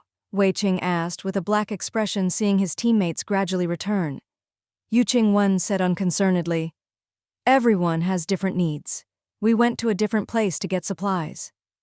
Zheng Mingyue said, Anyway, we are fine. Let's pack and prepare to leave. Fang Deyang frowned. Let's wait, my brother has gone somewhere and has not returned. Looking at her watch, Yu Qingwen thought, It is about time to gather. He should have returned. Has something happened? Before they could think, a person ran over. Quick, come to help. There is a large spider in the hypermarket. Everyone? Wei Qing was puzzled. Didn't they say there may be praying mantises? How come it is spiders? Lu, Encyclopedia. Chuan answered, The blade praying mantises are on the menu for shadow spiders. If they did not retreat of their own accord, they were eaten. In the next moment, this person urged, The boss will drop purple equipment. Come and fight the boss. Go? Everyone looked at each other and could not decide. They had got their supplies and the initial goal of their trip was completed. There was no need to take risks. After the boss died, it would drop purple equipment. This sounded tempting, but before the monster was killed, no one knew how many would die. It was even possible that the entire team would die. I will go. Hearing that there was a boss in the hypermarket, almost instantly, Fang Deyang had a bad feeling. His brother likely had met misfortune. As the older brother, The only thing he could do was to get revenge. I will go too. Yun Ling signed up. Add me as well, Lu Chuan said. Qing Wen and I will go, Zheng Mingyue said. Of the 9 people, 5 had reached an agreement. So Wei Qing gave up. Let's go. Without knowing it, another 3 people had fallen. Jiling Yun was in a panic. What is with this monster? Why, as we fight it, it will get HP back. Just now, when it had been attacked by everyone, it had clearly been injured seriously. After killing 3 people, its wounds had healed, and it had grown more vicious. Eldest Miss, how about we retreat? One person came next to Jiling Yun and suggested in a whisper. At these words, the other people were full of anticipation. Jiling Yun was silent. This was her first trip out. Did she know whether to advance or retreat at this time? She counted on others to make the decision, but someone else came to ask her. Where is my brother? Uncle Yu? Jiling Yun asked anxiously. I do not know where they are. That person was also helpless. If Jiling Feng and Yu Hui were present, they would have acted according to orders already. Right now, there was no one who could make a decision. This group of people did not have a backbone and were at a loss. Some wanted to go, others wanted to fight. The opinions differed. They were like loose sand and did not work as well as they had previously. He was asking Jiling Yun's opinion now, not because he felt that she was very capable, but if the decision was wrong, someone would take the blame. Jiling Yun. Weak, hopeless, helpless. Jiling Yun. How about tossing a coin to decide? As she hesitated, another person was hit by the venom. The priest wanted to heal but was trapped in a spider web. When the priest broke free, that member was dead already. There were a total of 18 people. Now 6 were dead. The fatality rate was 33.3%. Seeing the members full of fear and with no desire to fight, Jiling Yun had to order, "Stop fighting, let's go." As Yun Ling and the others went to help, when they were halfway, a dozen familiar faces were retreating from that direction. Wei Qing. Were they going to fight? How about all retreating together? Since they want to leave, let's help by luring the monster away. Lu Chuan made a decision. Yun Ling said, "The ones who want to fight the boss, follow. The ones who want to return to camp, go with them." Then, one person drawing his bow, the other raised her shield and charged, attracting the boss's attention. The spider legs stabbed out and hit the shield.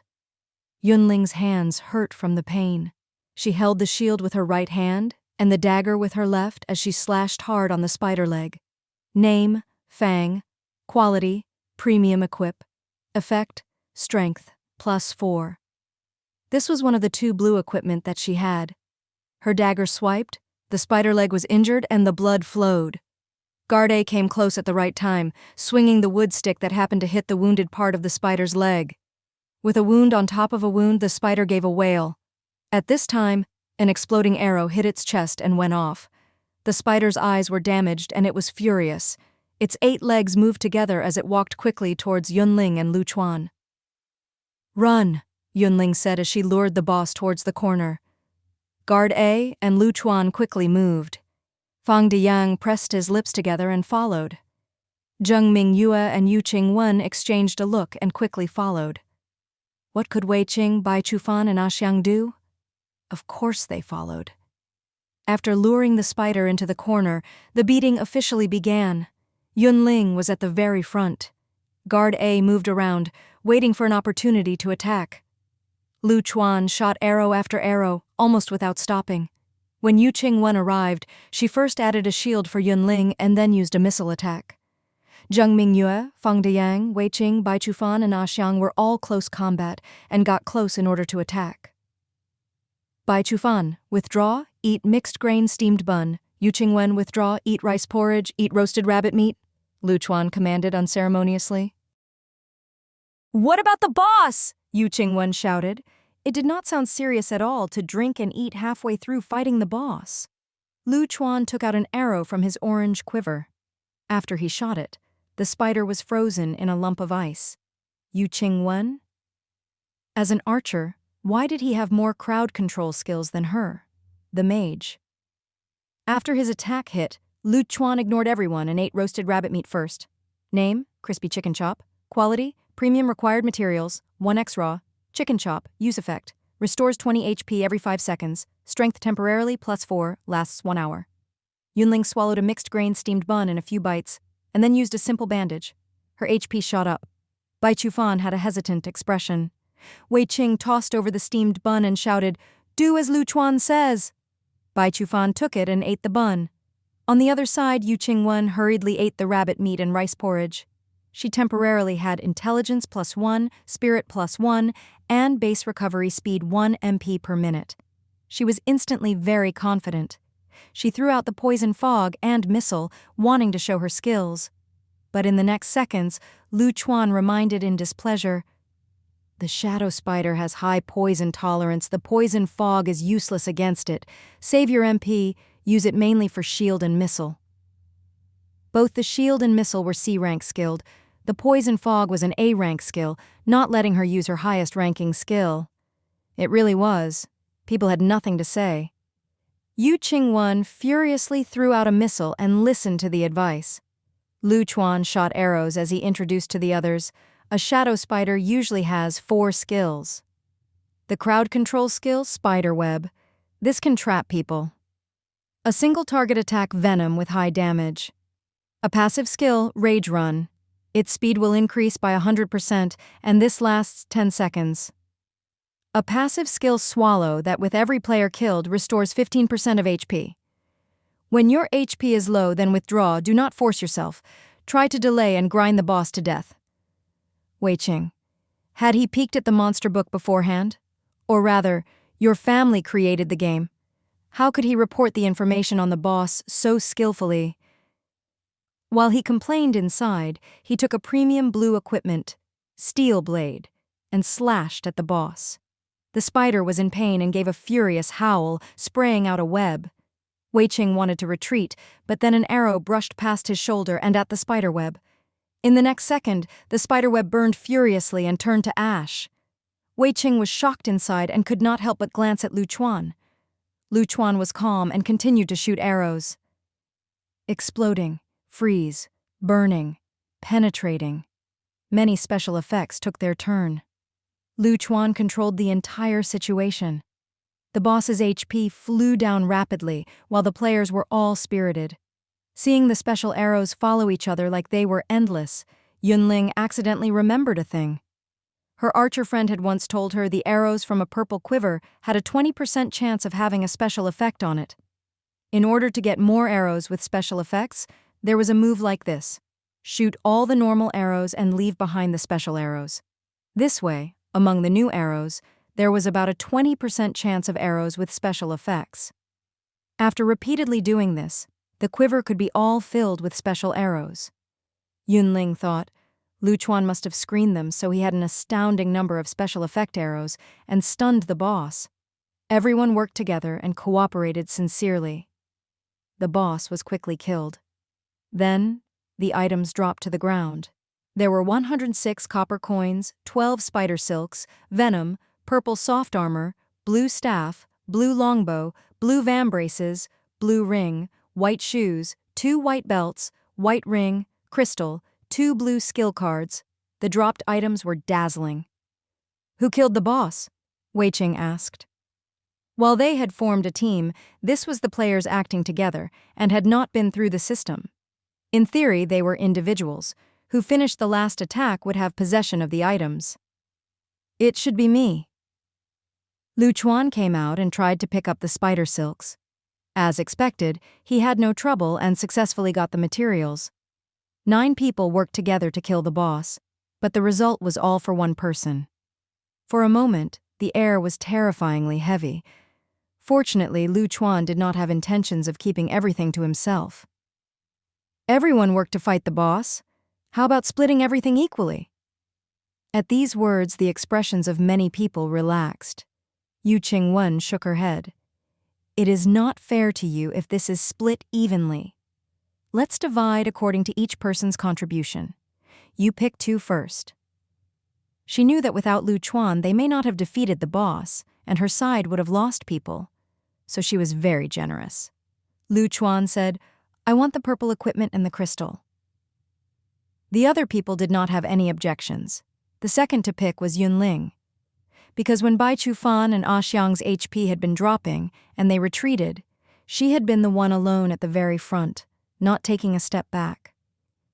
After a moment of thought, Yun Ling said, "I want the copper coins, the spider silk, and the venom." At this, everyone was shocked. Yun Ling asked for many things, but in reality they were all useless. Copper coins were important, but not just the boss would drop them. All monsters would drop coins. Spider silk was a material. Back when providing recovery items, they had agreed that Yun Ling could pick 20 items of the dropped materials. As to the venom, a portion could be applied to the dagger 3 times, increasing 5 points of offense, and this would last half an hour. The effects were not bad, but just so. It was a consumable and would be gone once used up. But equipment and skill cards could permanently increase a player's strength. Due to this, the teammates felt that Yun Ling was kind, but in reality, Yun Ling thought that she picked the items that were most practical to her at present, and the other things were not as important. For example, blue equipment. It was good, but it did not increase the attribute she needed. It was not as good as the white equipment she was wearing. Yu Qingwen, at her turn, said, "I want the staff." No one objected. Then each member got a piece of blue equipment or skill. Guard A, as a member of the team, got the blue vambraces. Wei Qing was unique and chose the white belt, the white ring, and the white boots. He said this, "At the start of the game, you cannot fill all 6 equipment slots. 1 blue equipment and 3 white are no different." The attributes of the 3 white equipment added together were better, and the enhancements more evenly spread. He would have a stronger ability to survive, and this was more suitable. X. Choosing blue equipment was more for the future. In the future, when equipment was upgraded, low-level white equipment had to be replaced, but blue equipment did not have to be. This would save a lot of effort. The items were divided up, and a white belt was left over. Urged on by Yu Qingwen, the equipment was given to Yun Ling as compensation. Yun Ling did not refuse. She would take what she was given. In any case, if she did not use it, in the future, she could give it to Guard B and Guard C. After fighting a monster together and peacefully splitting up the drop, the air was much more harmonious. Wei Qing was full of joy. "We are done fighting the monster and the carts are full. Let's return." Fang Diang said coldly, "I want to walk around and find my brother." Wei Qing stilled. "What if there are more monsters in the hypermarket?" "No," Yun Ling shook her head. "The bosses have strong territorial senses. In their territory, they will not allow monsters from other races to appear." Lu Chuan also said, "The boss is killed, the hypermarket is completely safe." "In any case, the return trip will be difficult, and we are not that desperate for time. How about helping him search?" Yu Qingwen suggested. The team agreed. Everyone started to move separately to search for Fang Delin. They quickly searched every corner of the hypermarket. Name, soft armor. Quality, rare equip effect, stamina, Sal 10. Special effect, 20% damage received. Name, enchantment crystal. Material use, can be used to enchant equipment. Lu Chuan muttered in his mind, using his intermediate enchantment skill. In the next moment, the crystal turned to powder and evenly spread on the soft armor. The system notified, enchantment success. "Do you wish to view new attributes?" Lu Chuan pressed yes. The panel showed, name, soft armor, enchanted. Quality, rare equip effect, stamina, +10, special effect, 20% damage received, enchantment effect, stamina, /5. Now, while it was still purple equipment in name, when worn, it could rival poor orange equipment. Lu Chuan examined it for a moment and then put it away with satisfaction. In reality, a successful enchantment was pure fluke. With elementary enchantment, there was an 80% chance of failure and 20% chance of enchantment success. With intermediate enchantment, there was a 50% chance of failure and 50% chance of enchantment success. Once there was a failure, the enchantment material, crystal, would be automatically destroyed. Once a piece of equipment failed to be enchanted 3 times, the equipment would automatically be destroyed. It was pretty good luck to have a successful enchantment the first time. Lu Chuan looked around, chose a direction, and strode away. Yun Ling was helping Fang Diyang search when a voice sounded behind her. "For you, Yun Ling." Lu Chuan threw the soft armor and she instinctively caught it. When she saw the equipment attributes, she was stunned. "Enchantment skill?" "Yes," Lu Chuan casually said, and then planned to leave. "Wait a moment." Yun Ling did not know whether to laugh or cry. "You do not have good defense equipment yet. Why give it to me?" "To repay the favor," Lu Chuan said earnestly. When had he owed her a favor? Hadn't they settled them? Yun Ling had a confused expression, but Lu Chuan looked at her and was puzzled. "Aren't you a beta survivor? Why do you not have even 1 orange equipment? You could choose 3 out of 4. What did you choose?" Yun Ling's expression changed. A long time later, she decided, and said honestly, "Lord Token, keep life survival skills, S-rank skill, heart of nature." Lu Chuan. "Lord Token? Yun Ling. Rising Cloud." Instantly, he realized. "You created Rising Cloud Camp?" "Yes," Yun Ling admitted. Seeing Lu Chuan so surprised, she was puzzled. "Even Wei Qing is suspicious. You did not suspect?" Lu Chuan said. "I only ever saw system camps and never player camps. Of course, I would not think about that." "You never saw a Lord Token before?" Yun Ling was more puzzled. "No," Lu Chuan answered. "I could choose 3 out of the 4 rewards for clearing. They were keep life skills levels, the S-rank skill Blood Sucking, the legendary orange equipment Dragon Quiver, and the legendary orange equipment Dragon Bone Bow. I had the intermediate enchantment and advanced BBQ skills. I had to choose the first one. For archers, blood sucking is necessary, so I had to choose it. The Dragon Bone Bow has a high basic damage, while the Dragon Quiver will automatically produce special effect arrows. I felt that the freeze, exploding, and penetrating arrows are beneficial for crowd control and are suitable for many situations, so I chose the quiver. So that was how it was. Thinking, Yun Ling asked, "You never suspected at all? While I want to conceal sometimes, I will slip up." Lu Chuan said, "For example?" Yun Ling said, "To create the camp buildings, I have an unusual preference for all kinds of materials." Lu Chuan said unconcernedly, "There are collection missions in the mission hall. Seeing you so keen on collecting materials, normal people will think that you are doing missions to earn copper coins. In the camp, I am the only one who can enter the warehouse. There are just a few who can enter the warehouse to start with, even more so in the starting stages of the game. You could be the only one to finish a special mission and be allowed in. This is very possible." As he spoke, Yun Ling found that she was not as suspicious as she assumed. "In my view, you just were lucky to finish a special mission. Due to this, you have special privileges in the camp," Lu Chuan calmly analyzed. "Wei Qing feels it strange more because we are beta players and have common knowledge of the game that other people do not know." "That is good." Yun Ling sighed in relief. After hearing Wei Qing ask, she almost thought that she had been exposed. Why hide it? Lu Chuan did not understand. "If people know who you are, you will not suffer any loss." Yun Ling was helpless. "There are limits to the buildings that the territory can unlock, but players have unlimited demands. During the beta, I frequently heard people nag, 'Why did the system camp not unlock this building? Why did it not unlock that one?' If people learn that I am the Lord, I cannot live a life. Players will suggest things that are not good for anybody but themselves and want the entire camp to work for them." Lu Chuan was speechless. He had heard of similar things. Some camps had high-level blacksmith shops, some camps provided high-quality defense items, some camps produced recovery items. The camps all had their pros and cons. A player had to choose where they wanted to live. The game clearly wanted players to make a choice. But some people would think that this place was not good and that place was not good. In the end, all the territories were trash and none of them good. Someone had joked, the territories that the game produced could not satisfy the players. It would be better for these people to create their own territories and satisfy their individual needs.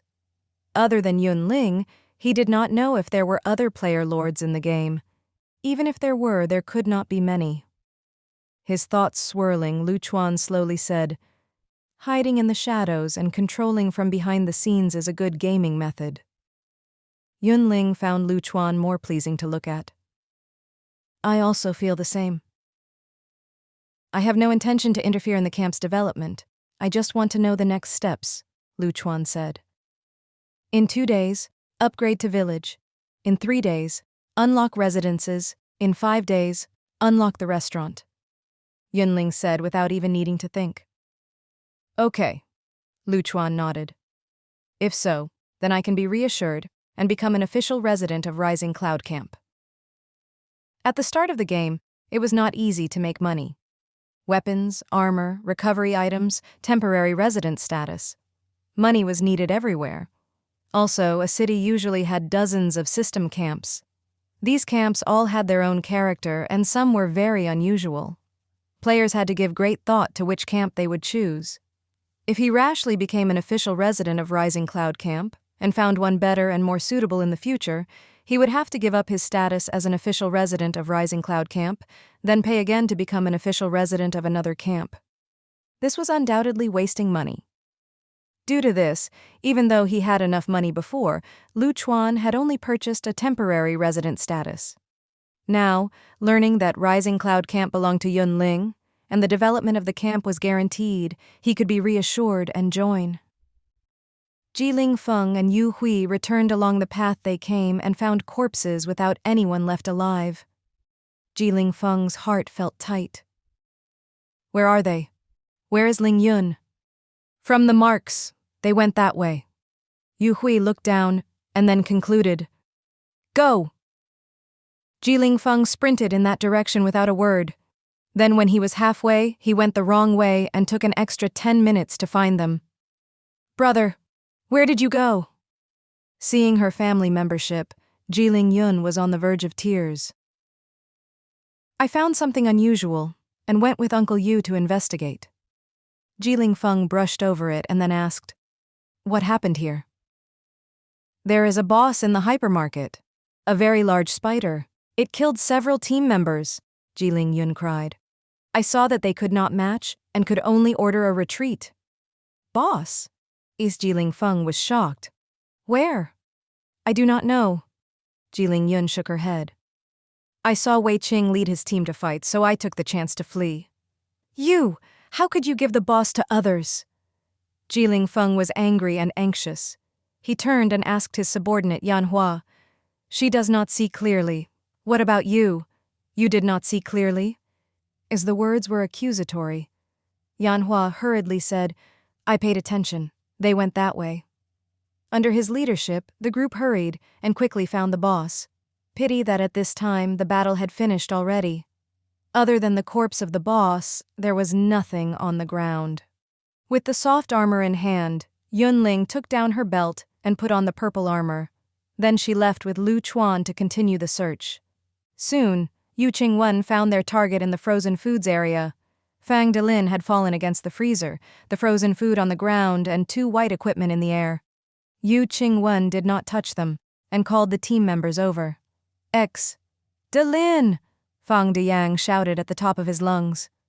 Wei Qing patted his shoulder as comfort. "Since we have found him, just let it go." The words were ugly to hear. All of them were living on a knife's edge. Who knew who would be next? Fang Diyang covered his face and cried, taking a while to calm down. He bore his grief and picked up the equipment. He left one for himself to use and gave the other to Yu Qingwen. Then he said in a hoarse voice, pretending to be strong, "I am fine. Let's return to camp."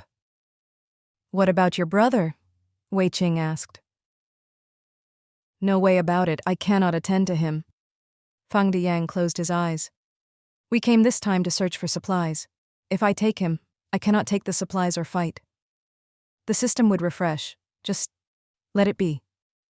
Then he lowered his head, tears in his eyes, and quickly walked away. Translator. Ramblings. I find Jiling Yun's reaction very understandable. Who wants to go fight a monster? Also, considering the number of stories where a character gets a game system transported to a game, maybe there should be classes on video games, just in case. Also, I think there is a proper term other than blood-sucking, but I have no idea what it is. The survivors met up. Jiling Feng had a dark expression and his voice was icy. I heard you took the boss away. Wei Qing had a friendly smile. Yes, when everyone was in danger, we stepped forward and lured away the boss. Before Jiling Feng could reply, he added, As help, we did what we should do. You are welcome. Jiling Feng was so depressed he wanted to spit blood. Had he come to give thanks? He clearly came to pick a quarrel. In more ugly words, Wei Qing and the others had stolen a boss. Also, the team had greatly been reduced, and the remaining people should be armed. That was, the average strength would not drop too much. But Wei Qing? He started with, We lured away the monster to save people, and, You do not need to thank us, in order to rationalize their actions. Since everyone is here, then let's go. His side had greatly reduced in number, but the other side was unscathed. It could be seen they were not soft. In the end, Jiling Feng did not attack just because he had more people. He had a dark expression and strode out without a word. The parking lot was half empty but had several cars. When passing by, someone's eyes lit up. I know how to lockpick. Why don't we drive cars? Everyone looked sideways and could not help but mutter inside. Before the game, what did this person do? He knew to lockpick? No, Yu Hui hurriedly stopped this. What? That person did not understand. We either are carrying many bags or pushing carts. How inconvenient. A car is different. We can throw the stuff in the trunk, push on the gas, and return in less than 20 minutes. Or maybe, not long after driving, we will be dead. Yu Hui's tone was aged. Back when guarding the hypermarket, I saw 7 or 8 teams drive away. Not long after they left, they were targeted by the monsters. In the end, they did not even get out of the car doors before they were killed. The worst case? A mammoth over 20 meters long charged and trampled the people and the car together. The surroundings were silent. The person who had wanted to unlock the cars felt a wave of cold. He said in a trembling voice, In other words, driving a car is too much noise. It will not help and cause the team to die. Yu Hui said, You can understand it like that. As he spoke, he thought, maybe it was part of the game settings. Players were not allowed to use modern equipment. At this, the person gave up on his idea. Then let's walk back. Then the group of people filed out and focused on traveling. The way back was much more difficult than when they had gone. Even though their strength had increased, even though they had recovery items, even though they were more cooperative, members still died. As it passed 1 in the afternoon, Jiling Feng's group finally reached Rising Cloud Camp. When they left, there had been 40 people. Halfway, 10 people had left the team. When they returned, there were only 19 left. After a simple talk, the members scattered to rest. On the way back, Ah Xiang had been careless, got surrounded by the monsters, and tragically died. Yu Qingwen was unspeakably irritated that her teammate had died in front of her. Adding on, they had fought too many times, exhaustion surged up, and she went to rest without saying more. The members bid farewell and all moved on their own. Yun Ling took guard A, and after a few steps, Wei Qing called to her. What is it?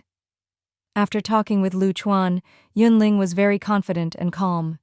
Wei Qing had an apologetic expression. When I mentioned the oddness previously, I was not demanding answers, I was just curious. If you are willing to answer, I am very happy. If not, I will not pursue it. If I offended you with my words, I apologize. Hearing this, Yun Ling looked with surprise at Wei Qing like she did not know this person. Wei Qing shrugged. Which high-level player in the game does not have their own secrets? The more unique you are, the more beyond the average you are. If you're willing to share, I am grateful. If you are not, there is nothing to blame. So, back then, he had just been asking casually? Yun Ling went into deep thought. I have said what I need to. I am going. Wei Qing waved his hand and left. Looking at his departing back, Yun Ling laughed. If every resident is like Wei Qing, it would not be a big deal to reveal my identity. After fighting so much, one would be very tired. Both Yun Ling and Guard A could not avoid getting stuck with negative statuses. Seeing the 3 agility and 2 strength, Yun Ling turned to go into the warehouse to rest. The window suddenly jumped out. NPC Peter is visiting. Will you hire them? NPC Amy is visiting. Will you hire them?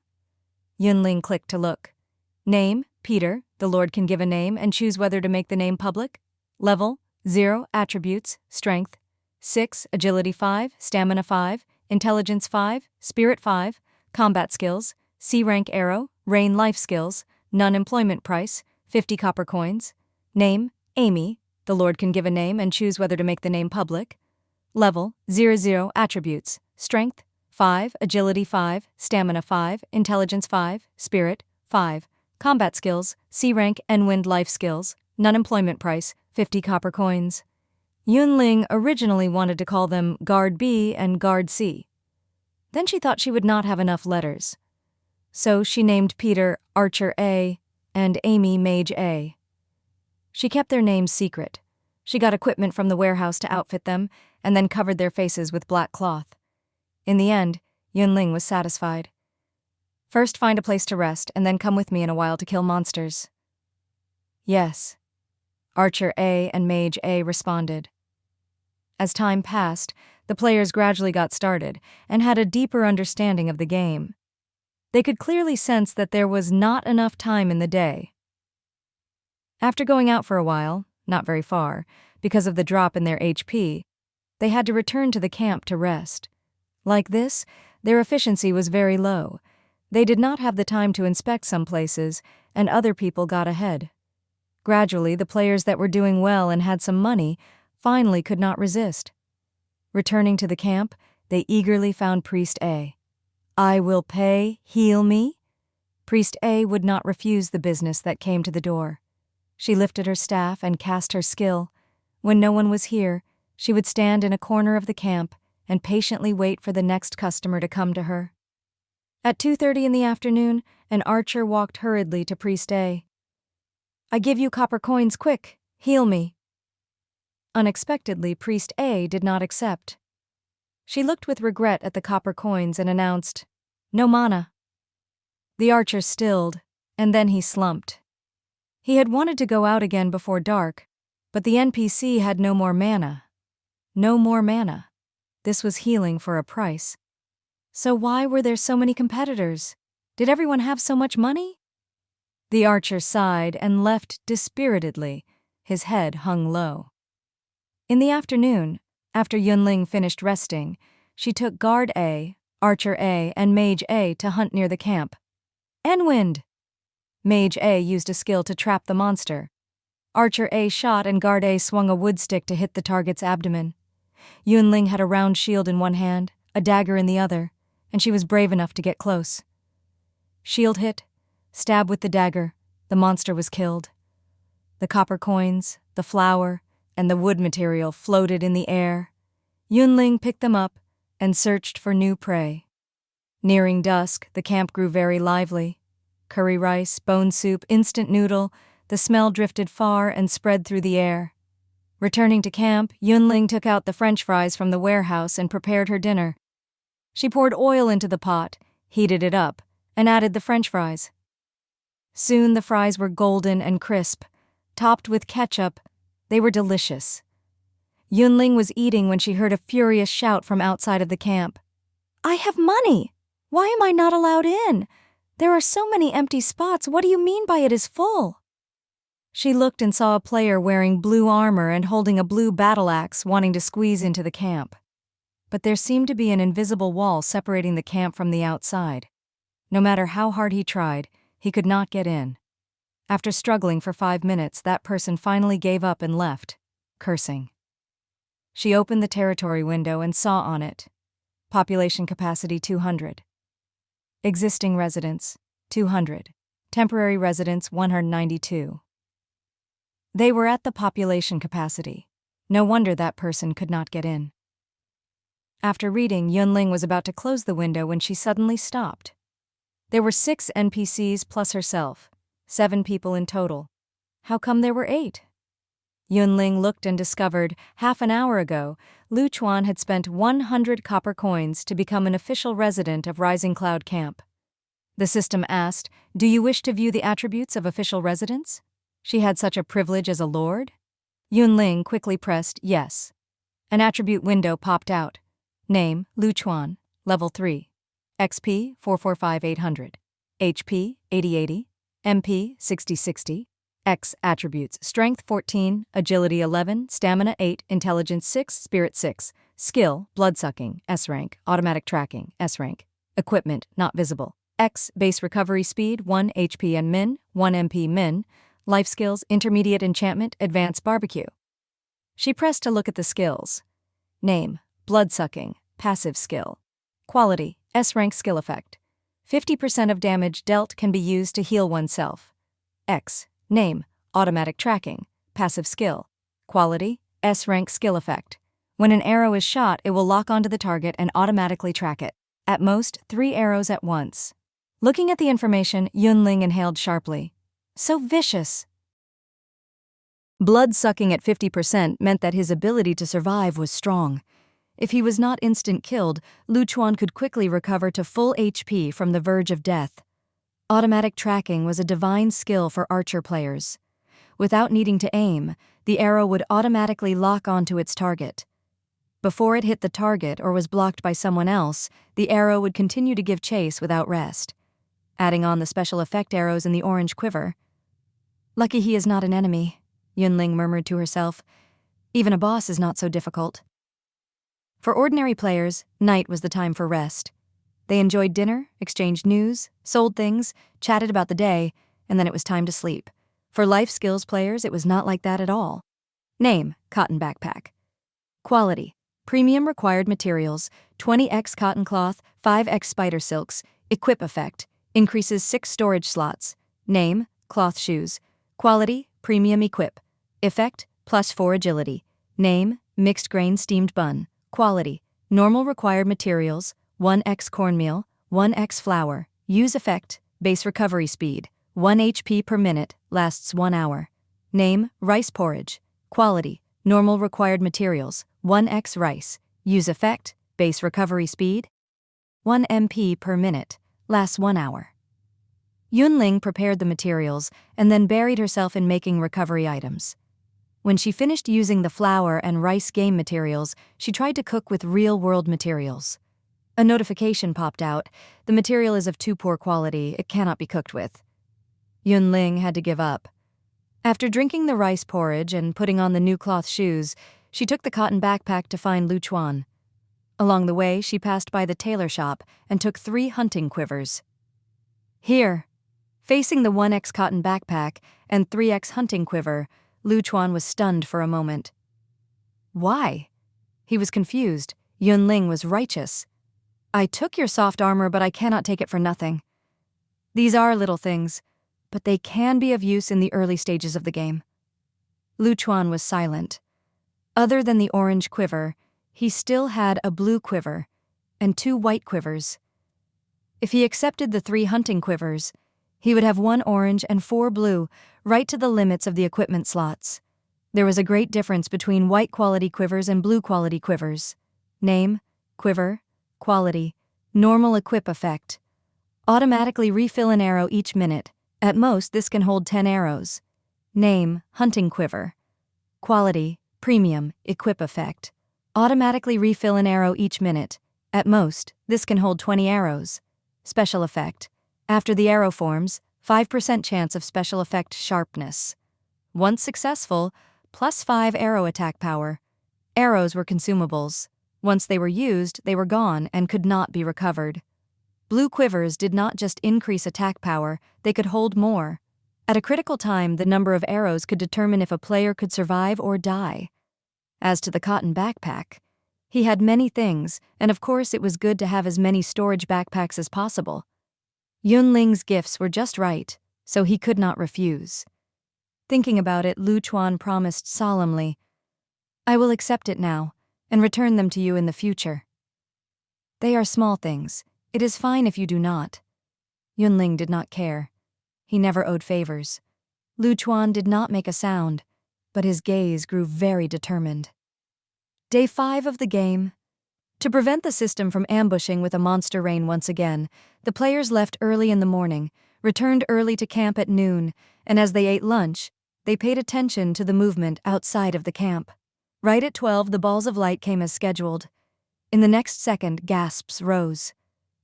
Damn it! My cell phone has no signal at all. Is communication dead? Is something wrong with my eyes? In the right corner, why are there words, Day 5, Calamity Day, 12 o'clock 23? I see it too. There is also a map icon in the bottom right corner. The places that I went to since the start of the game are here, and the places I have not gone are black. This is too smart. I can add friends. Does this mean that we can make teams in the future? Previously, when I went with my friends to explore together, the arrows of the archers kept flying at me. I was almost killed. In the ruckus, Yun Ling looked dazedly outside of the camp. When the balls of light fell into the rivers, immediately, some fat carps jumped out of the river. When the balls of light fell on the streets, patches of sisal quickly grew. Through the life skill elementary foraging, it was possible to get the linen cloth supplies. When the balls of light landed in the ruins, in the blink of an eye, patches of berries formed. The berries were sour and sweet, thin of skin, and very juicy. They could be eaten, and also used as cooking materials. In an instant, everything around them changed completely. The past familiar environment quickly left the people, and a new world quickly came. What is this? Fang Ya had been chased by a monster and just managed to escape from death. She was both hungry and thirsty. He even had the negative statuses, 2 agility, 1 strength. At this time, she found a patch of berries. She looked closely and then reached out. Maybe wild berries are edible? She pulled hard, but was not successful. So she looked at the dagger in her hand. Name: fine iron dagger. Quality: premium equip effect. Strength: 5. This was the only blue equipment she had, and the most valuable thing she possessed. Fang Ya gritted her teeth and used the dagger to cut at the branch. In the next moment, the berry fell. At the same time, the system notified, foraging success. You have obtained 1x berry. Fang Ya picked up the berry and tried to eat it. She found the berry was both sweet and sour and tasted very good. It quenched her thirst and filled her stomach. Fang Ya was overjoyed and used her dagger to cut off many branches. Foraging success. You have obtained 1x berry. Foraging success. You have obtained 1x berry. Foraging failure. You have not obtained any item. The system notifications continued to sound one after another. After many times, the notification finally changed. Congratulations, player, for foraging successfully 10 times. You have received 1 experience point. You have unlocked the life skill, elementary foraging. Elementary foraging. There was a 20% chance of foraging failure and 80% chance of success. Note: some high-level materials require life skills to reach a certain level to be eligible for collection. After enough rest, the negative statuses disappeared. Fang Ya had not just found food, and unexpectedly unlocked a life skill. She was very excited. Thinking about it, she took off her coat and gathered a bag of berries. She thought inside, when she returned to camp and sold the berries, she would have the money to stay overnight. In the afternoon, like usual, Yun Ling took Guard A, Archer A, and Mage A to go out. Unlike usual, after killing the black boar, she received this notification. Guard A has dealt 16 points of damage and completed 1 assist, receiving 1 experience point. It was the same with Archer A and Mage A. This is good. Fight monsters together, level up together, Yun Ling thought. After picking up the drop items, she led the NPC to attack the other 2 wild black boars. The sun was low in the sky, and Yun Ling returned to the camp in advance to make dinner. When she was busy, Lu Chuan came over and said in a low voice, I found a S-rank skill card, super fast recovery. After learning it, your base recovery speed will be 5 HP per minute. Yun Ling.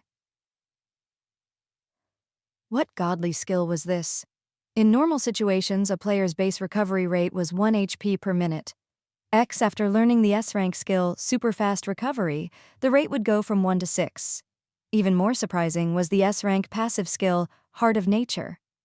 After learning it, her HP was 200 and the healing effect was doubled. In other words, when the two skills were added together, her final base recovery rate would be 12 HP per minute. What was this? Adding on equipment, her total HP would be 450. Even if she was on the verge of death, if she had half an hour, her HP would be full again. In daily fights against monsters, if she controlled her rhythm, she would not need to return to the camp to rest. Just the time spent searching for new targets on the road would be enough for her to return to her peak state. The more Yun Ling thought, the more excited she was. She asked, "Where? Is it far? How did you find it?" Lu Chuan told her, "About 40 minutes of travel from the camp. There is a boss guarding there and we need a team." Yun Ling glanced at the time. 16:35:40, we will not be able to get back before night comes. "You can decide whether to go now or tomorrow," Lu Chuan said. "The card landed in a remote place. I accidentally saw it when chasing a monster. I can't guarantee that no one else will find it."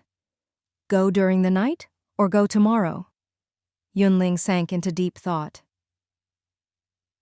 After a minute, she decided, "I am not waiting. Let's go now."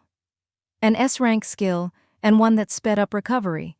The importance of this skill card to her spoke for itself.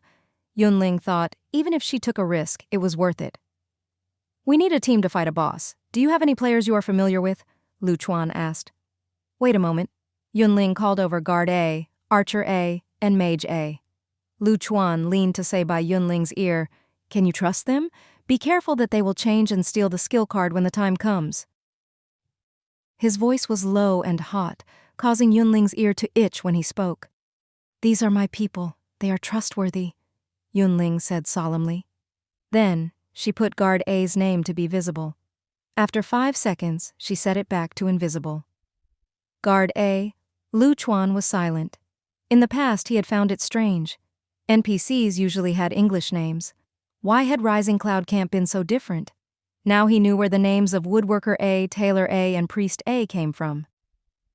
"I will carry the damage. You and the 3 of them attack. We have about enough people." Yun Ling said this, but just in case, she opened the window. Name, Jack. Level 0. Attributes, Strength 5, Agility 5, Stamina 5, Intelligence 5, Spirit 5, Combat Skills, C-Rank Healing Life Skills, Non-Employment Price, 50 copper coins. Name, Danny. X level, 0, Attributes, Strength 5, Agility 5, Stamina 7, Intelligence 5, Spirit 5. Combat Skills, C-Rank Damage Reduction. X Life Skills, Non-Employment Price, 50 copper coins. 2 NPCs had spawned today. One was a priest and the other a tank. She had thought that there was no need for them, so she had not spent money to hire them. Hearing that they needed a team to fight a boss, Yun Ling immediately hired Jack. Then she gave the name of Priest B, set the name to Invisible, and gave many white equipment to outfit the NPC. Her set of movements flowed. She was clearly very familiar. "Okay, let's go," Yun Ling announced. "Just you alone to take the damage?" Lu Chuan was worried. He knew that Yun Ling was a survivor of the beta and strong, but they were about to fight a boss, and it was close to night. There was nothing wrong in being careful. With Priest B to heal, 1 person is enough. Yun Ling had viewed Lu Chuan's attributes before, so she did not mind showing hers to him. X name, Yun Ling. Level 2. HP 450, 200 as skill bonus. X MP 60. Attributes, Strength 3, 6, Agility 4, 1, Stamina 10, 15, Intelligence 6, Spirit 6. Note, equipment bonuses are in parentheses. X, Skill, Heart of Nature, S rank, Thorn Sting, S rank, Base Recovery Speed, 2 HP at min, 1 MP shmin. Life Skills, Intermediate Fishing, Intermediate Gathering, Advanced Sewing, Advanced Cooking. The maximum HP of 450 stunned Lu Chuan. Now, he finally understood where Yun Ling's confidence came from. A maximum HP of 450, the special effect of the soft armor, 20% damage received, and the S-ranked skill Thorn Sting that reflected 50% of damage. To be honest, Yun Ling alone could be 2 tanks or even 3. As he was thinking, Yun Ling opened her backpack, showing NX rice porridge, NX mixed grain steamed buns, NX simple bandages, and NX high-quality bandages. Seeing the backpack so full, Lu Chuan was speechless for a long time. If there was no payment channel in Apocalypse Calamity, he would almost think that Yun Ling was a money player. Translator ramblings. Not sure how cell phones are running with no electricity. An abandoned factory. A team of 3 was hiding behind the door, holding their breath, not daring to breathe. Outside the door, the sound of footsteps gradually faded. The 3 were relieved and collapsed to the ground. "Old Black, what kind of place did you find? Why is there a boss here?" Of the 3, the tallest youth cursed. The middle-aged man called Old Black had a black expression and tried to defend. "I have never come in here before. How would I know what it is like in the factory?" After a pause, his tone was discontent. "In the past, I said that I found a good leveling spot. After killing the monsters, I leveled up, and there was a chance of meat in the drops. Did you not praise me and say that I found a good place? Now we are trapped in the factory, and it is now all my fault." "Okay, let's speak less." The 3rd teammate was a young person, thin and short. He was frowning deeply. "Right now, it is most important to find a way out. It is almost dark, and the outside is not safe. We need to return to camp as soon as possible." The tall youth was very irritated. "You think I do not know we need to return to camp? The problem is, how do we leave safely? There are 17 wild black boars outside, 1 boss, and 16 normal. We can just walk out?" They had entered easily and thought they had gotten a good benefit. Who knew the wild black boars had been resting in another place? There had been no monsters by the door, so they were able to get in. When they discovered there were many monsters and a boss in the factory, their side was already at a disadvantage. Their retreat path was blocked by the boars, and they could not leave even if they wanted to. The middle-aged man ground his teeth. "We will die anyways. How about we rush and try to see how many make it out?" Since the game started, every day, familiar faces had disappeared. The 3 of them were only a temporary team and had no friendship to speak of. In the face of a great calamity, of course they would each find their own way. The tall youth wanted to say something, but with a loud boom, a giant hole appeared in the wall. The boss appeared majestically in front of the players with its other boar fellows. The tall youth immediately paled. His lips trembled, his entire body trembled, and he was unable to make a sound. Several minutes later, the 3 players fell to the ground, dead. A skill card and 2 pieces of equipment floated in the air with a white glow. "I have advanced barbecue skill, so I will consciously choose places with beast monsters to hunt." On the way, Lu Chuan chatted casually. "In the afternoon, I found a wild black boar herd, killed 5, and the other 2 ran to an abandoned factory. When I followed in, not long after, I saw the S-rank skill card. The cards from the start of the game can only be learned and not taken away. If I cleaned out all the monsters, other people may have gotten it first. So I did nothing, and just went straight back to camp to notify you. Like this, if other players wanted to get the S-rank card first, it would not be so simple." "Very good," Yun Ling could not help but praise. Everyone wanted good skills. As to whether they could get them, it depended on each person's ability. If like this, someone else got there first, she had nothing to say. Both of them were veterans and familiar with the habits of the monsters. They avoided monsters when they could, and moved toward the abandoned factory as fast as they could. In less than 40 minutes, the group of 6 reached their destination. After entering the factory, the first thing Yun Ling did was to lock the doors. As she locked the doors, she said to Lu Chuan, "To avoid the boss escaping and other people accidentally entering, we need to block all the exits." Lu Chuan had no objections. The bosses all had strong territorial senses, and in their territory they would not allow monsters from other races. But that did not mean the boss was always alone. Sometimes monsters from the same race would appear beside the boss as helpers and protect the boss. In a situation like this, it was much harder than usual to kill the boss. Lu Chuan and Yun Ling had added each other as friends before departing and made a team so they exempted each other from harm. Standing in the corner, they discussed in low voices. "Kill the normal monsters first," Lu Chuan said. "The best case would be all normal monsters are dead. Then we can rest, recover to our best state, and then attack the boss together." Yun Ling nodded in agreement. "I think the same." While this would take longer, this was the safest way. In a real-life game, there was only one life. Nothing was more important than life. As they spoke, 3 wild black boars found them and came running. "Enwind." Mei Jie tied up one of the boars. Lu Chuan pulled out a freezing arrow and hit the one on the right.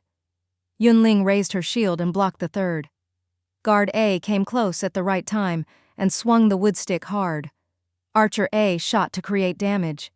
Priest A was standing by, prepared to cast healing at any moment.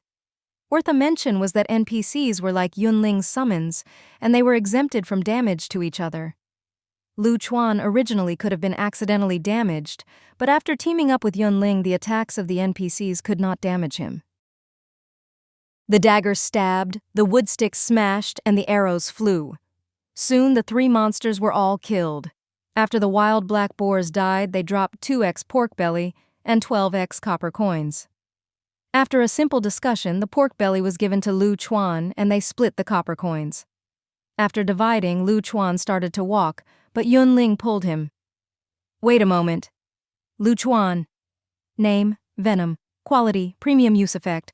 A portion can be applied to the dagger 3 times, increasing 5 points of offense, lasts half an hour. 3-3. This was the item obtained from killing the shadow spider last time. Yun Ling took out the venom and carefully brushed it on the blade of the dagger. After a while, the dagger started to glow with blue light and increased greatly in attack power. For the venom, 3-3 became 2-3. This meant it could be applied 2 more times. "Okay, let's go." Yun Ling put the item away and walked at the front to explore the way. The abandoned factory took up a large area, and there were many rooms. After searching for a long time, they did not find a new target, but they coincidentally found a skill card. Name, Meditation, Passive Skill. Quality, B-rank skill effect. Spirit, +2, base recovery speed, +1 MP min. Yun Ling had Mei Jie take it and learn it.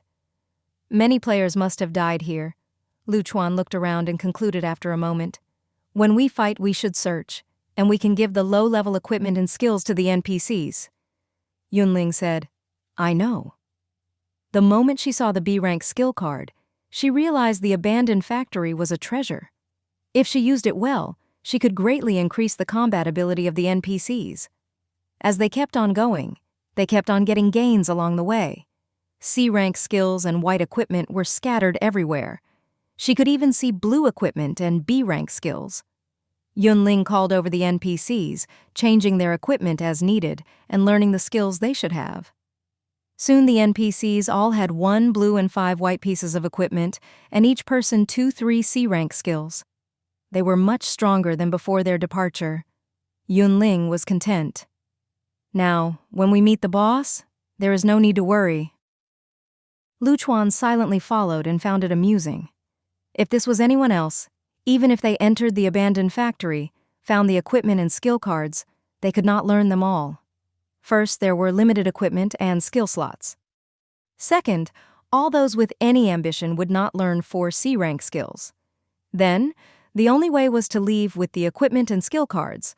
The card from drops after a player's death could be taken away and sold to others. While that could make a fortune, it was of limited help to increasing one's own strength. But Yun Ling?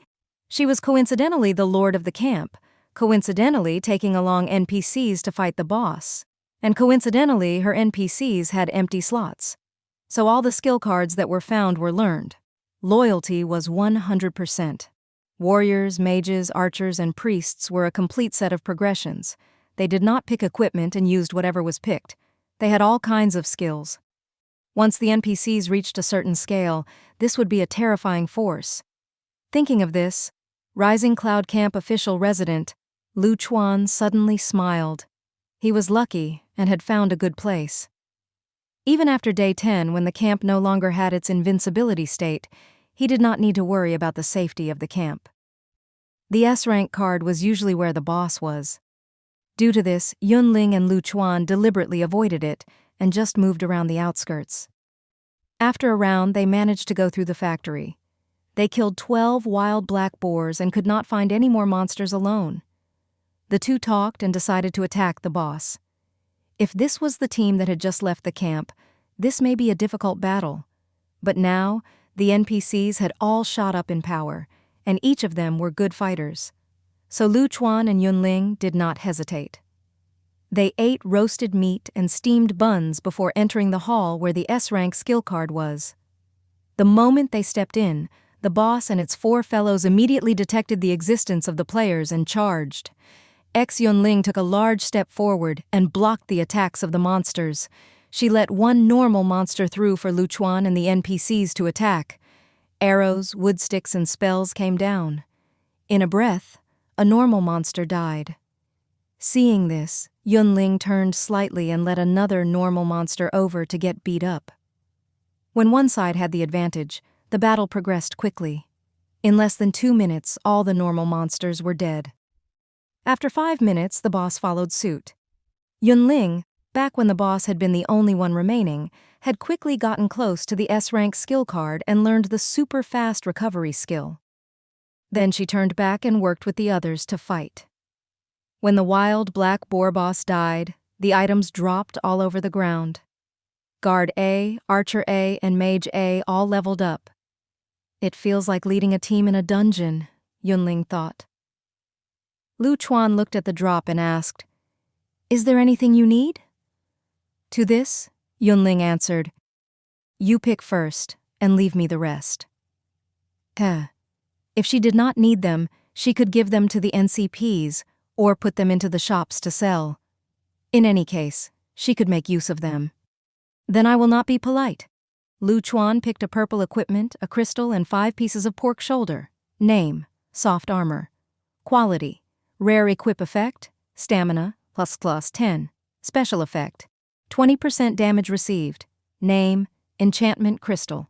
Material, use, can be used to enchant equipment, the same attributes as the one he gave Yun Ling before. Enchant, Lu Chuan said silently. In the next moment, the crystal turned to powder and evenly spread on the soft armor. Just as it was about to succeed, the soft armor flashed with purple light as though it was resisting. Then the powder disappeared into the air. The system notified. Enchantment failure. Lu Chuan. Yun Ling handed over the other crystal. There are 2 crystals. Take this. Then what about you? Lu Chuan asked. The boss had dropped 2 crystals and 2 purple equipment. He had wanted to split equally, but the enchantment had failed. Yun Ling assid, "I do not know enchantment, so I have no use for the crystal." "I can help you enchant," Lu Chuan said. "After the purple shield is enchanted, you will have higher survivability." Yun Ling said, "You should increase your own survivability first.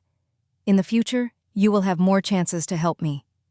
Hearing this, Lu Chuan stopped refusing. He took the crystal and used enchantment again. The system notified, enchantment success. Name, soft armor, enchanted. Quality, rare equip effect, stamina, +10, special effect, 20% damage received, enchantment effect, strength, +5. For an archer, the attributes were just right.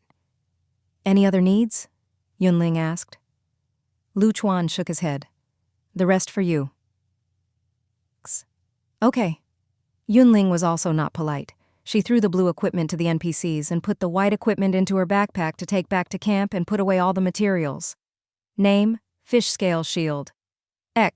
Quality, rare equip effect, stamina, +10. Special effect, 20% damage received. The 20% damage received would decrease the amount of damage reflected. But for a team, the more a tank could take, the better. She could rely on her teammates for damage. Yun Ling replaced the round shield. Now her max HP was 550, and her base recovery speed was +12 HP min. Looking at the attribute window, Yun Ling was full of spirit. Now I am a blood tank. Night came. The surroundings were terrifyingly dark. Yun Ling took out a torch from her backpack and lit it. Instantly the surroundings grew bright. "Let's go back to camp," she said. The night was quiet and people rarely came out at this time. But the monsters were more active and the streets and alleys were lively. On the way back, even though they tried to avoid, they still fought numerous times. Yun Ling could not help but mutter, "Stop coming, my backpack cannot fit all this." An hour later, the group of 6 successfully returned to camp. "Next time there is a chance, let's work together." Yun Ling waved in farewell. "Yes." Lu Chuan responded softly. If this was anyone else, after the first enchantment failed, they would not give the second enchantment crystal to him. No matter what, Yun Ling appeared to be the best partner. "Let's go." Yun Ling left with the NPCs. It was late, but there were many things to do. First was to go into the warehouse and unload the supplies. Then she had to go to the mission hall and reset the missions. She saw the linen cloth, wood, and silk thread missions were all fully completed. The cotton cloth, canvas, spider silk, willow wood, cornmeal, flour, and rice missions were completed 13 times. She would never object to more materials. Even if she could not use them now, she could hoard it, since the warehouse could hold it. As Yun Ling thought this, she set the upper limit of the collection missions to 30 times.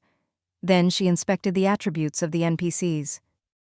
Yun Ling found to her surprise that Priest A, left in the camp, had 23 to 100 XP. The NPC had not even taken a step out, nor killed a monster. Where did they get their experience points? As she was thinking this, a person stumbled into the camp and hurriedly came in front of Priest A, asking for healing. After taking 3 copper coins, Priest A cast the skill. The person saw the wounds quickly heal and slowly exhaled. Priest A's experience turned from 23,100 to 25,100. It was possible to get experience points and level up without killing monsters?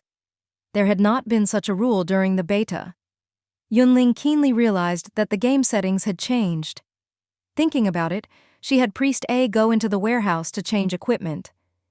After changing everything, Priest A's attributes rose greatly. Each time the skill was used, the healing effect would be better. "Priest B, you will stay in the camp as well and provide paid healing for the residents," Yun Ling decided after thinking for a moment. "Yes, Lord," Priest B said respectfully. The black cloth was taken off, and the name was set to be visible. Priest B openly walked to the center of the camp and kept Priest A company. In the end, she viewed the territory attributes. The tailor shop and woodworking workshop were booming, and notifications constantly came in. "The tailor shop has sold 1x cloth shoes. Congratulations, you have received 100 copper coins." "The woodworking workshop has sold 1x wood stick. Congratulations, you have received 100 copper coins." "The tailor shop has sold 1x simple bandage. Congratulations, you have received 50 copper coins." Each shop had a steady daily income of over 500 copper coins. Adding on the overnight fees the temporary residents paid to stay, the healing fees that Priest A charged, and the taxes that players paid when making transactions, the camp made 2,000 copper coins each day, and her savings had unconsciously grown. After finishing with the matters, Yun Ling originally wanted to return to rest. But thinking of the system notification that she received the first time she made simple bandages, she suddenly had an idea and changed her mind. Time slowly passed. When the words on the right top corner became Day 6, Calamity Day 0.1, the window automatically appeared. 1. Unlock 4 different buildings. Completed. 2. For 3 consecutive days have over 120 temporary residents. Completed. 3. For 3 consecutive days the daily territory income surpasses 1,500 copper coins. Completed. All conditions are met. Will you pay 5,000 copper coins to upgrade the territory to a village? Yun Ling pressed yes. Then many system notifications appeared. Upgrade success. Territory area has expanded. Congratulations, Rising Cloud Camp. For being the first to become a village, the Lord is rewarded 500 experience points. The Lord is rewarded 1,000 copper coins. Congratulations, player, for leveling up. Congratulations, player, for leveling up. You have received 6 free attribute points to be allocated at will. Congratulations. Rising Cloud Camp, for being the first to become a village. Unlockable buildings. Sulcus 1. Congratulations. Rising Cloud Camp, for being the first to become a village. Resident buff +1. Please select 2 of the following 4 options as the reward. All official residents can enjoy the buff status. 1. HP +50. 2. Base recovery speed +1 HP/min. 3. Leveling speed 1.1 times. 4. Life skill leveling 1.1 times. Yun Ling. Cow. Only children would make choices. Adults wanted everything, but the stupid system only allowed 2 out of 4. Considering that in the early stages of the game, the players were weak in survival, Yun Ling closed her eyes in pain and helplessly chose 1 and 2. The rewarded experience was so rich that Yun Ling went up 2 levels. As to the attribute points after leveling up, she put them all on stamina. After the leveling up, her attribute became Name Yun Ling, level 4 HP 660/660, MP 60/60. Attributes: Strength 3 +6, Agility 4 +I4, Stamina 16 +25, Intelligence 6, Spirit 6. Note: equipment bonuses are in parentheses. Skill: Heart of Nature, S rank. Thorn Sting, S rank. Superfast Recovery, S rank. Base recovery speed: 14 HP/min, 1 MP/min. She had powerful attributes. Yun Ling was comforted. One day, the dream of recovery being faster than HP drops may become reality. After doing all this, she opened the Territory attribute window. Territory name: Rising Cloud. Level: Village. There are 4 levels: Campsite, Village, Town, City. Tax: 5%. 0 100%. The Lord has the power to adjust it independently. Population capacity 1,000. Existing residents 200. Unlockable buildings 7. Existing buildings 4. Existing building detail: Warehouse, level 1. 200 square meters in area, can store various resources and extend date of use for food. Note: the Lord can set an access list and allow specific people to use it. X Mission Hall, level 1. Can issue missions, attract and recruit NPC talents. Woodworking Workshop, level 1. Can create simple weapons, provide wood household items. Tailor Shop, level 1. Can make clothes and armor. Population capacity now 1,000? This is good, more players can stay here, Yun Ling thought. The first to upgrade to a village, unlockable building +1, still only 7 unlockable slots, it really is. When she read more, she was speechless. Yun Ling shook her head and found the buildings waiting to be unlocked. She first chose to unlock the residences. Residence, level 1. Simple wood house for players to live in. Requires 100 copper coins to build one. A village can create at most 200. Yun Ling first chose to build 10 without a word. Copper coins, 1000x. The 10 wood houses came out of the ground and were quickly built. Yun Ling chose one of them as her residence and then packed up to move in during the night. The wood house was not large, about 20 square meters. With a wood bed, a table, a chair, and then a cupboard, the house was basically filled. But even so, a residence was a very important structure. After buying a residence, the wood house would become the player's personal property. If other people wanted to visit, they could only enter with the owner's permission. Also, in a time of trouble, food and equipment were eye-catching. If one showed wealth, they may be targeted by others. Hidden in the wood room, no one would know. At the end, residences could give players the feeling of safety and privacy. This was something no other building could provide. Entering the new house, Yun Ling put the bedding on the floor and fell asleep when she laid down. Chat's name: Wood House. Use effect: after purchasing, the player will possess 20 square meters of private space. No one is allowed to enter without permission. Price: 500 copper coins. Note: special equipment. Each official residence may only purchase 1. This morning, Yu Qingwen woke up early, wanting to go to the tailor shop to buy high-quality bandages ahead of the rest. Right now, the players in Rising Cloud territory were polarized. The ones not well off were worried each day for the 5 copper coins each night. They did not know when their next meal was, and sometimes starved. The ones doing better waited at the tailor shop each day to buy simple bandages and high-quality bandages, fearing other people would buy them. Yu Ching-won frequently led teams out on expeditions. She thought she had to hoard recovery items like the simple bandages and high-quality bandages. Because of this, she woke up early, preparing to go into the shop to buy before everyone woke up. But before she reached the tailor shop, she glanced unconsciously at the wood houses on the way there. Tss. She thought inside, there were no wood houses here yesterday night. When had they been built? What was the use in the newly created buildings? Yu Ching-won swore she'd just casually check out of curiosity. But after reading the building explanation, she was struck by lightning. Yu Ching-won did not care about the bandages, turning to run and shouting, "Ming Yue, take out your secret money you stole away! Let's buy a house!" There were many limitations to buying a wood house. First, one had to be an official resident. Second, they had to have 500 copper coins. The two conditions stopped most players. But no matter the time or place, some people would always be doing well. Before 7 o'clock, 4 out of the 10 wood houses were sold, and only 5 were left. In the morning, Yun Ling made a rare sleep-in. When she woke up, she saw the system notification. Rising Cloud Territory has sold 1x wood house. Congratulations, you have received 500 copper coins. There were 4 of these messages. This meant that she had 2,000 copper coins coming in. Yun Ling was very happy and immediately used the income to build 20 wood houses. After doing this, she yawned and got up, officially starting her new day.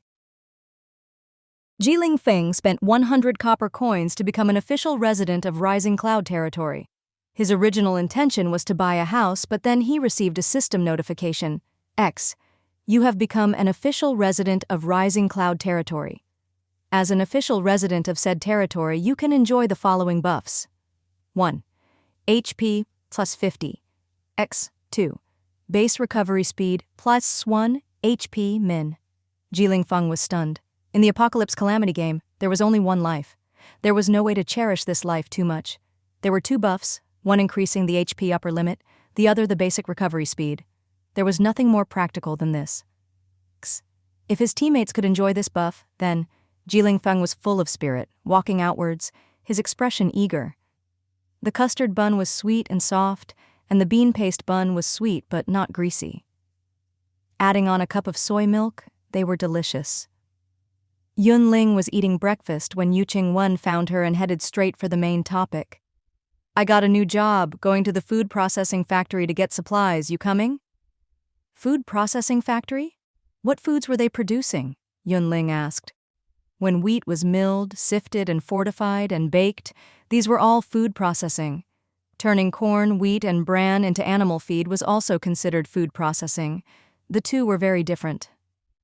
Yu Ching-won answered, "This time the employer is the boss of a food processing plant. Supposedly, they are involved in canned meat, canned fruit, ham, and grain processing." "Where? Is it far?" Yun Ling asked. Yu Ching-won gave an address. Yun Ling shook her head at hearing this. "Too far." "Okay." Yu Ching-won had felt that the job was good, so she came to tell Yun Ling. Seeing that Yun Ling was not willing, she did not force it, and left with a farewell. Watching Yu Ching-won leave, Yun Ling bit into the custard bun and sank into deep thought. There were 2 main expenditures in hiring NPCs. First, she had to pay a certain amount of copper coins to hire them. Second, after hiring them, she had to provide 2 meals a day. Then the NPCs would be loyal to her and serve her.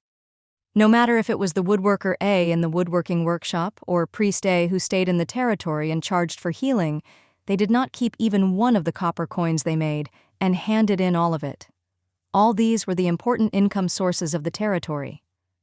There are several hundred bags of rice and flour in the warehouse, enough to eat for a long time, Yun Ling thought. Right now, it is most important to save more money and create residences. Also, it will take a lot of copper coins to upgrade the level 1 buildings to level 2. With the warehouse as the example, to upgrade from level 1 to level 2, she needed to pay 1,000 copper coins. 1,000 copper coins. Just thinking about it, her heart hurt and she could not breathe. After finishing the custard bun in a bite, Yun Ling decided to not run around anymore. She would lead the NPCs to fight monsters and level up nearby, get drops, and get money. At 8 o'clock, Yun Ling took Guard A, Archer A, and Mage A to depart.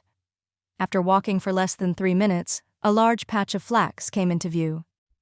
A bit further, there was a patch of cotton in view. Then there was a field of wheat. The golden wheat ears swayed in the wind, waiting for players to come harvest. Collect 10 flax to trade for a piece of linen cloth. Collect 10 cotton to trade for a piece of cotton cloth. Collection 10, wheat to trade for a portion of flour. Leveling up? For what? Gathering, hoarding, and creating items were so fun. Yun, life player. Ling strode towards the supplies without a word. Rising Cloud Village. Most of the players were out during the day, and only the old and weak were left in the territory. Shu Xin carried a plastic bucket, walking step by step to the nearby river. Put down the bucket, fill with water. When it was full, she walked laboriously back with the water.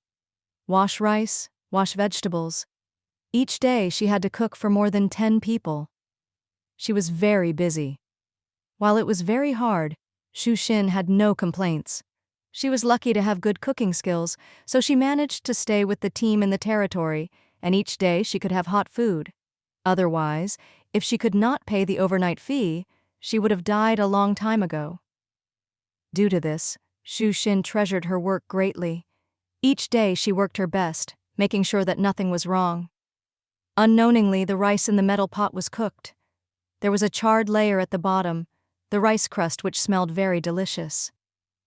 Once I cooked the pork belly from yesterday, the food is about done, Shu Xin said as she poured oil into the pot and prepared to cook the meat.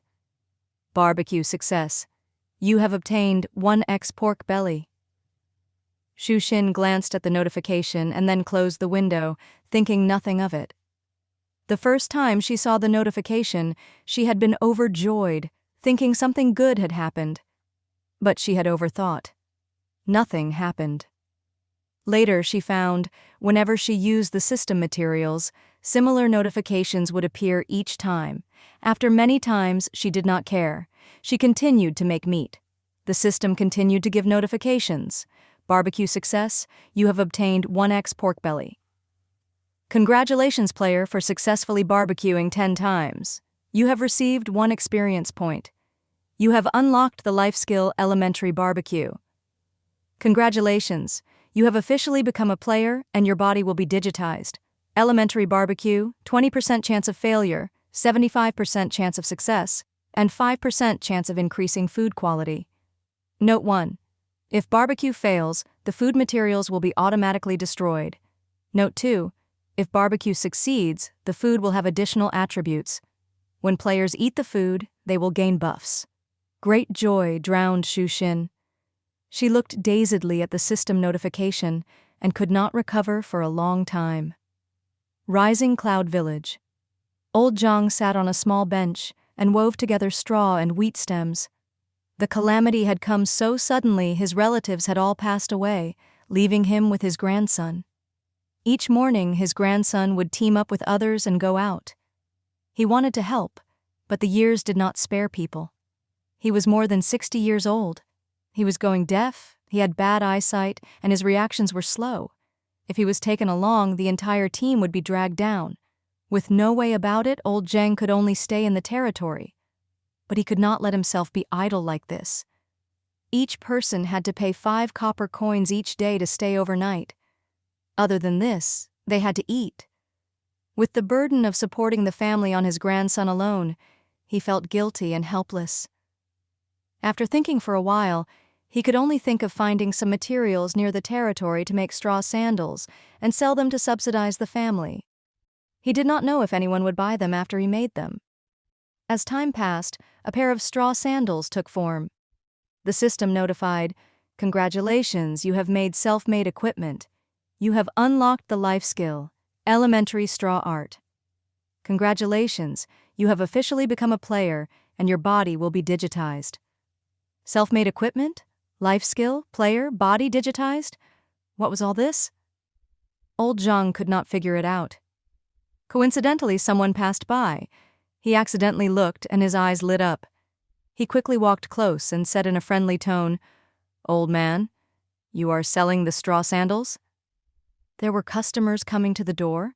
Old Zhang said firmly, "Yes, as long as the price is right." The right price?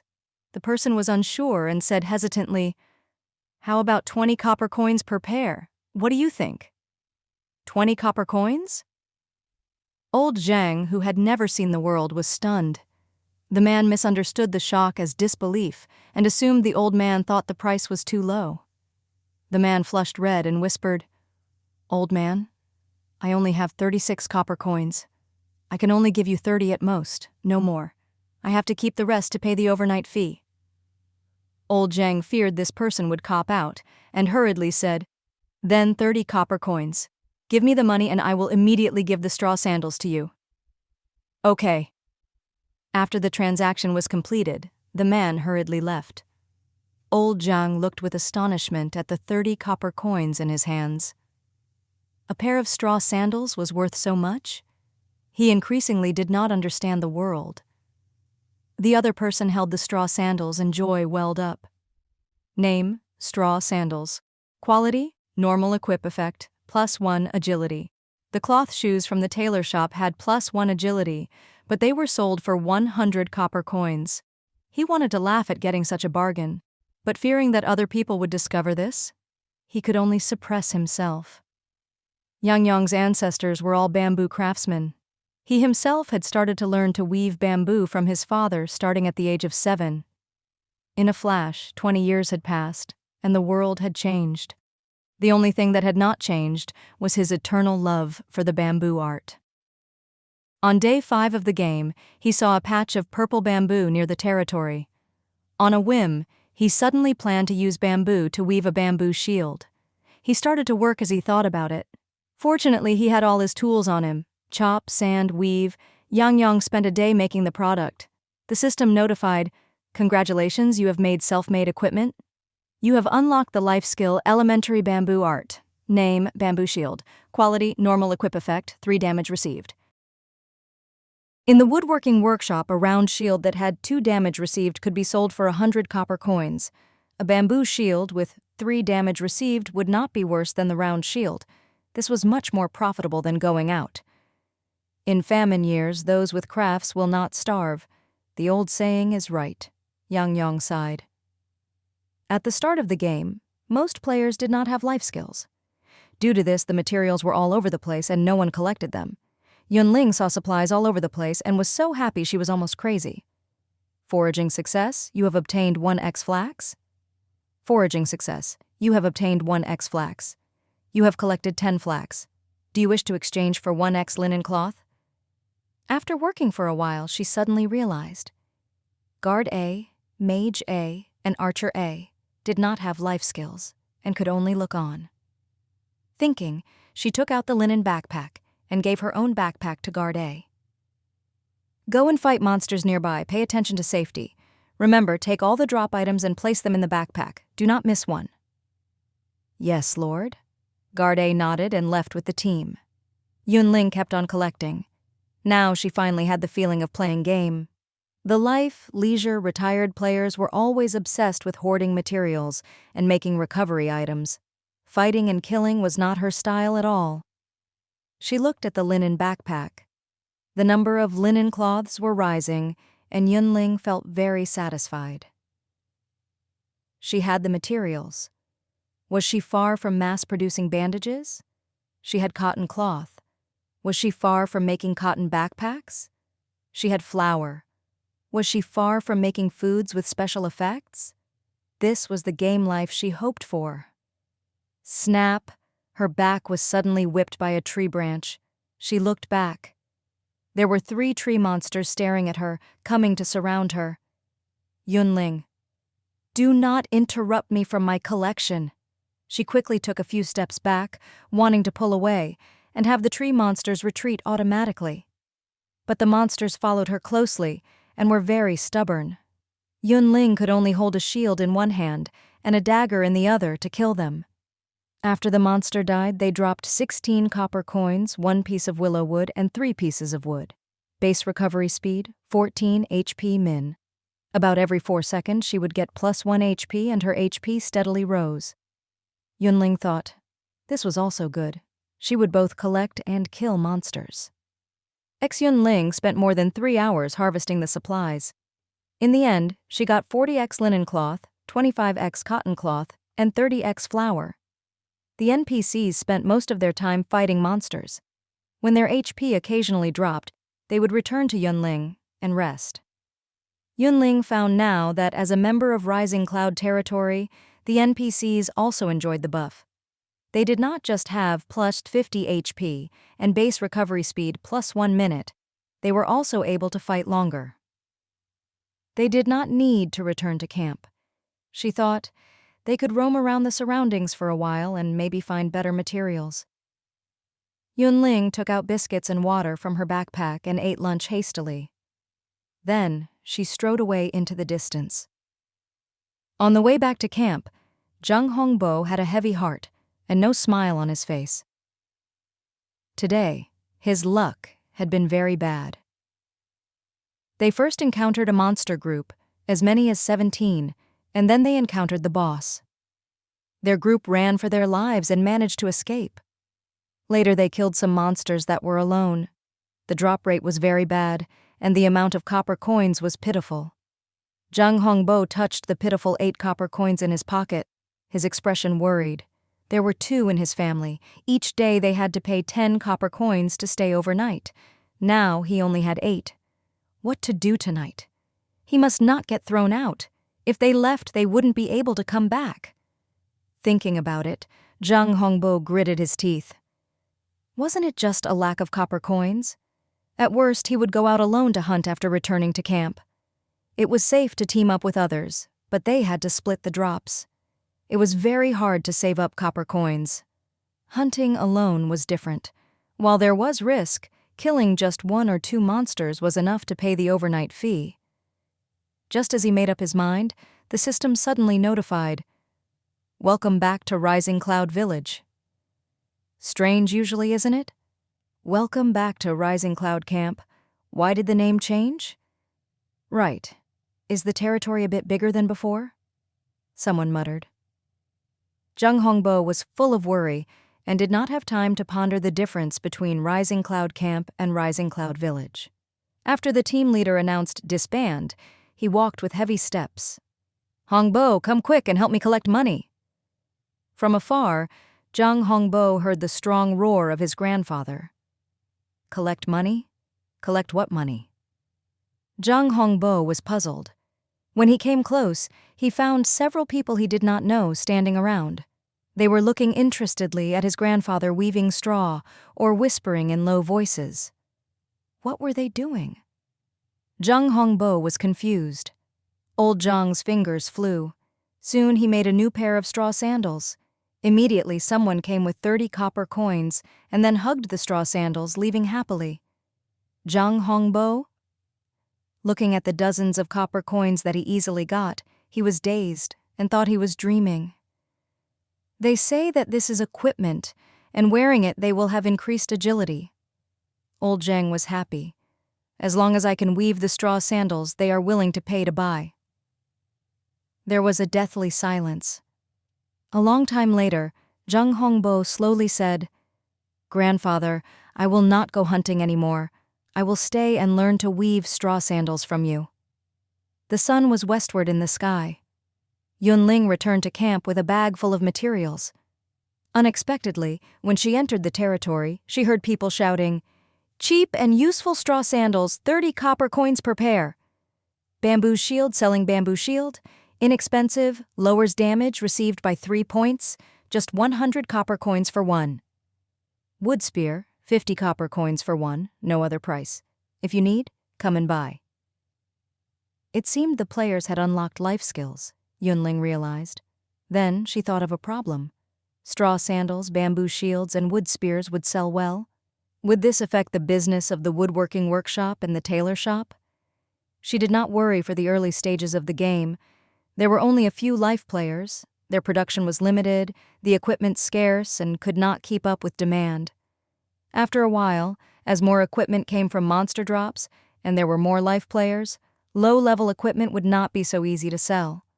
But at that thought, she likely would be hiring intermediate woodworking sewing NPCs and advanced woodworking sewing NPCs to create high-level equipment. There were many substitutes for low-level equipment, but the medium and high-level equipment was not so simple. At this, Yun Ling put away her thoughts and went into the warehouse to unload her materials. She cleaned out her linen backpack. Then she opened the window and started to take care of matters of the territory. NPC Ray is visiting. Will you hire them? NPC Austin is visiting. Will you hire them? Yun Ling clicked to look. Name, Ray, level 2 attributes, strength 7, agility 5, stamina 10, intelligence 5, spirit 5, combat skills B rank damage reduction. Life skills, elementary foraging employment price, 650 copper coins. Name Austin, level 0, attributes, strength 4, agility 5, stamina 4, intelligence 4, spirit 4. Combat skills, C rank stick. Life skills, none employment price, 50 copper coins. Ray was a warrior tank, level 2, with both a B rank skill and foraging. Austin was an assassin, the attributes and combat skills ordinary. Yun Ling confirmed hiring Lei and gave the name Guard B. She planned to take him out tomorrow, and the two could collect materials together. She opened the territory attribute window and wanted to unlock new buildings. After browsing for a while, she suddenly froze. Defense shield, defensive building, can stop incoming enemies, requires 100 copper coins to build. Note: territory has to be village or above in order to unlock. After the 10 days of the beginner's protection period, the territory could be attacked at any moment. At such a time, the defensive shield was needed to protect the territory. If an attack occurred and the HP of the defensive shield dropped by 25%, the system would notify the residents. When the HP fell to 50%, there would be a second warning. When the HP fell to 75%, there would be a third warning. When the HP was 0 and the defensive shield broke, the system would notify the players to evacuate in time. In other words, after 10 days, the defensive shield was a necessary building for the territory. Oops, Yun Ling suddenly realized. I just remember that functional buildings will take up slots and forgot that defensive buildings are also buildings. She had to unlock the defense shield. She had to click yes. In the next moment, 100 copper coins. At the same time, a transparent hemisphere appeared in the sky above the territory. Name: defensive shield. Sheng Mingzi, 5,000 HP, 5,000. Use effect: block incoming enemy's base. Recover speed: 1 HP minute. Note: recover can be sped up by spending copper coins. The territory attribute window showed unlockable buildings, 7. Existing buildings, 6. Yun Ling had a headache. There were not enough building slots. Should she unlock the restaurant next or the blacksmith shop? Each evening, the territory was very lively. High-quality sandalwood furniture, do not miss it! One stall owner shouted. A player at the side wondered, what time is this that you are still selling sandalwood? Isn't it better to sell equipment and game materials? What do you know? The stall owner snorted. In the morning, several high-level players bought wood houses. Their houses are empty. Do they not have to buy some furniture to fill their rooms? Sandalwood is high quality and their best choice. The other person was speechless and convinced. A true high-level player. Lu Chuan passed by without even looking at the sandalwood. He stood in front of another stall. How are you selling the storage boxes? The stall owner finally got a customer and feared a high price would scare him off. 1 copper coin per box. Lu Chuan picked it up to look closely. Where did you get this? The stall owner answered, From the shops? Why did you think to bring these back to the territory? Lu Chuan said. The stall owner grimaced. The food and drink were all taken away. The shops only have such useless things left. I felt that I did not move them now. I won't be able to get these in the future. Not all players were like Yun Ling and Lu Chuan, able to move around the world. 20 minutes of walking distance to the camp was about the limit for ordinary people. The surrounding shops were repeatedly searched. Would anything be left over? The The stall owner dragged these things back to the territory because he was giving up. In his view, as long as he could sell 1 or 2, it was better than nothing. Lu Chuan put down the storage box. I want 10. 10 boxes were 10 copper coins, enough to pay for 2 nights. He had never thought that someone was willing to buy the rubbish. The stall owner was overjoyed and said, "Yes, I will get them now." The storage boxes could be placed on top of each other like a cabinet. They saved space and they had a large capacity. They were perfect for holding all kinds of things. Putting the 10 storage boxes into the linen backpack, Lu Chuan continued to wander. Behind him, the stall owner was envious. He was willing to spend copper coins to buy storage boxes. This person must be very rich. At the same time, Yun Ling was also shopping. The silk blanket is not bad. How about it? The other was a girl of 16 or so with a wary gaze. What price do you want? X5 copper coins, Yun Ling said. The girl was slightly convinced, but also hesitant. Yun Ling glanced at the goods on the ground and said, If you give both blankets to me, add that thick fleece blanket, I will give you 5 copper coins, a tent, and sleeping bag. Really?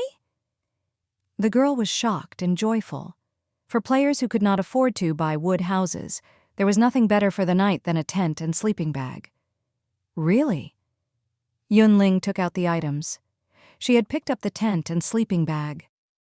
At first, she had wanted to sell them for money, but later she put them in the warehouse and forgot about it. It was perfect to use to trade for the silk and fleece blankets. Deal, the girl joyfully agreed. They look pretty new. They haven't been used? Yun Ling asked. No, the girl said honestly. The team found a home decor store, and I got the items from the store. If you are worried, you can wash it before use. Yes. After exchanging goods and money, Yun Ling stood up to return to her house. In reality, what she wanted to buy the most were bamboo chairs and a bamboo bed. But after a circle, she did not see anyone selling, so she stopped shopping. After she went back, she could make a cotton backpack, some bandages, and then it would be time to sleep. When she reached the wood house, before she entered, she accidentally met Lu Chuan. How come you are here? Yun Ling asked first. The house I bought is here. Lu Chuan pointed at the wood house. What about you? I live in this one, Yun Ling said. The pair just discovered they were neighbors. Such a coincidence, Lu Chuan said. Then the air grew still. Rest early. We have to get up early tomorrow, Lu Chuan said as he pushed open his own door. Wait a moment, Yun Ling called to him. Lu Chuan stopped walking and waited for her to speak. Yun Ling said, I said before that I plan to upgrade the village in 2 days, unlock the residences in 3 days, and the restaurant in 5. Something unexpected happened. The restaurant may not be unlocked anytime soon. She had to ponder what building she would unlock with her remaining slot. No rush. Lu Chuan did not care. I do not want to interfere in the development of the territory. I asked about the future development just because I did not want to see a demon configuration of a restaurant, BBQ shop, pastry shop, and bakery. Yun Ling. There were over 50 types of buildings that could be unlocked. Some had similar functions like the restaurant, BBQ shop, pastry shop, and bakery. Wasting the rare building slots on buildings that had similar functions was unbalanced development and a demon configuration.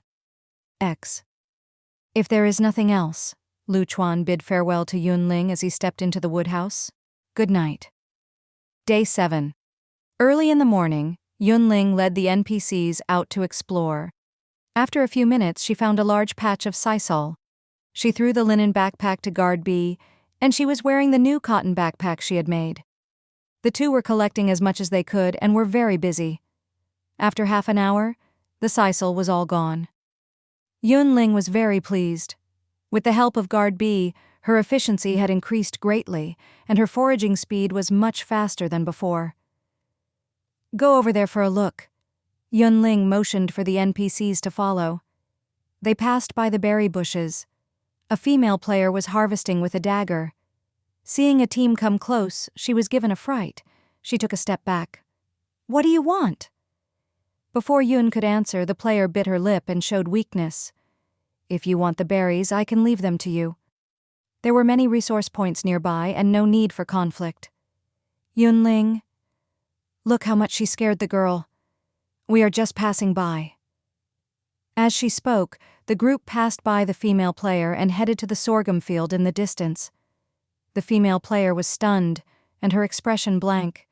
She did not seem to understand why these people left when they said so. Yun Ling thought inside. There were too many resource points. She had limited manpower and could not collect all of them. Life skills: intermediate fishing, intermediate foraging, advanced sewing, advanced cooking. She needed linen cloth, cotton cloth, rice, flour, cornmeal, buckwheat, whole wheat, oatmeal, black rice flour, sorghum flour, and other cooking materials, so she usually collected flax, cotton, wheat, and sorghum. The berries counted as food, but they were not filling and were lower in her list. She looked at the time in the top right corner and became wary. At 12 noon, the game would likely change the real world again. She had to return to camp before 12. "Hey, look!" In the corner, 6 players were gathered together and were behaving suspiciously. 3 people fighting monsters, 2 people foraging. The only archer snorted and laughed. "Just a few people, and they dare to move separately. Is something wrong with these people's heads?" "Do not be careless," the black-robed mage said. "The woman is clearly wearing a white ring, has a blue badge on her chest, and her dagger is also blue. Her shoes are blue, and her armor is purple. This is a strong enemy, not easy to defeat." The archer disagreed. "Maybe her lover gave her the equipment." A female player. If they were pretty and had a sweet tongue, people were willing to take her along. The black-robed mage glanced at the archer. "There is no mistake in being careful." The archer curled his lips and did not argue. "Encountering us is her misfortune." One assassin wiped a dagger with a cold expression. "So what if she has purple armor? We have killed players with purple armor before. Wasn't boss's purple staff a drop after killing someone?" Then he murmured, "I want them to have good equipment. This way they have hunting value." Everyone exchanged a look and laughed. Compared to fighting monsters, they liked to hunt players because it was more cost-effective. Same rules: mage to control, assassin to ambush, archer to make up. The black mage arranged. The 6 white equipment is easy to kill. Deal with the masked man first, and then attack the woman together. Remember, you have to be quick and kill them before their fellows come. Then pick up the equipment before killing the other 3. "Yes." The team members had solemn expressions as they responded. When the last stalk of sorghum was collected, Yun Ling was going to notify Guard B to change places when she found to her shock she could not move. "Careful! Enemy attack!" she reminded loudly. Before she finished speaking, 4 assassins appeared. They had black cloth over their faces and did not speak as they stabbed viciously at Guard B. Then an arrow flew right at Guard B. To avoid any accidents, the black-robed mage added a missile spell, wanting to kill Guard B. "They planned this for a long time and worked together so well," Yun Ling gritted out. Dagger into the abdomen, arrow into the shoulder, the missile spell at the back. All of them hit their targets. Seeing things were going smoothly, the ambushers all smiled in victory. Yet to their shock, Guard B did not die. He used the round shield to push everyone back and then quickly retreated. "High-quality bandage!" Yun Ling shouted. Guard B took out the bandage and used it as ordered. The trap effect disappeared and Yun Ling got her freedom back. She pressed her lips together and took out the fish-scale shield from her cotton backpack without a word. Then, she did not hesitate to crash at the enemy. "Other than the armor, how does she have other purple equipment?"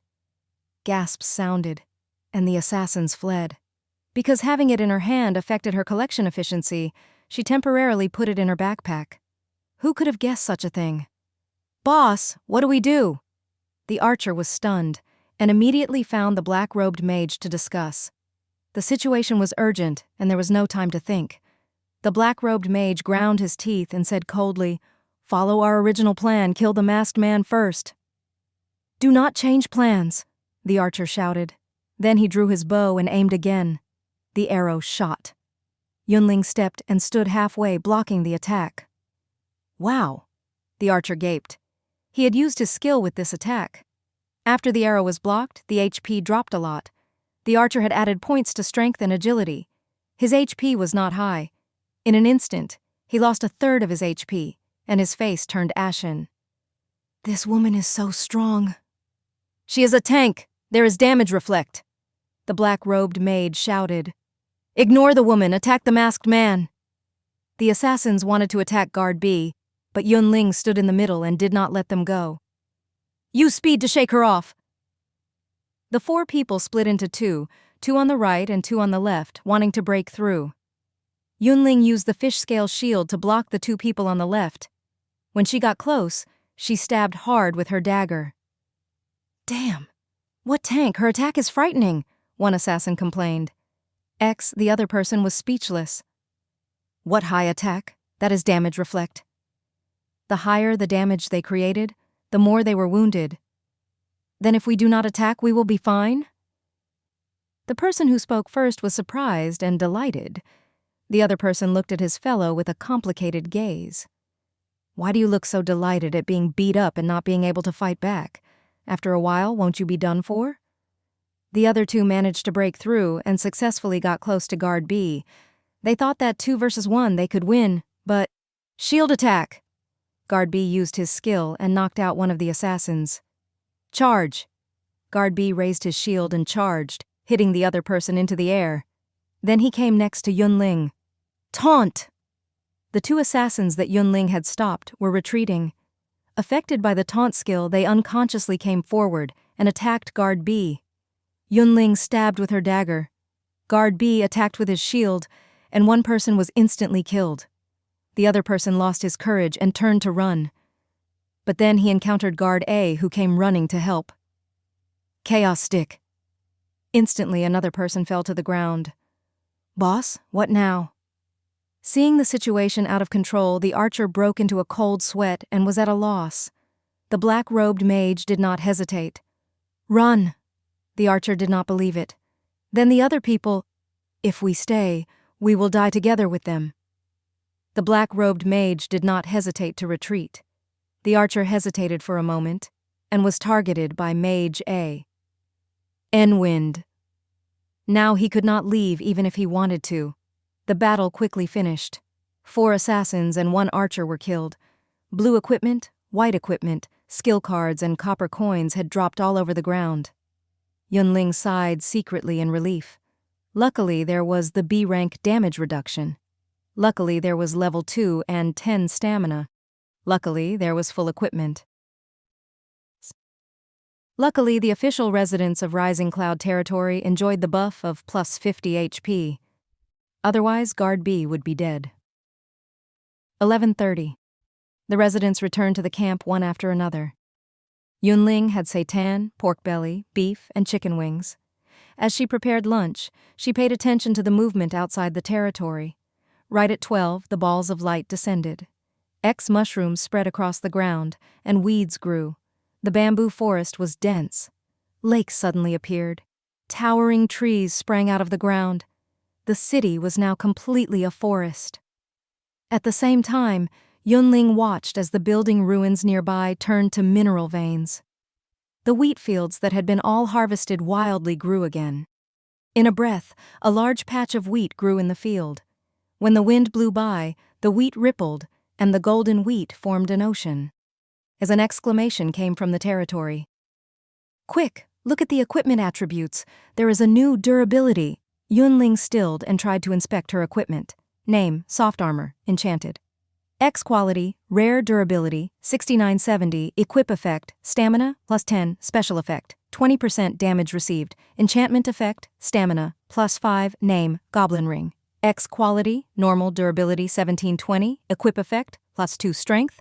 Note 1, when 80% durability, equip effect 50%. Note 2, when 100% durability, the equipment will be scrapped and automatically destroyed. Yun Ling. Trash game. It was more and more insane. Damn, the straw sandals' durability is 10/10. The cloth shoes sold by the tailor shop are 20/20. Straw sandals are 30 copper coins per pair. The cloth shoes are 100 copper coins per pair. Just buy more straw sandals and replace them. The bamboo shield has 15/15 durability. The round shield has 20/20 durability. The price is the same. They are both 100 copper coins. Okay, at least they can be used. Ha ha, the wood spear I bought yesterday was just 50 copper coins. The same as the wood stick sold in the shop, durability 20/20. Some people were crying, and some were laughing. Some were happy, and some sad. Yun Ling was silent. There were many life skills players. Could they affect the business of the shops? Demand exceeded supply. Equipment was always in short supply. Speak of this.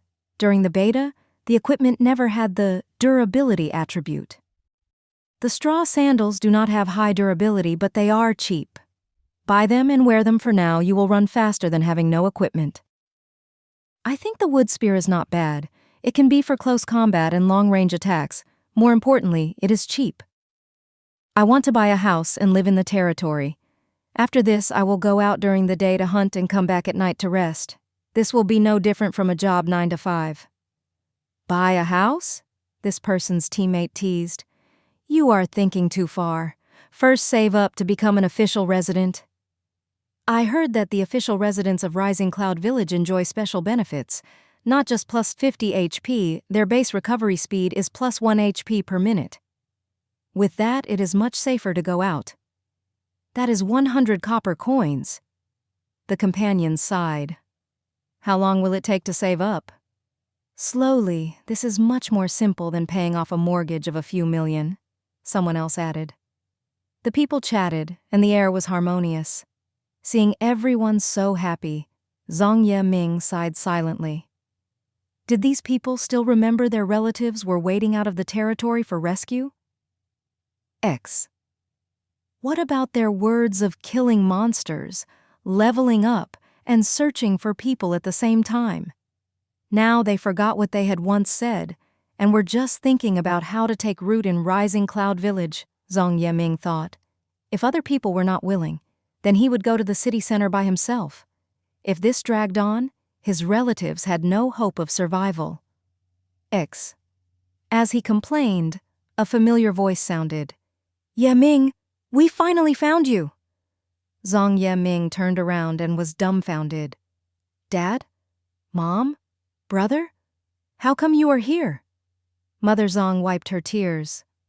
At the start of the game, we were eating together. Later, seeing many people and monsters in the city, we walked towards the suburbs. We found 5 camps along the way and finally found you. Right. Why is this place not called Rising Cloud Camp but Rising Cloud Village? Zhang Yiming did not know how to answer. It is almost dark. How about we walk around first? Father Zhang suggested. Zhang Yiming focused and said, Come with me. Whether it was unlocking the restaurant or the blacksmith shop, they both needed professional NPCs. Yun Ling originally wanted to act based on chance, but who knew? Name, Adam. Level, 0. Attributes, Strength 5, Agility 5, Stamina 5, Intelligence 5, Spirit 5. Combat skills, none life skills. Elementary forging, craftable items, short dagger, short knife, long sword. Employment price, 50 copper coins. Name, David. Level, 0 attributes, Strength 6, Agility 5, Stamina 5, Intelligence 5, Spirit 5. Combat skills, none life skills, elementary cooking. Craftable items, mixed grain steamed bun, rice porridge, rice cake. Employment price, 50 copper coins. 2 professionals were spawned at the same time. Yun Ling was very melancholy. The woodworking workshop could create equipment, but limited by materials, most were white. The blacksmith shop was different. It could refine minerals, create knives, daggers, bows, white equipment, blue equipment, purple equipment, and even orange equipment. As to the restaurant, after it was built, the shop would sell recovery foods to the outside. Also, when there was a restaurant in the territory, The residents could spend copper coins to buy food and did not need to cook for themselves. I wanted to unlock the restaurant and the blacksmith shop together, but the defensive shield is necessary and the building slots are limited? Yun Ling gave a long sigh and helplessly unlocked the restaurant. Copper coins, 100. A new building rose from the ground. Yun Ling confirmed hiring David and gave the name Chef A and had him work in the restaurant in the future. Lord, sticky rice is needed to make rice cakes, Chef A reminded. I know, Yun Ling said. In the future, I will add the collection mission in the mission hall. This is the mission hall. You can bring the materials from the monster drops here to trade for copper coins. This is the woodworking workshop. It sells wood sticks, round shields, wood staffs, torches, and other equipment. This is the tailor shop. It sells cloth shoes, cloth armor, and belts. Other than this, there are simple bandages, high-quality bandages, quivers, and hunting quivers. This is the warehouse. I do not know what is inside. No one is allowed in. Those are wood houses. Each one costs 500 copper coins. After buying it, you will possess 20 square meters of your own private space. I heard that other people can only enter after they receive the owner's permission. The transparent shield above the territory appeared not long ago.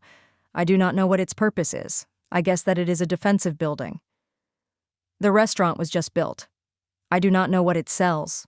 How about we go in to look? Along the way, Zhong Yiming introduced for his family. After they finished touring, they were coincidentally at the restaurant doors. This was dinner time. Father Zhong nodded. Let's go in to see. The front of the restaurant was a large hall, and the kitchen was in the back. Father Zhong tried to push open the door to enter, but then received a system notification. You do not have access. You are prohibited from entering. Inside is where the NPC works. Players are not allowed in, Zhong Yiming said as he examined the shelves.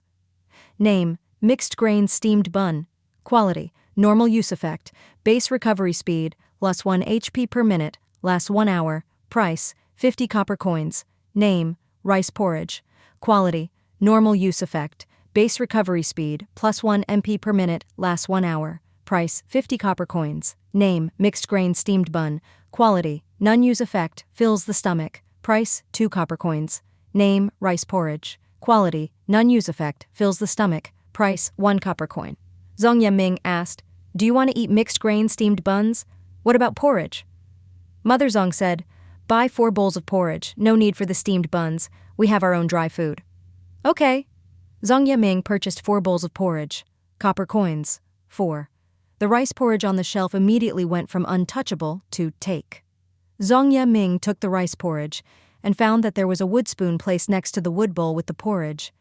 He examined the wood spoon and the wood bowl. Both had the words, restaurant items prohibited from being taken out. Let's find a place to sit and eat, Zhong Yiming's older brother said. There were many square tables in the dining hall. The tables and chairs were clean and neat, without a trace of dust. The family of 4 found a place to sit down. Mother Zhong took out corn wraps, sausage, biscuits, and spiced beef from her backpack. Eat. Zhong Yiming did not feel well. Before the start of the game, the family situation was not bad. When did they not have 3 meat dishes, 3 vegetable dishes, and 1 soup at each meal? Now. Father Zhong and Mother Zhong had suffered a bit these days and were eating the corn wraps well. His older brother took a bite of biscuit, a bowl of porridge, dazing out as he ate his dinner. What are you thinking about? Zhong Yiming wondered. I was thinking, Rising Cloud Village is really a good place, his older brother slowly said. Zhong Yiming. Compared to the high-end community they lived before, what kind of good place was this? Was his brother stupid? Your brother is right, Father Zhong said. Compared to other territories, Rising Cloud Village is hundreds, thousands of times better. Zhong Yiming was stunned. Mother Zhong looked at her stunned son and understood. You only have stayed in Rising Cloud Village? You never went to the other territories? Never, Zhong Yiming admitted. First, I did not know where the other territories were and couldn't go. Also, I did not want to risk it, and so I was always close by. Even more importantly, there is a limit to the residents. I fear if I went to another territory, I will not be able to buy a temporary resident status and could not stay in the safe area overnight." Hearing this, his older brother sighed. "You had good luck." Zhong Yiming was curious upon hearing this. "What about the other territories?" Mother Zhong did not speak, but her expression was not pretty. Father Zhong snorted coldly. "Disorderly, chaotic, has few buildings and few goods." Zhong Yiming stilled and said hesitantly, "But Rising Cloud Village does not have many shops?" His brother said, "Yesterday we stayed overnight in the Stardust camp. There was only the warehouse, the woodworking workshop, the BBQ shop, and the tailor shop. The woodworking workshop sold wood beds, wood chairs, wood spears, and torches. The tailor shop sold cloth shoes, belts, quivers, and simple bandages. The BBQ shop sold pork belly and beef. The quantity of goods is low and the variety limited." Zhong Yiming was stunned.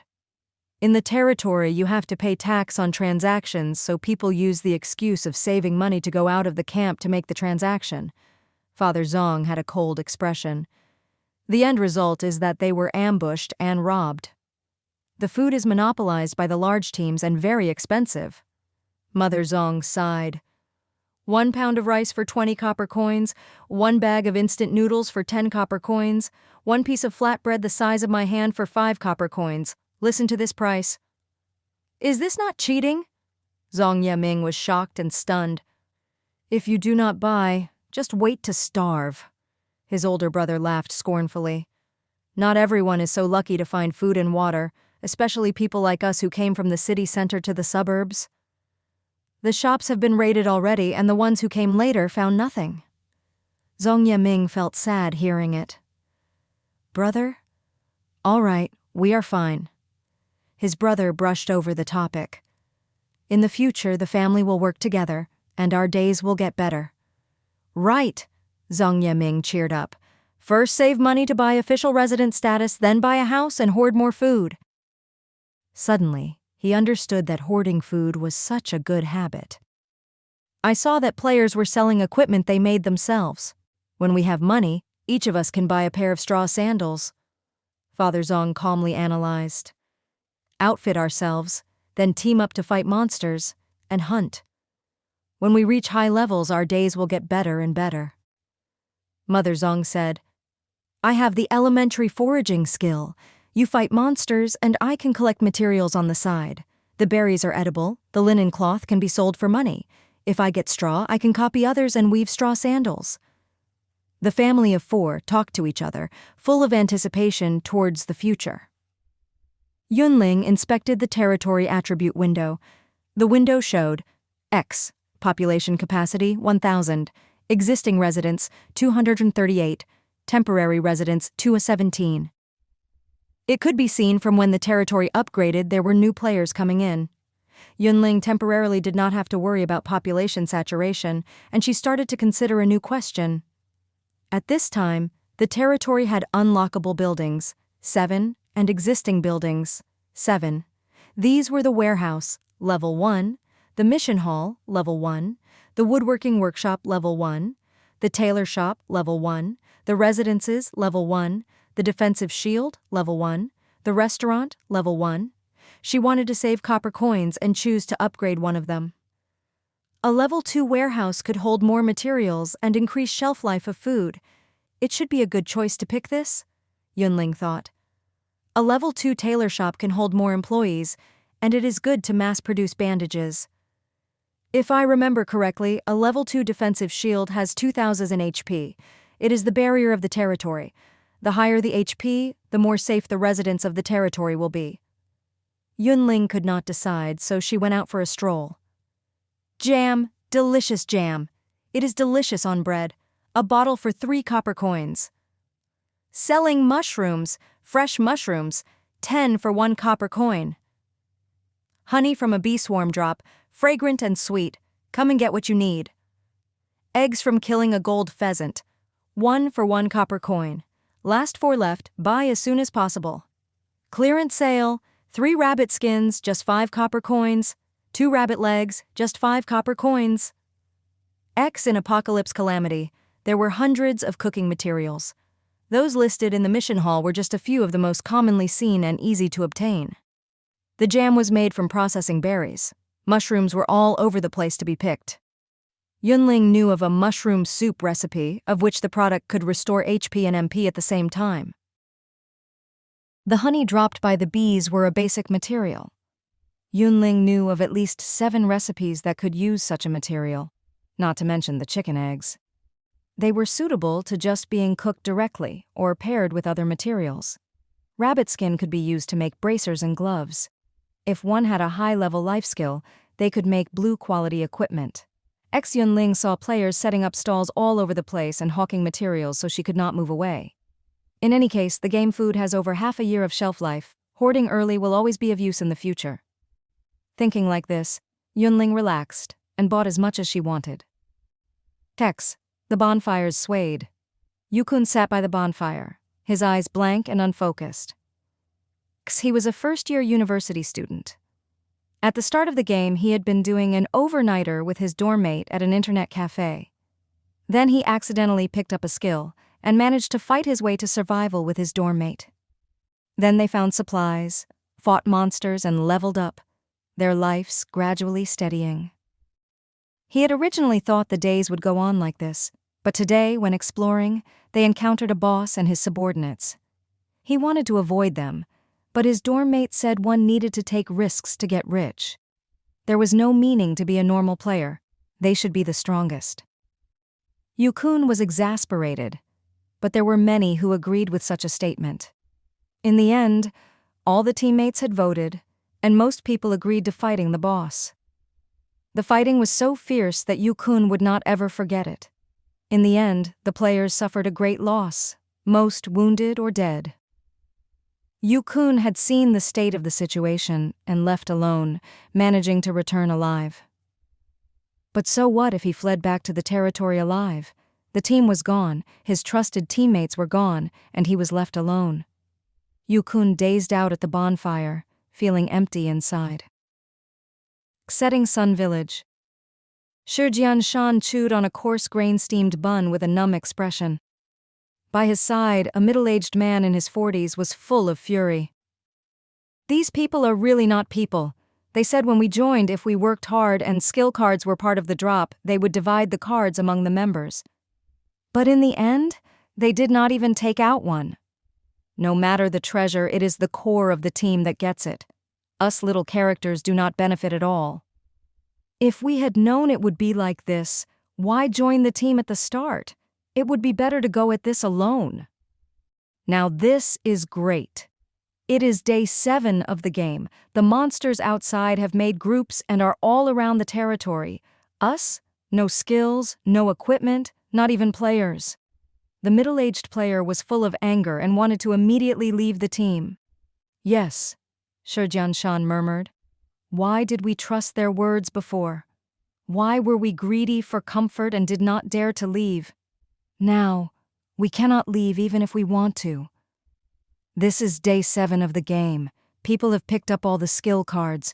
No skills, no weapons. We cannot survive if we leave the team. The middle-aged man sighed heavily. The truth was shallow and he could figure it out on his own, but it was too late. The more he thought, the more he was angry, and the more he cursed. Old Liang, save your strength, Shijianshan warned. The team leader only gives normal members 2 steamed buns per day, 1 in the morning, 1 at night. If you are so hungry you cannot work, the team will abandon you. The middle-aged man wanted to argue, but as his lips moved, he could not say a thing. In the end, he closed his eyes in despair. Shijianshan looked down and said nothing. He had heard that collecting resources could unlock skills to become players. He wanted to find a chance to try. No matter what, he could not just sit by. He made a decision, his expression unchanged as though he had accepted his fate. Rising Cloud Village. It was deep in the night and most players were asleep. Old Zheng was still sitting on his bench, facing the bonfire as he wove straw. Zhang Hongbo could not bear it and whispered, "Grandfather, you can weave tomorrow. It is very late now." Old Zhang stubbornly said, "I am not tired. I will just work a while longer. You sleep first." Zhang Hongbo was silent. How could he not be tired? He had continued for almost 18 hours. He was already old and not in good health, but still messing around like this. But he knew that grandfather was racing for time. Straw sandals did not need much skill. They were easy to learn how to weave, and the raw material was easy to obtain. Some people with skilled hands, upon thinking about it, could teach themselves. After a while, everyone will learn how to weave straw sandals. So why would people buy from them? Who would be buying? Due to this, grandfather determined to sell more straw sandals and make more money before other people learned how to do this. His original words were like this: Hongbo, time does not wait for people. If we miss this time, who knows if there will be another chance to make money. Work a bit more, be a bit more tired, and when we have official residence status, we can buy a house and not worry about anything in the future. Even if we can only sell one pair of straw sandals every 2 to 3 days, we will not starve. Zhang Hongbo only hated that he was so clumsy that he could not learn. Otherwise, he could replace his grandfather and weave day and night. Thinking of how many players surrounded and watched his grandfather during dusk, unable to be stopped, Zhang Hongbo sighed and did not urge more. Day 8 of the game. Yun Ling cooked spiced meat steamed buns and prepared to eat breakfast. The steamed buns were soft on the surface and contained spiced beef. After they were steamed, the juices would penetrate into the dough, and it was extremely fragrant. With a bite, she would taste meat and sauce. During her meal, the system suddenly notified, "Player Yu Qingwen requests to enter the room. Will you allow it?" Yu Qingwen and Zhengming Yue had bought a wood house nearby, and they were neighbors. Yun Ling did not hesitate and pressed, "Yes." Entering the door, Yu Qingwen couldn't help but sniff. So good. Spiced meat steamed bun, you want to eat? Yun Ling gave her a warm welcome. Yu Qingwen swallowed but looked dignified in expression. "No, I ate breakfast already." Right now, no one was having a good time, and food was more valuable than gold. She did not lack for food, and had no need to get food from someone else for free. Yu Qingwen cleared her throat and said, "The team got a new job in an underground room in a rural village to move supplies. Will you come?" Yun Ling shook her head. "No." Yu Qingwen was puzzled. "This job is pretty good, and you can find all kinds of materials if you go. You're not moved at all?" The calamity came so suddenly now people were fearful of starving. Everyone furiously hoarded food if they had the chance, like hamsters. Yun Ling was helpless. "I want to go. I want supplies. I want game materials. Sometimes I want to fight monsters and level up, produce my own equipment. There are so many things and I cannot finish all the work." Yu Qingwen? Was every day so fulfilling? It was frightening to hear about. "So," Yu Qingwen considered her words, "you think that other things are more important, and so you are willing to give up on gathering supplies?" "Gathering mushrooms, honey and other game materials is also gathering supplies," Yun Ling said solemnly. "What is different is that these can be used to make game equipment and can provide buffs to players." Even more importantly, she already had a hoard of rice and flour in the warehouse for her to eat for a long time. Yu Qingwen hesitated, and then tentatively asked, "Do you have some insider information?" Yun Ling laughed. "No, these are just my own guesses. For some reason, I just feel that game materials are more important than real-life items." "All right then, I will not call you for similar jobs now." Yu Qingwen's expression changed, and then she made a decision with pain. "After a few days, when there is enough food to eat for half a year, I will stop running around with the team. Then I will fight more monsters, get more drops, and hoard more game materials." Yu Qingwen remembered on day 1 of the game, Yun Ling had told them to take cards and learn skills. Because of this, she was firm in her belief that it was correct to listen to Yun Ling. Yun Ling acknowledged.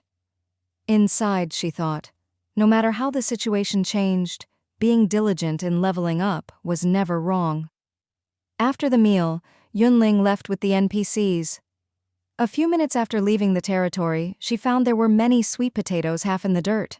Yun Ling was overjoyed and summoned Guard B. "Dig." "Foraging success. You have obtained 1 sweet potato."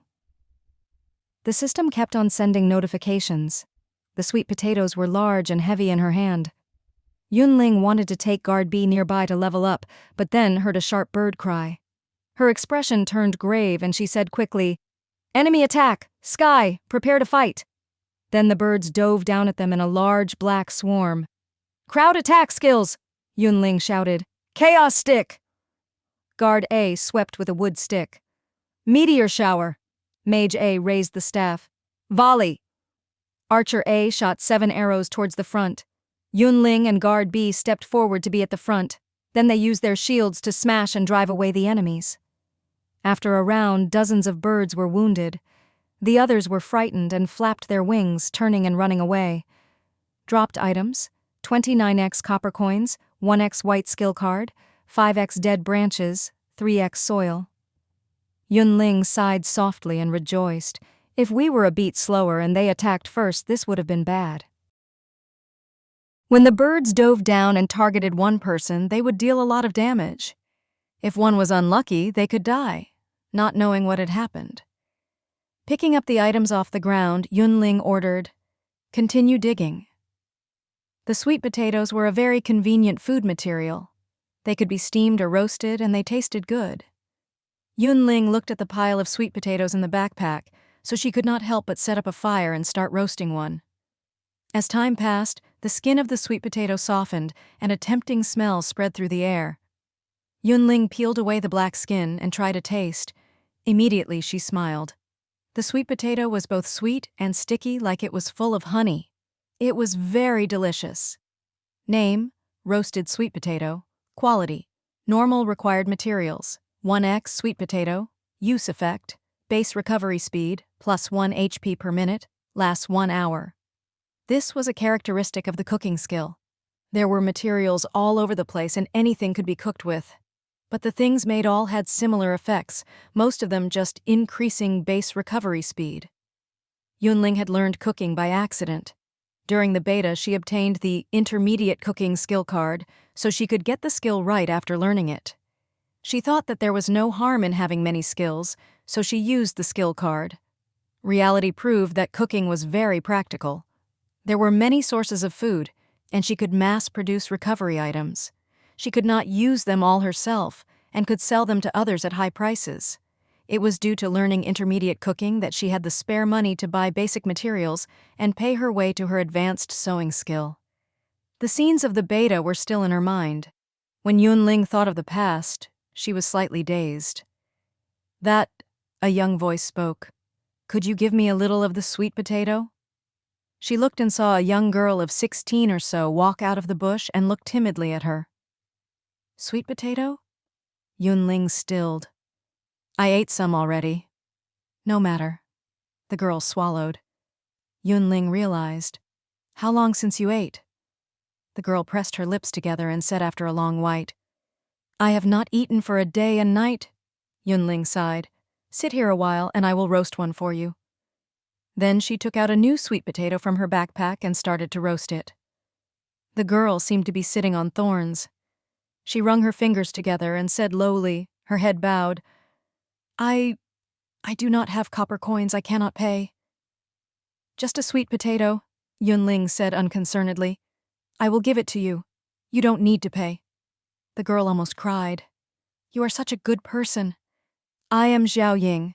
In the past, I stayed with other people, and they thought I was clumsy and could not help, so they did not let me follow anymore. I know the world has changed. You have to fight monsters, earn copper coins, but I am afraid—" Nearing the end, the girl was trembling all over as though she could not suppress the terror she felt inside. Yun Ling told her, "It is okay to not fight monsters." The girl looked dazedly at Yun Ling, her eyes filled with disbelief. Translator ramblings. "Don't ask me how dirt comes from killing birds. If I do not fight monsters, how do I get copper coins?" The young girl stammered out. "I dug out the sweet potato." Yun Ling pointed at the overturned earth. "There are foods all over the wilderness. If you forage and then boil it or roast it, you can eat it. When you have collected enough food, other than eating it yourself, you can go to the territory and sell to other players." Hearing this, the girl was shocked and surprised. I can do this! Eat first and then go foraging with me. At night, come back to camp with me," Yun Ling said as she handed over the roasted sweet potato. The girl's eyes flashed with tears. She nodded hard and said seriously, like she was making a promise, "I will work hard." The sweet potato was delicious and filling. Xiao Ying ate half and her stomach finally stopped gurgling. She felt much better. After the meal, Yun Ling led the group deeper to explore. "These are potatoes. They can be roasted and eaten. These are berries. When made into jam, you can put it on bread. It is pretty good. These are wild vegetables. If you dig them out and boil them, you can eat them. These are mushrooms. Roast them to eat." Yun Ling taught as she foraged with guard B. Xiao Ying tried her hand as well. Foraging success. You have obtained 1x berry. Foraging failure. You have not obtained any item. Foraging success. You have obtained 1x wild vegetable. Foraging failure. You have not obtained any item. The notifications kept on appearing in turn. After many times, the notification finally changed. "Congratulations, player, for foraging successfully 10 times. You have received 1 experience point. You have unlocked the life skill elementary foraging. Congratulations, you have officially become a player and your body will be digitized." She had a skill. She became a player. Xiao Ying was so happy she almost cried. Near noon, her backpack was almost full, and Yun Ling led the group back. "Find a place to set up a stall. Players will buy food from you," Yun Ling ordered. "Also, you can take some materials directly to the mission hall for completing missions." There were 50 collection missions in the mission hall. Each one could be completed 50 times. Even a life skills player, one who was not able to fight, could rely on foraging and make copper coins to support themselves. Thank you so much." Xiao Ying was very grateful and constantly stated her thanks. As she finished, she shoved the potatoes, berries, wild vegetables, and mushrooms to Yun Ling, keeping only a few berries to herself before running away. "Hey!" Yun Ling did not pay attention and she managed to flee. Looking at the pile, she laughed. "What does this mean? Giving me food money?" Yun Ling shook her head, picked up the materials, and then headed towards the warehouse. Yun Ling was inventorying the warehouse when a notification jumped out. "NPC William is visiting. Will you hire them?" She clicked to look. Name, William. Level 1, attributes, strength 6, agility 6, stamina 5, intelligence 5, spirit 5. Combat skills, C rank, backstab. Life skills, elementary foraging employment. Price, 150 copper coins. Elementary foraging? Yun Ling's eyes lit up, and she immediately confirmed the hire and then gave the name Assassin A. "In the future, when there are too many NPCs and not enough names, I will bring out Guard B and Assassin A and change their names to Forager A and Forager B," she thought. The next afternoon, Yun Ling took the group and explored another direction. Not far away, she saw a large patch of straw and wheat that were being harvested. More than 20 players were holding the materials like they were treasures. Was weaving straw sandals an activity for all people now? Yun Ling found it amusing. Shaking her head, she led the NPCs forward. After walking 5 minutes, she found a date forest. She immediately waved a hand and motioned for Guard B and Assassin A to go forward. When the dates were pitted and mashed, they made date paste. It would be soft and sweet to the taste. It could be eaten directly, and also used as materials for dessert. There were many uses, and it would not be a loss to hoard them.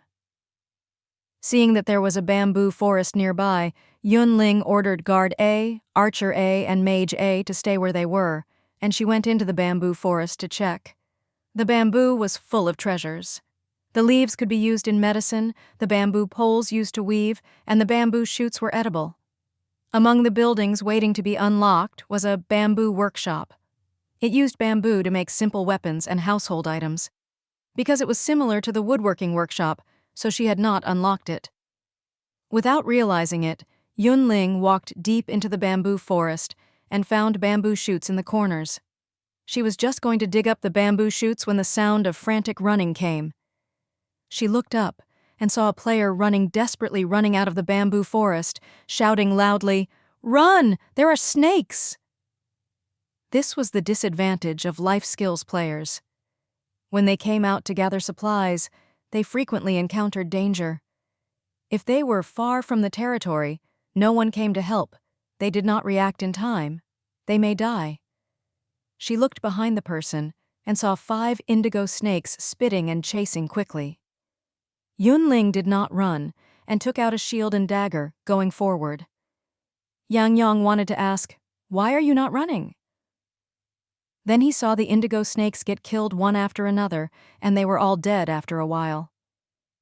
Yang Yang looked at the young woman, and then the motionless monsters on the ground, speechless. Yun Ling picked up the copper coins, the snake skin, and the fangs, before turning and asking in concern, "Are you okay?" "I am fine." Yang Yang shook his head. "That is good." They were just meeting by coincidence, and she was just helping by the way.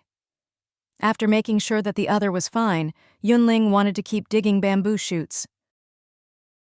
Yang Yang saw this and offered, "I can help you dig?" Then he took out a bamboo shovel and dug quickly. Yun Ling was startled. "Where did you get the shovel?" Yang Yang answered as he dug, "I made it myself. I am a bamboo craftsman, and I often did handiwork before the game started." Yun Ling asked, "Do you know how to make a bamboo bed? Bamboo chairs?" "Yes." Yang Yang did not even lift his head. "If I place an order, will you make it for me?" Yun Ling suggested. Yang Yang looked up with a shocked expression.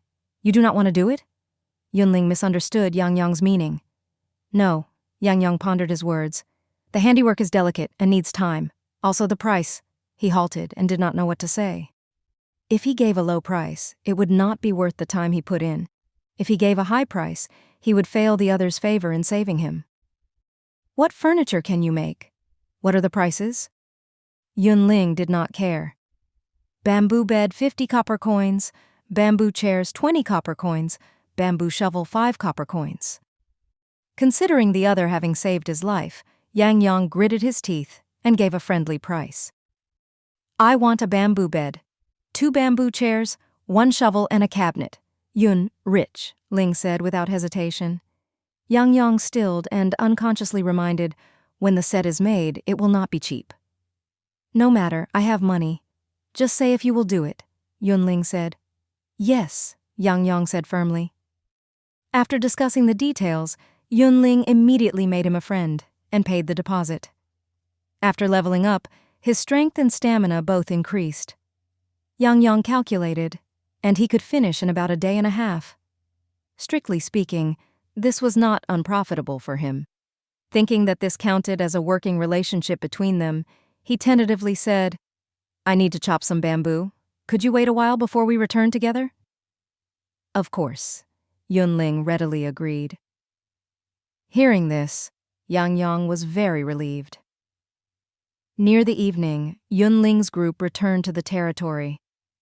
After stepping into Rising Cloud Village, Yang Yang said farewell and left with the materials. Yun Ling went to the warehouse to unload the supplies first. The system notified, "NPC Nicole is visiting. Will you hire them?" She clicked to look. Name, Nicole.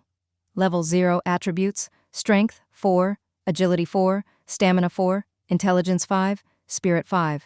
Combat skills, none life skills, elementary barbecue employment. Price, 50 copper coins. A life skills professional, pity not the type that she needed. Yun Ling regretfully pressed no. She viewed the territory attribute window. Territory name, Rising Cloud. Level, Village. There are 4 levels: campsite, village, town, city. Tax, 5%. Or 100%, the Lord has the power to adjust it independently. Population capacity, 1,000. Existing residents, 264.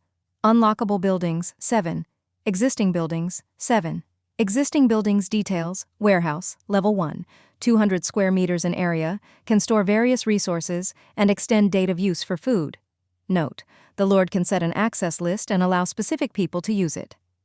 Mission Hall, level 1, can issue missions, attract and recruit NPC talents. Woodworking Workshop, level 1, can create simple weapons, provide wood household items. Tailor Shop, level 1, can make clothes and armor. Residence, level 1, simple wood house for players to live in. A village can create at most 200.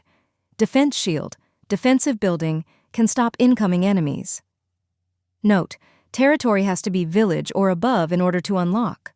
Restaurant, level 1, can provide all kinds of food. The woodworking workshop and the tailor shop had good business. More of the residences had been sold. The territory taxes had skyrocketed. The temporary residents paid their overnight fees on time. The players saved money to buy official resident status. Without realizing it, 1,000 copper coins were saved. Looking at the window, Yun Ling thought for a long time. In the end, she chose to upgrade the mission hall. Copper coins, 2,000. The mission hall is upgraded to level 2.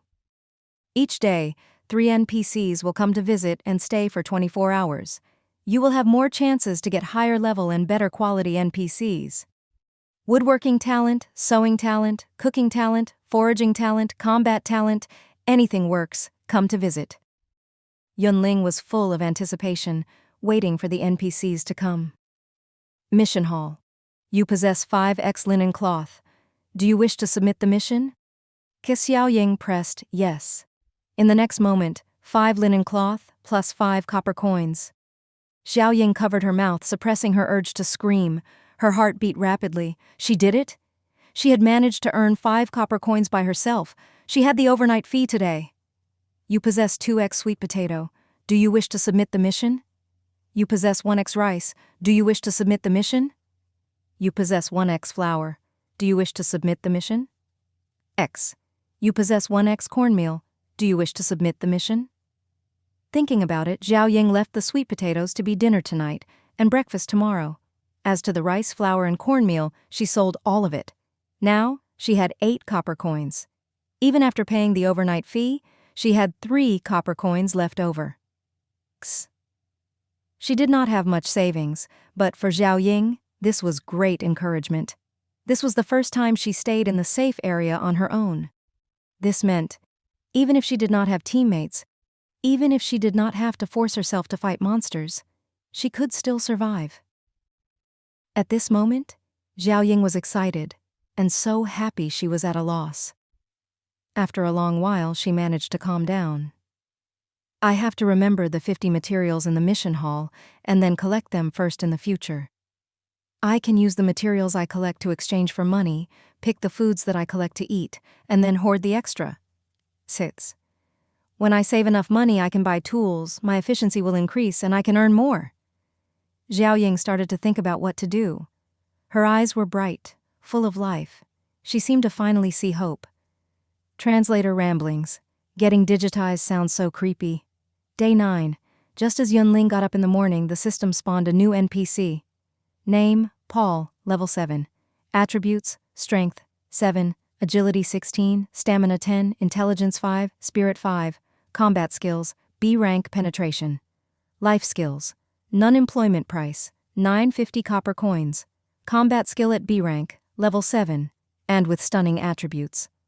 This NPC was greatly stronger than normal players. Yun Ling confirmed the hire and gave the name Archer B. She decided to take him along when she went out. The sun rose in the east, and the sky grew bright. Yun Ling used the bonfire to roast the sweet potatoes for a hot and sweet breakfast. You can go to the restaurant to eat, she said to Guard A and the others. 1 bowl of porridge per person, 2 mixed grain vegetables, the kind not made from game materials. Yes. The NPCs left. Yun Ling thought she would give the 100 bags of rice and flour to the all-purpose NPCs to take care of. She would collect game materials and make delicious food for herself. Just after 8, Yun Ling took the NPCs and left the territory. She wandered and found many players that stopped and were foraging nearby. Straw, wheat, wild grass, berries, potatoes. They were all targets. Yun Ling thought, yes, compared to fighting monsters, digging for supplies was much safer. In a team, the ones with high levels and strong combat ability would go hunt. The lower levels would be responsible for foraging. This was called division of labor. To avoid conflicts with people, Yun Ling went far away.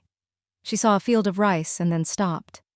She waved a hand, indicating for Guard B and Assassin A to go and help work. 10 minutes later, The last stalk of rice was harvested. In total, she gathered 40 portions of rice. Nearby, Guard A, Mage A, Archer A, and Archer B were fighting a group of tree demons.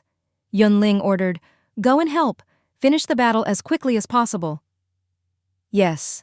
Guard B and Assassin A went to help without a word. Yun Ling organized her backpack while waiting for the NPCs to win and return. "Save me!" There were suddenly cries for help. She looked over and saw one person fleeing. There were 7 or so people following him, their expressions vicious, and they were clearly not good people. Was this another team hunting players? Why were there so many scum in the world, and she encountered them all? Thinking of her previous experience, Yun Ling frowned and shielded this person. With Yun Ling's NPCs, there were 7 people in the team. Seeing that this was a difficult enemy, the other side backed down. "Are you okay?" "It is fine," Yun Ling said. The enemy had retreated. She slowly took out the fish scale shield from her backpack. The person standing in front of her was a youth of 16 or so. He wore white cloth armor, a white belt, and had a pair of blue-quality shoes on his feet. His expression was nervous, his face pale, and his eyes filled with terror. Yun Ling thought that this was likely a calamity caused by the blue equipment. The other likely saw the youth was alone and an easy target, so they chased him all the way. "Stupid," the youth sneered, his voice low. "What?" Yun Ling was still looking in the direction of the enemy withdrawing and did not hear clearly. In the next moment, a purple ring appeared on the index and middle finger, and an orange dagger stabbed towards her heart. The youth had a disdainful expression and he mocked, "Let me teach you, in the apocalypse you can trust no one." The dagger entered the soft armor and created nearly 220 points of damage. If this was anyone else, they would likely be dead. But Yun Ling was standing there intact and looked back coldly. "Then let me teach you. Be kind." Insane. The youth cursed inside. His attack failed and he wanted to leave, but he found his HP dropping. "Damn! Tank damage reflect!"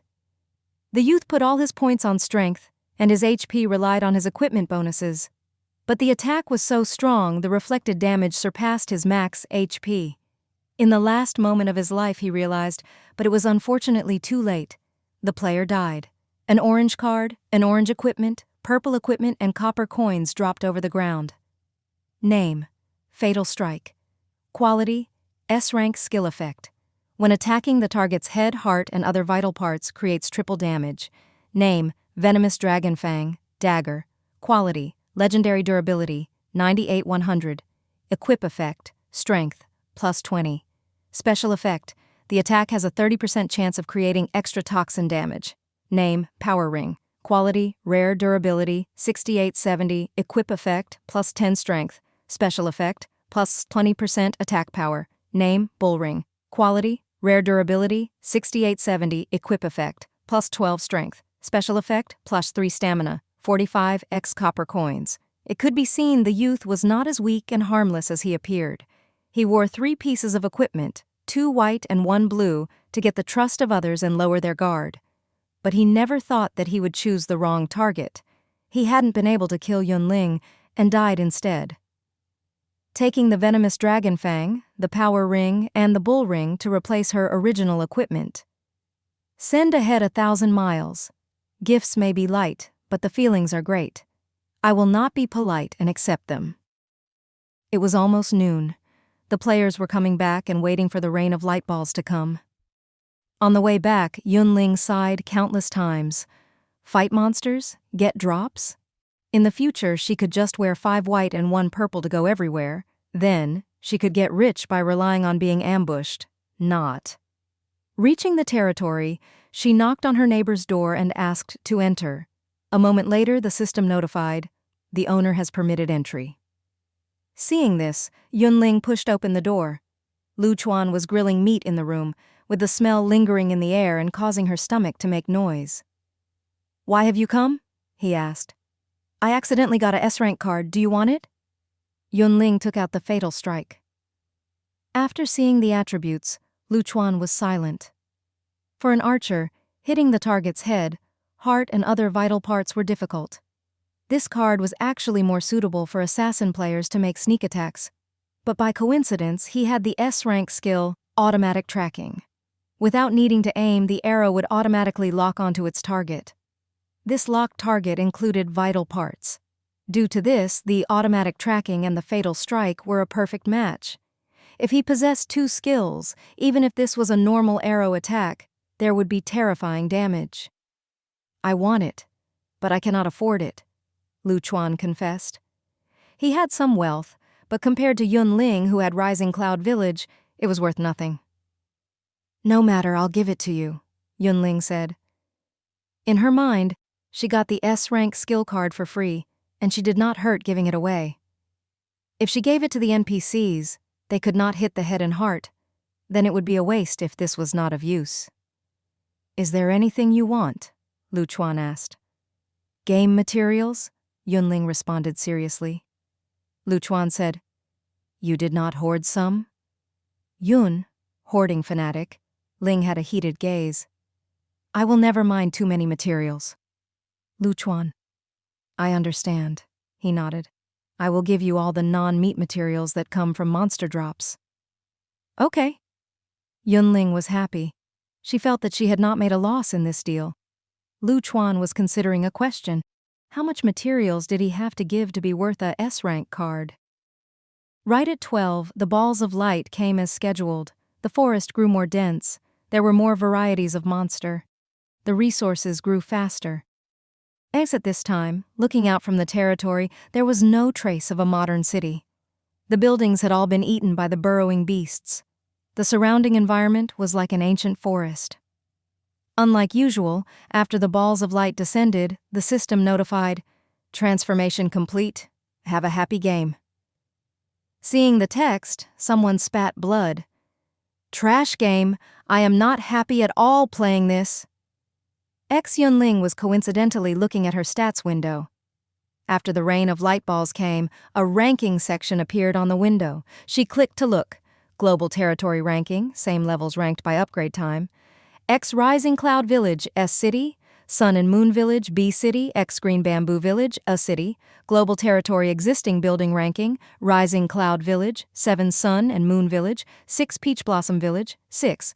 Global territory prosperity ranking, Rising Cloud Village, 1152 Sun and Moon Village, 947, Green Bamboo Village, 944, S City territory, prosperity ranking, Rising Cloud Village, 1152 Aspen Village, 933 Basswood Village, 931.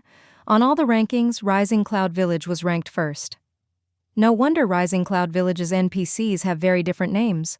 A roaming player who traveled around and had seen a lot suddenly realized, this may be the unique style of the top territory? The surrounding players. One person complained, "Come on.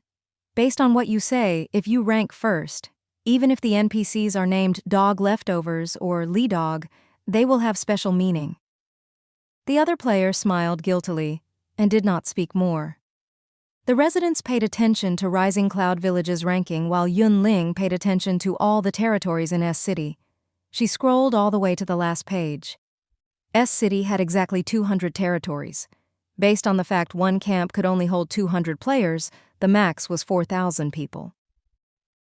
In the entire city there are only 40,000 survivors? Really? Just as she thought this, one person exclaimed, "Look at the map at the bottom right. All 200 territories in S City are labeled." Yun Ling looked and found it was so. X was the system pointing out the safe areas for the players to motivate them to migrate? Yun Ling went into deep thought. As the stream gurgled, winding and twisting as it flowed away, there was a fence in the clearing nearby filled with tents and was full of smoke. In the biggest tent, Qian Chuan was nervous. "Uncle, the game map refreshed. Over 30 people are making a fuss about going to the nearest safe area. What to do now?" "Let them go," Qian Chuan's uncle Qian Ji-hui said unconcernedly. "There are over 300 people, and not enough to eat to start with. If they are willing to take their old and young to leave, that would be best." Qian Chuan hesitated to speak. "Uncle, how about—" Qian Ji-hui interrupted him. "We are not going to the safe area." Qian Chuan had a puzzled expression. Jiang Jihui sighed. 5 copper coins per person to stay 1 night in the camp. Think how much money it is for several hundred people? Qian Chuan opened his mouth but was speechless. Tonight, we will set up patrols and immediately kill monsters when their tracks are discovered, Qian Jihui said solemnly. We managed to peacefully make it through the previous days. We can do the same in the future. No need to waste copper coins on staying in the camps. The money we save can be used to buy equipment and arm everyone. Qian Chuan felt that something was not quite right, but could not tell. After struggling for a while, he decided to listen to his uncle. In the end, if not for Uncle, he would have died at the start of the game and not lived until now. So Qian Chuan nodded. I see. I will do this now. Translator ramblings. So many archers. Afternoon, the system spawned 2 NPCs. Name, Thea level, 1, attributes, strength 7, agility 5, stamina 6, intelligence 5, spirit 5. Combat skills, none life skills, elementary baking employment. Price, 100 copper coins, name Linda, level 0 attributes, strength 6, agility 7, stamina 5, intelligence 5, spirit 5. Combat skills, none life skills, intermediate bamboo art employment. Price, 500 copper coins. Unfortunately, the buildings suited to their work were fated to never be unlocked. Without the workshops, the professionals could not be fully used. Yun Ling could only bear the pain and refuse to hire them. April 1st, Apocalypse Calamity opened online.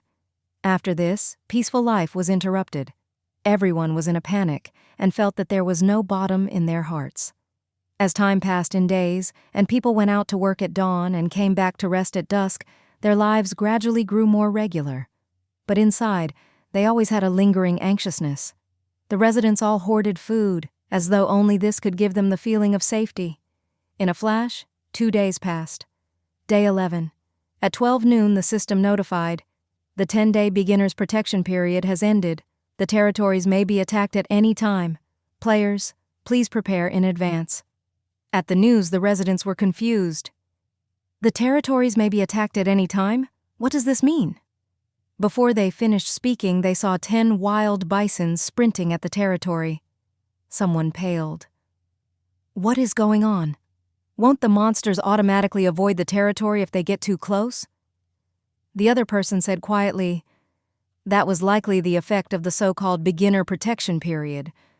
Now, the period has ended, and the territory is no longer protected by the system. As they spoke, the wild bison crashed constantly at the defensive shield, creating 10, 11, and 13 points of damage. Archers, prepare. Knowing that the beginner protection period would end in 10 days, Yun Ling had not gone out today. She ordered, not panicked at all. Shoot! Archer A, Archer B, and Archer C obeyed, drawing their bows, aiming, and shooting.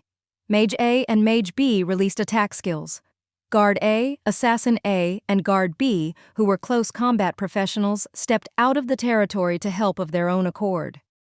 When Priest A and Priest B came close, they would throw out recovery skills and heal.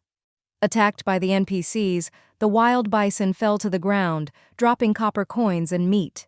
Then, Guard A led the team to clean the battlefield and picked up the drop items with familiarity. In the future, you will stay in Rising Cloud Village and protect the territory. Yun Ling found a corner where there were no people, ordered the archers to take off the black cloths on their faces, and then set their names to public. Yes. Archer A, Archer B, and Archer C responded together. When the residents were worried and discussing in low voices, 3 more guards appeared in the territory. S City, Almond Flower Village.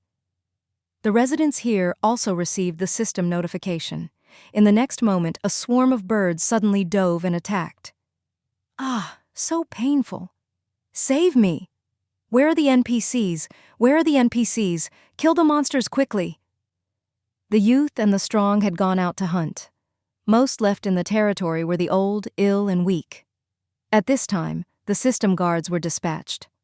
2 close combat NPCs raised their shields and protected some of the residents. 3 mages chanted in low voices and used magic attacks. 1 archer drew, aimed, and shot. 1 assassin came close, dagger in a reverse grip, and slashed hard. 1 bird was instantly killed. "Go away, go away!" 1 female resident was being attacked by 5 birds and shouted in a panic. Before the system guards could rescue her, the resident, because of the severity of the wounds, fell down, her HP gone. The birds flapped their wings and spread, searching for the next target. After 5 or so minutes, the monsters were all killed. The village was full of chaos, the residents covered in wounds, and many were frightened. Then, a transparent defensive shield appeared above the territory. The defensive buildings were finally unlocked. City, Peach Blossom Camp. When the system notification was received, the ground cracked open inch by inch. In the next second, a centipede over 5 meters long appeared inside the camp. "Run! There's a monster!" The residents panicked and fled for their lives. "Where are the NPCs? Aren't there NPCs?" Someone managed to keep calm and shouted, "Where did they go? Come out and save people!" But Peach Blossom Camp was remote, had few residents, and their development was backwards, their mission hall built late. The entire camp only had 1 mage, 1 archer, and 1 assassin. "What are you dazing about? Go save people!" The player caught sight of the NPCs and urged. If these were players, they would feel that this person had a bad attitude and may just go on strike. But the NPCs, upon hearing this, went up without hesitation. At this time, the players out hunting were returning to the camp to rest. The residents were overjoyed and called for help. "A monster broke into the camp. Come and help." After a hard battle, 3 NPCs, 2 players, they finally killed the centipede. After the battle finished, the air was very heavy. All the residents were considering one question. The camp was no longer safe. Should they continue to stay here? City, Rose Village. The borders of the territory were surrounded by a fence, the defensive building that the system unlocked first. Inside the fence, the residents were cooking, weaving, doing their tasks, and the air was peaceful. Suddenly, the system notified, "The 10-day beginner's protection period has ended. The territories may be attacked at any time. Players, please prepare in advance." What does this mean? While they were in a daze, a large number of spiders appeared at the side of the residents. "Enemy attack!" Some screamed, some retreated in a panic, and the scene was chaotic. The sparse wood fence could not stop the spiders. They moved through the gaps and quickly moved towards their targets. A large fireball hit the spiders and burnt them to crisps. 6 system guards appeared to suppress this. Soon the chaos settled. The residents rejoiced inside. "Thankfully, we chose to live in Rose Village. If this was any other territory and had less unity, they may have been finished if they were careless." In the afternoon, Yun Ling led the group out. Along the way, she saw that the nearby resource points were all picked clean. She knew recently the players started to realize the importance of foraging, so they joined in and collected materials to help support their families. Even hunting teams, when they were unlucky and did not find suitable prey, would dig potatoes to survive. There were those that would sneak out of the territory after night came and move around nearby. Once they were attacked by monsters, they would run back. Even if they were wounded, if they begged a priest and paid a healing fee, they would be fine very soon. After a while, most of the resource points near Rising Cloud Village were cleaned out. "It seems that I have to go further," Yun Ling thought. "Go." The NPCs were high level and had complete skills as well as good equipment. She did not worry about encountering danger. She chose a random direction, and the group headed forward. In the oat field, 2 female players were immersed in harvesting. "I announce, this field belongs to us." A voice suddenly sounded. The 2 female players froze first and then looked up in confusion, they saw a team of 5 standing next to them and looking impatiently at them. "What are you doing dazing about? Go away!" "Could you be reasonable? We came first." The short-haired woman wanted to argue, but her companion pulled her sleeve. "Never mind," her companion whispered. The short-haired woman pressed her lips together and showed a trace of unwillingness in her gaze. "We are only driving you away and not attacking you. You have to be grateful for our kindness," the gangster-like man said shamelessly. The short-haired woman's anger grew. "Do not be impulsive, let's go." Her companion packed up and hurriedly left. "So slow. They are not perceptive at all," the man muttered, and strode towards the oat field. Before he got close, arrows quickly flew and stopped in the middle of the road.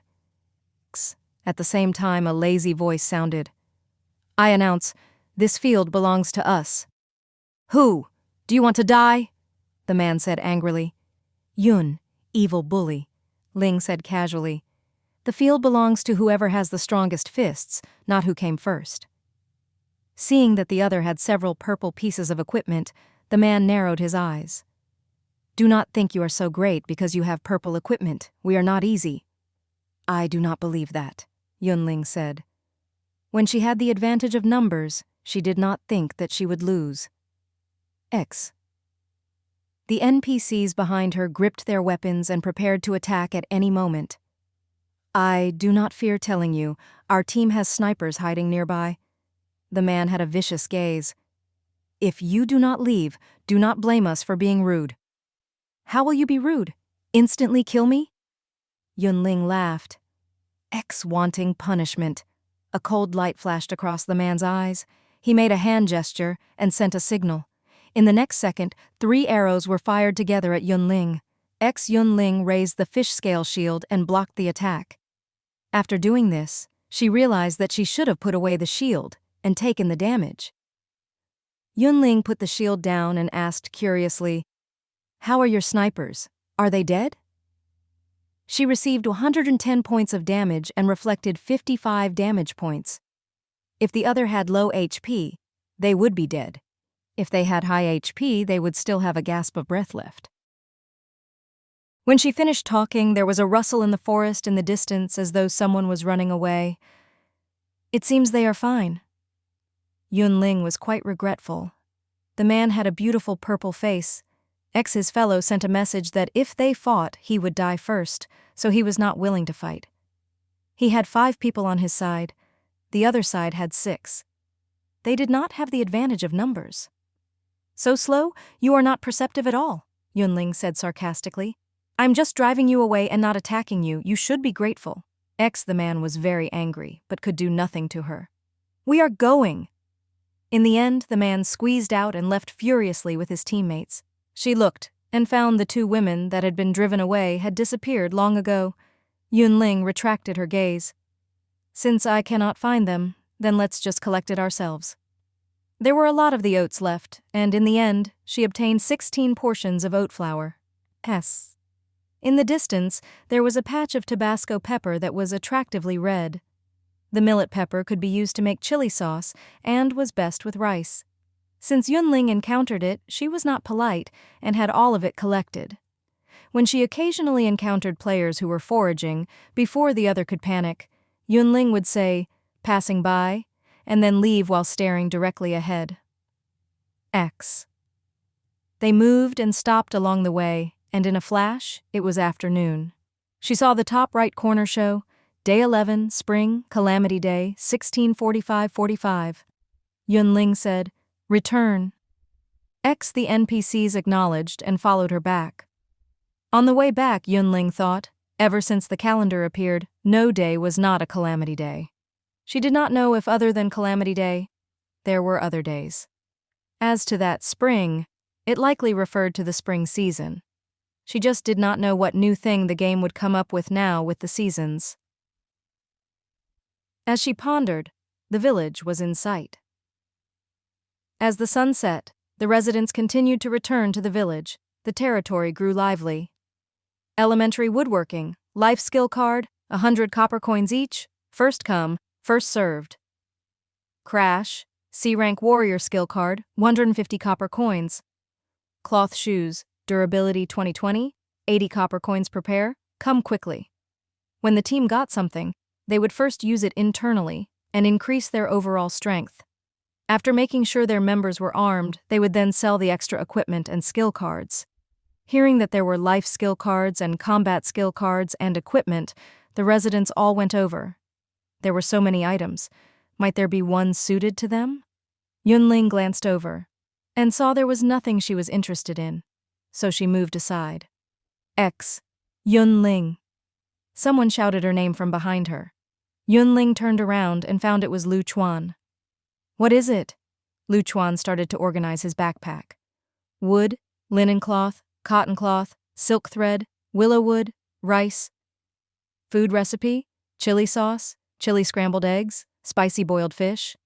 Sewing drawings for leather armor and leather boots. Yun Ling. She was overjoyed. Where did you get these? Drops from monsters, Lu Chuan said. So great. Yun, life skills player, Ling just got the cards and could not wait to learn. So easy to satisfy. Lu Chuan laughed. Next time when I get new ones, I will give them to you. Yun Ling repeatedly nodded and looked at Lu Chuan like he was a credit card machine with no emotions. I'm leaving. After clearing out his backpack, Lu Chuan waved his hand and walked away. Yun Ling had received NX game materials and was very happy. At this time, a window popped out. NPC Hawk is visiting. Will you hire them? She clicked to look. Name, Hawk level, 0, attributes, strength 6, agility 5, stamina 5, intelligence 5, spirit 5. Combat skills, none life skills, advanced woodworking, craftable items, wood stick, wood shield, wood staff, wood bow, torch, willow wood stick, willow wood shield, willow wood staff, willow wood bow, wood bed, wood cabinets, wood table, wood chair, wood bowl, wood spoon, wood chopsticks, wood box. Employment price 5,000 copper coins. Yun Ling. No. What godly NPC was this? If she hired this NPC, the number of products from the woodworking workshop would multiply. Yun Ling excitedly pressed yes, but who knew? Your balance is insufficient. You are unable to hire. Yun Ling. Looking at the 2,000 copper coins in her account, she reflected deeply on why she was so poor. When touring the night market, she would buy as much materials as she wanted. The 50 collection missions from the mission hall were almost always completed to their limits. Affected by the equipment that people were producing, the shop business had not been very good recently. The residences were hard to sell, and it took a long time before she sold one. When she encountered suitable NPCs, she never was soft. Many factors caused the present situation. Yun Ling finally understood why the NPCs would stay in the territory for 24 hours. That was time for the Lord to gather money. 5,000 copper coins, right? She thought for a moment, and quickly had an idea. A pair of cloth shoes is 80. Too expensive, lower, a player was bargaining. The seller's eyes went wide. You think 80 is too much? In the system shops, it is 100 starting price. The player did not care. Lower, if lower, I will buy. There were many people asking, and the equipment had no problem being sold. The seller immediately waved his hand impatiently like he was swatting a fly. If you do not have money, go buy straw sandals. Do not make trouble here. Hey, what are you saying? The player was angry and wanted to argue with the other when someone charged out and grabbed the cloth shoes. 80 copper coins. I will buy it. You were so slow, now people got it before you? The seller curled his lips and started to entertain other customers. The player was embarrassed and left in fury. Old Zhang watched from the side and sighed emotionally. Business is so good. Grandfather. Zhang Hongbo moved his lips and did not know what to say. You have been working for an entire day. Sit down and rest. After saying this, old Zhang bent his head and focused on weaving straw sandals. Zhang Hongbo silently sighed. Ever since people discovered they could make their own equipment, many people got straw to learn to make their own equipment. Some who were clever immediately learned, some were clumsy and could not learn. He was one of the latter. After confirming that he had no talent at weaving straw, he went out to hunt and forage each day. His grandfather stayed in the village and wove day and night. Other people did not just weave for themselves, but sold cheaply. His family's business was suppressed. Sometimes, after working to weave a pair of straw sandals, they could only be sold for 25 copper coins. Recently, more and more people learned to weave straw sandals, and the price was pushed down to 21 or 20 copper coins. Jung Hongbo was both angry and anxious and helpless. But old Zhang was in a good state of mind. No matter how small the mosquito, it is meat. While I am not earning as much as before, at least it is more profitable than you going out to risk your life. Do not worry, after 2 more days we will save enough to buy a house. As he spoke, another pair of straw sandals were finished. Congratulations, you have made self-made equipment, straw sandals. You have received 5 experience points. Congratulations, player, for leveling up. You have received 3 free attribute points to be allocated at will. Level up? Old Zhang stilled. Then he tried to add 1 point each to strength, agility, and stamina. Instantly, old Zhang found that his hearing was better, his strength had increased, his fingers more nimble, and he was more energetic. There was such a benefit from weaving sandals? Old Zhang was happy and said in a grateful tone, "Lucky that I have this craft." Zhang Hongbo thought, yes, the days were better than before. He should be content. As they spoke, one person ran out of the tailor shop. Seeing his teammate, he said in a trembling voice, his face flushed red, "The tailor shop is selling linen backpacks and cotton backpacks. There are 4 and 6 slots. Each slot can hold 99 of the same item and is weightless when carried. Quick, raise money." His teammate was expressionless. "I know you are very excited, but have you thought that when you shout everyone will hear? That person—" Almost instantly, dozens of people charged into the tailor shop to buy. His teammate covered his face and sighed helplessly. "Why can't you be a bit more calm and whisper?" That person was speechless. After a while, he whispered, "No matter, the backpacks are very expensive. Normal people cannot afford them." "Let's go," the teammate walked ahead. "See what is going on." Name, linen backpack. Quality, normal, durability, 2020 equip effect, 4 storage slots. Each slot can hold 99 of the same item and is weightless when carried. Does not take up an equipment slot. Price, 200 copper coins. Name, cotton backpack. Quality, normal. Durability, 40/40 equip. Effect, 6 storage slots. Each slot can hold 99 of the same item and is weightless when carried. Does not take up an equipment slot. Price, 300 copper coins. Damn! The player who charged in first cursed to show his surprise. Buy it! One female player saw the backpack and did not hesitate in paying. The teammates gathered together, discussing whether to buy 1 cotton backpack or 2 linen backpacks. When the person who had shouted came in with his teammate, he found there were only 3 of the 10 linen backpacks left, and 2 of the 5 cotton backpacks. Animals! That person was furious. His teammate said, "Do not waste words. If we do not buy now, there will be none left." He quickly took out the money to pay. Instantly, the backpacks were all sold. His teammate looked at the large teams with lingering fear. The team has balanced professions, 6 equipment, white and blue. These people hunt monsters each day. Would they only get 100 or 200 each day? Just now, he saw a person buy 1 cotton backpack and 2 linen backpacks. From how relaxed that person looked, he seemed to have more left. The teammate could not help but sigh that one could not compare themselves. The tailor shop has sold 1x linen backpack. Congratulations, you have received 200 copper coins. The tailor shop has sold 1x cotton backpack. Congratulations, you have received 300 copper coins. The notifications moved up the window. Soon, Yun Ling became a rich person again. Seeing the amount enough, she hired the NPC and gave the name Woodworker B. Copper coins? 5,000. Woodworker B appeared and said respectfully, "Willing to serve you, Lord." "In the future, you will stay in the woodworking workshop."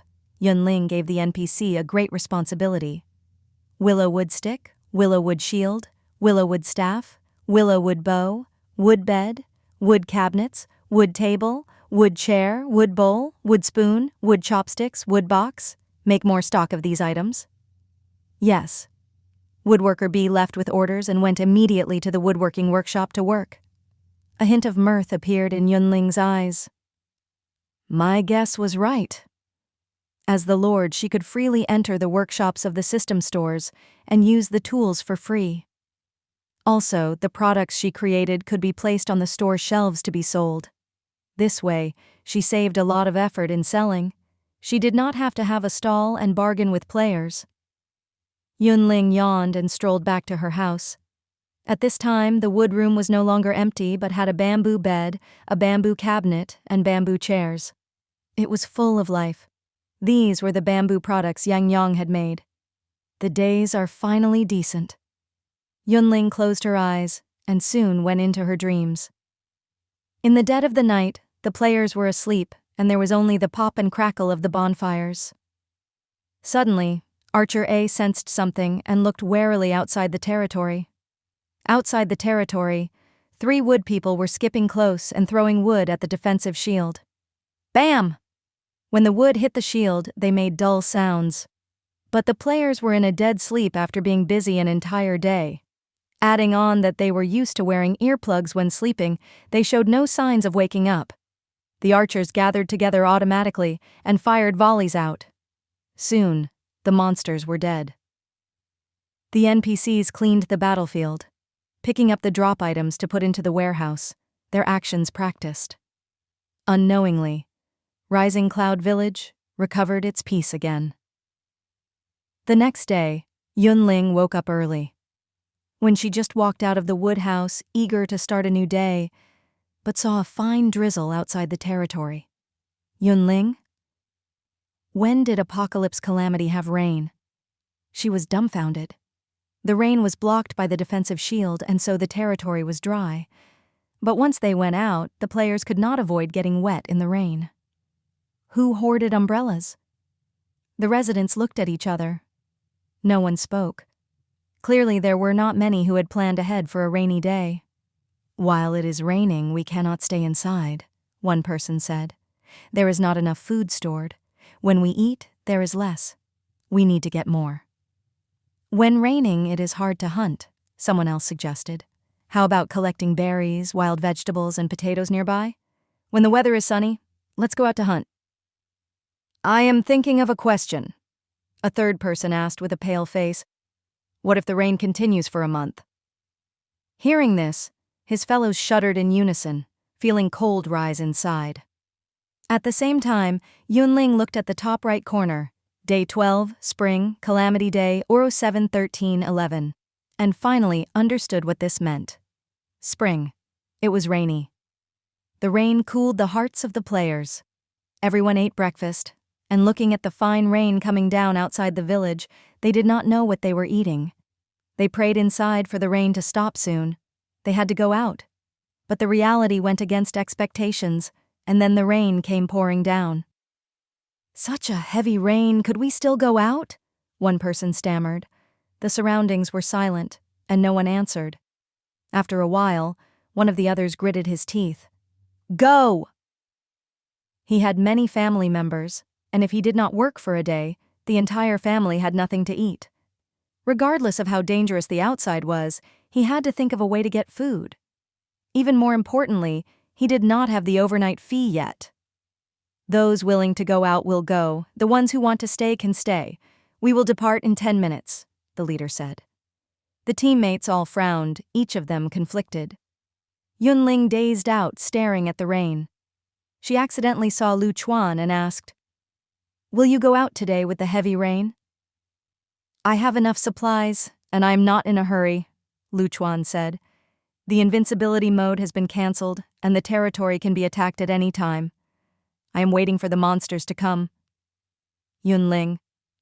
Sneak attacks from monsters were clearly a dangerous thing, but in his mouth it was the monsters coming to him to give up their heads? What about you?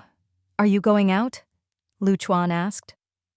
I have not decided yet, Yun Ling answered. She had a faint feeling that going out in the rain was not a good thing, but she also wanted to know what the effects were. Her thoughts moving, Yun Ling finally decided, when the rain stops, I will go out to wander. The rain was still coming down. To make a living, some of the players had to go out in the rain. Yun Ling made a cup of coffee and looked thoughtfully at the rain. Nearby, life skills players were working as usual.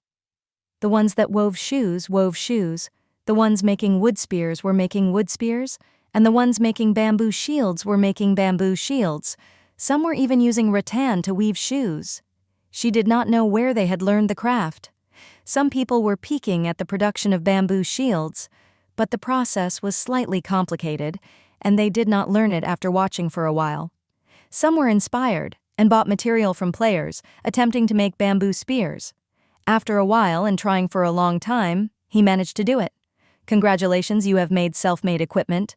You have unlocked the life skill elementary bamboo art. Name, bamboo spear. Quality, normal durability, 15/15. Equip effect, +1 strength.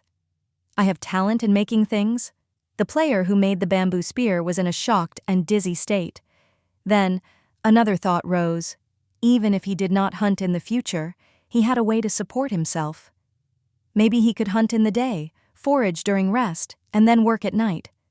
Soon, he may be able to buy a house and marry a wife, becoming a winner in life. Thinking of this, he could not help but show a dumb smile. Just after 8:50, a hunting team of 3 were rushing back to Rising Cloud Village, shouting as they ran, "Help!" There were wild black boars chasing them. Lu Chuan did not refuse and lent a helping hand. There was a volley of arrows. The archer NPCs, to eliminate the dangers to the territory, attacked first.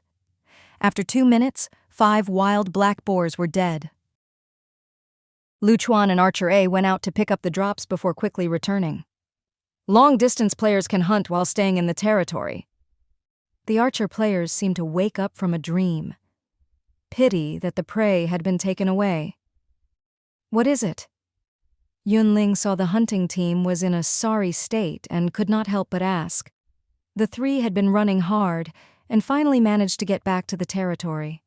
They could not catch their breath. The outside is not a place for people to stay. The rain is very heavy. It affects sight and also hearing. When the monsters had walked next to us, we did not sense it. After being in the rain a while, the system notified the player has a negative status and 1 agility. After a while, 2 agility, 1 stamina. Even worse, when wearing equipment in the rain, it wears down more quickly, and the durability drops fast. After half an hour we got nothing, and our equipment was greatly worn down. Such a loss. The 3 spoke, complaining to each other. Hearing this, the territory was deathly silent, the residents stunned. Hunting was dangerous to start with. When one's sight and hearing was hampered, they would be more easily attacked. The rain would give a negative state. This meant that one's condition would decline. The damage to the equipment was even worse. They had been frugal to save money and buy equipment. After a few trips in the rain, their equipment would be gone. This was too... But they had to go out. If there was rain for half a month, what would they eat? Where would they stay? The more the residents thought, the more worried they were. Yun Ling suddenly thought of something and opened her backpack to check. Name, hat, rain gear.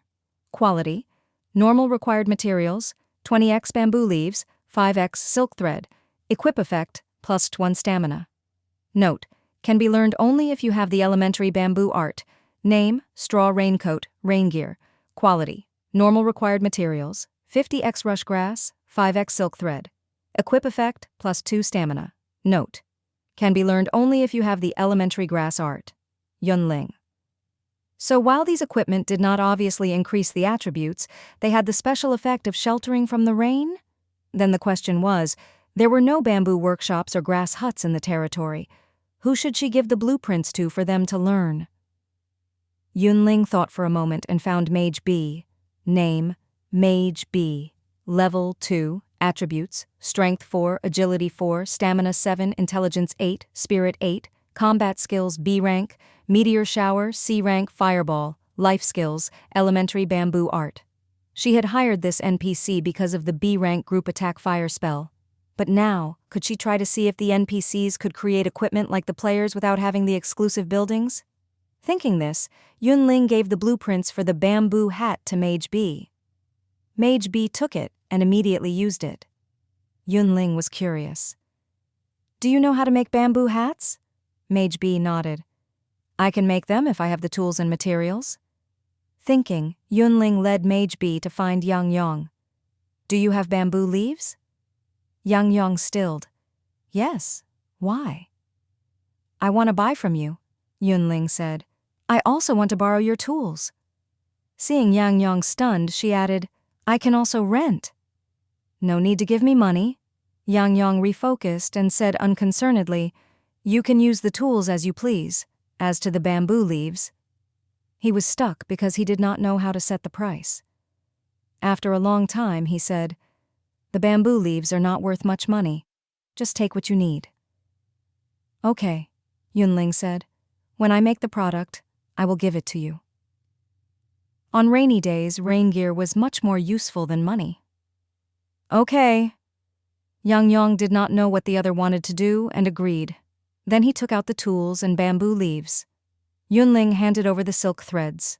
Mage B went forwards, took the bamboo leaves, the threads, the tools, and started to work. Yang Yong looked for a while, and then realized. Bamboo hats? Yes, Yun Ling admitted. Yang Yong stroked his chin. On a rainy day, it is more convenient to go out with a bamboo hat. He had the skill, but just now, he had been worried and did not think of it. You know how to make it? Yun Ling was curious. I have not made them for a long time. I do not know if I still know. Yang Yong picked up the tools as he spoke and started to weave as well. During this time, he needed thread but was unable to find any when he searched. Yun Ling silently handed over 5 silk threads. You are welcome. One side provided silk threads, the other bamboo leaves and tools. This was a win for both sides. Yang Yong was not polite and used them. After 2 hours, the bamboo hat took form. Congratulations, you have made self-made equipment, bamboo hat. You have received 10 experience points. Name, hat, rain gear. Quality, normal. Durability, 2020. Equip effect, +1 stamina. Yang Yong was overjoyed looking at the new equipment.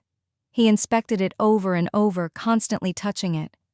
At the same time, Mage B was very unskilled and the bamboo hat was half complete.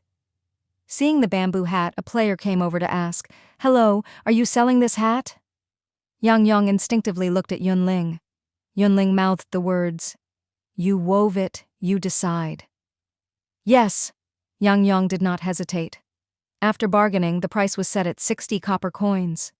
After selling, Yang Yong wanted to give 10 of the coins to Yun Ling. No need. Yun Ling shook her head and refused. We used your bamboo leaves and tools. Then treat it as silk threads for bamboo leaves, Yang Yong said. When you finish the bamboo hat, do not give it to me. While he had provided the bamboo leaves and the tools, and the other only contributed silk thread, so it appeared the other had benefited, the calculation could not be made like this. Bamboo leaves were everywhere and one just had to collect to get them. Silk threads only came from monster drops. Without the silk threads that Yun Ling gave, even if he had the skill at making bamboo hats, he could not do this business. Okay, Yun Ling agreed. The rain continued to come down, and the sky did not clear. Players continued to run back like they were fleeing for their lives, crying about how dangerous it was outside the village. Even the powerful teams that dismissed the rain had to come back. Because if they stayed too long in the rain, the equipment that the members wore would be greatly damaged. When they inventoried after the fact, the damage was so great that all the members were robbed of their breath. The luckiest ones were a brother and sister pair. They went out in the rain, took off their equipment before leaving, and just wore normal clothes. Both when they left and returned, they did not encounter one monster at all. So while other people were trapped in the territory, they were safe and their equipment unharmed. They even managed to dig up some sweet potatoes. While they were soaked by the rain and had negative states, they sat next to the bonfire, drying their clothes and eating roasted sweet potatoes. Their negative states quickly faded. Are you selling the sweet potatoes? Someone smelled the sweet potatoes and could not help but ask. The older sister shook her head. No. They did not know when the rain would stop. She and her younger brother did not have much food saved up. They were relying on the newly dug sweet potatoes to survive. They would not sell for anything. Okay. That person left angrily, filled with worry inside. When will the rain stop? Yun Ling had nothing to do, and went back to her house to make some cotton backpacks. She planned that when she went out again, she would have the NPCs all wear cotton backpacks. This would avoid the situation that their backpacks would be full not long after they left, and they had to return. The rain lasted for a day, and did not stop even as the day grew dark. Families that did not have enough food just ate 2 meals a day. But even so, the remaining food would not last many days. Even worse off were the players who did not have the money to pay the overnight fee. At this time, they hated themselves. Why, when they had money in the past, did they use the money to buy equipment? Why did they not first buy official resident status? Temporary residents had to pay 5 copper coins per day to stay overnight. Official residents only had to pay a one-time fee of 100 copper coins. After that, they only needed to work for their food and no longer had to pay the overnight fee. Usually, the difference could not be seen. Temporary residents and official residents seemed to be the same, but when it came to a time to use money, and players did not have money, they realized that there was a difference between the temporary residents and official residents. At 6 o'clock, if you could not pay 5 copper coins, regardless of who you were, the system would throw you out of the territory. For a time, the temporary residents that did not have enough savings were in danger. They sold equipment and they sold skill cards as needed. If this was not enough, some with food would take some hoarded food out to sell. No matter what, they had to get money. Mage skill selling for a low price. If interested, come to see. Blue equipment blueprint. You only need elementary woodworking. Do not miss this. 10 packs of extra large instant noodle, just 5 copper coins. First come, first served. If you want, you have to be fast. B rank group healing skill for a priest. Only 200 copper coins. The players set up stalls and hawked their wares. Yun Ling looked as she walked and would buy the suitable skills, blueprints, and recipes when she saw them and throw them to the NPCs to learn. Setting Sun Village. At the top of the tent in the corner, there was a gap. The rain came through the gap into the tent and made the blankets wet. There were 2 people in the tent, one called Shi John Shan and the other Old Liang. Both people had ugly expressions and they were silent. After an unknown amount of time, Old Liang said furiously, "I've had enough. I am willing to go explore outside and get bitten to death by monsters rather than stay in the team." In the past, he had not rebelled because he had no skills or equipment, and he did not want to take a risk with his life. If he stayed, he would be squeezed by the team, but at least he would have 2 steamed buns each day and could stay in the territory to sleep. And now? Because they did not resist, the team was even worse. The steamed buns were now a size smaller, and they had to do more and more work each day. Tonight there was a heavy rain, and the leader gave them a tent with a gap in it to live. This meant he did not think of them as people. The more Old Liang thought, the angrier he was. He wanted to leave in the night.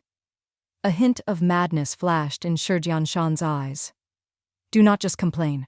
Will you dare to leave?" "How will I not dare?" Old Liang gritted out. "If I stay here, us 2 cannot live." He understood. The other people in the team used them like animals. If they could work, they would be fed a bit. If they could not work, they would be mercilessly abandoned, and the team would raise new ones. To be blunt, if they went out to risk it, at least they would have a sliver of hope. If they stayed, that was waiting for death. "Then let's go now," Shi Shan said quickly. "Everyone else is sleeping. Let's go, without them knowing." "Leave for where? What if we encounter danger on the way? How will we live in the future?" Old Liang asked a series of questions. While they had the determination to die, but if he could live, he did not want to die for nothing. "To Rising Cloud Village, the most prosperous territory of S City. They have the most unlocked buildings," Shi Jiansheng said calmly. "I asked around. Rising Cloud Village is not far from Setting Sun Village. We can reach it by walking for an hour. If we encounter monsters along the way, we will run. If we encounter resources, we will collect them. I heard that in Rising Cloud Village, even life skills players can make a living for themselves. If we are hard-working, we will not worry for food? Old Liang hesitated, and in the end he decided, "Go, I will not stay in this place." After reaching an agreement, the two used the night to secretly leave the village. Leaving Setting Sun Village, Shan was not in a hurry to travel, but ran to the side of a willow tree and dug madly. After 5 minutes, he dug out a square wood box. Inside was a white dagger, a stiff steamed bun, half a bottle of water, and a green military shoulder bag. Old Liang gaped. "So you prepared before?" "Of course!" Shan pulled Old Liang and ran in the direction of Rising Cloud Village after doing this. The night was late. Other than the patrols who were faithfully at their positions, everyone else was asleep. Old Li, part of the patrol, was in a raincoat and complained in dissatisfaction. "Why has the rain not ended? When will it stop?" "Who knows?" His teammate waved a hand and motioned for Old Li to follow. This was a camp they created themselves, and it did not possess functional buildings like the system camps. The duty of the patrol was to patrol around the camp and make sure that no monsters charged in during the night. Today it was raining, and monsters should not attack. But they still had to check again. The tents were in a crowd, and there was a fence set up on the outskirts. These had been made by the camp leader Qianji Hui and the residents. Old Li yawned. He just wanted to say nothing was wrong, so they should be lazy and not so serious. Then he saw his teammates' eyes widen and show a thread of terror. "Listen, what's that sound?" Old Li was stunned. Other than rain, he heard nothing. He just wanted to say to not joke in the night, but then he saw a group of rhinos charging at the camp. Old Li's expression froze. In the next moment, he shouted, "Enemy attack!" City, Peach Blossom Camp. The rain came down in a torrent, and the thunder was deafening. The residents were sleeping well in the tents. Suddenly, the system notified, "Thunderbirds are attacking Peach Blossom Camp. The system guards are all dead. Players, please leave as soon as possible." Exclamations and screams rose as the situation fell into disorder. Maybe because of personal reasons or because this was an emergency, some of the players had to move through the night to other territories. For some people, this night was very difficult. Day 13. In the morning, Yun Ling woke up and received the system notification. Peach Blossom Camp has been breached. Longevity Camp has been breached. Pink Quill Camp has been breached. Almost instantly, Yun Ling realized. Maybe due to the lack of people or the wrong choice of buildings had been made, the camp did not develop at all and was destroyed. During the beta, similar things had occurred.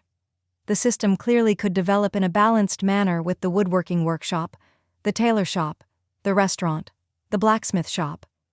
But the system would unlock the woodworking workshop, the bamboo workshop, the grass hall, and other buildings of similar function.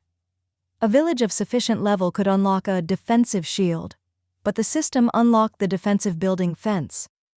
There were even those that did not unlock even one defensive structure.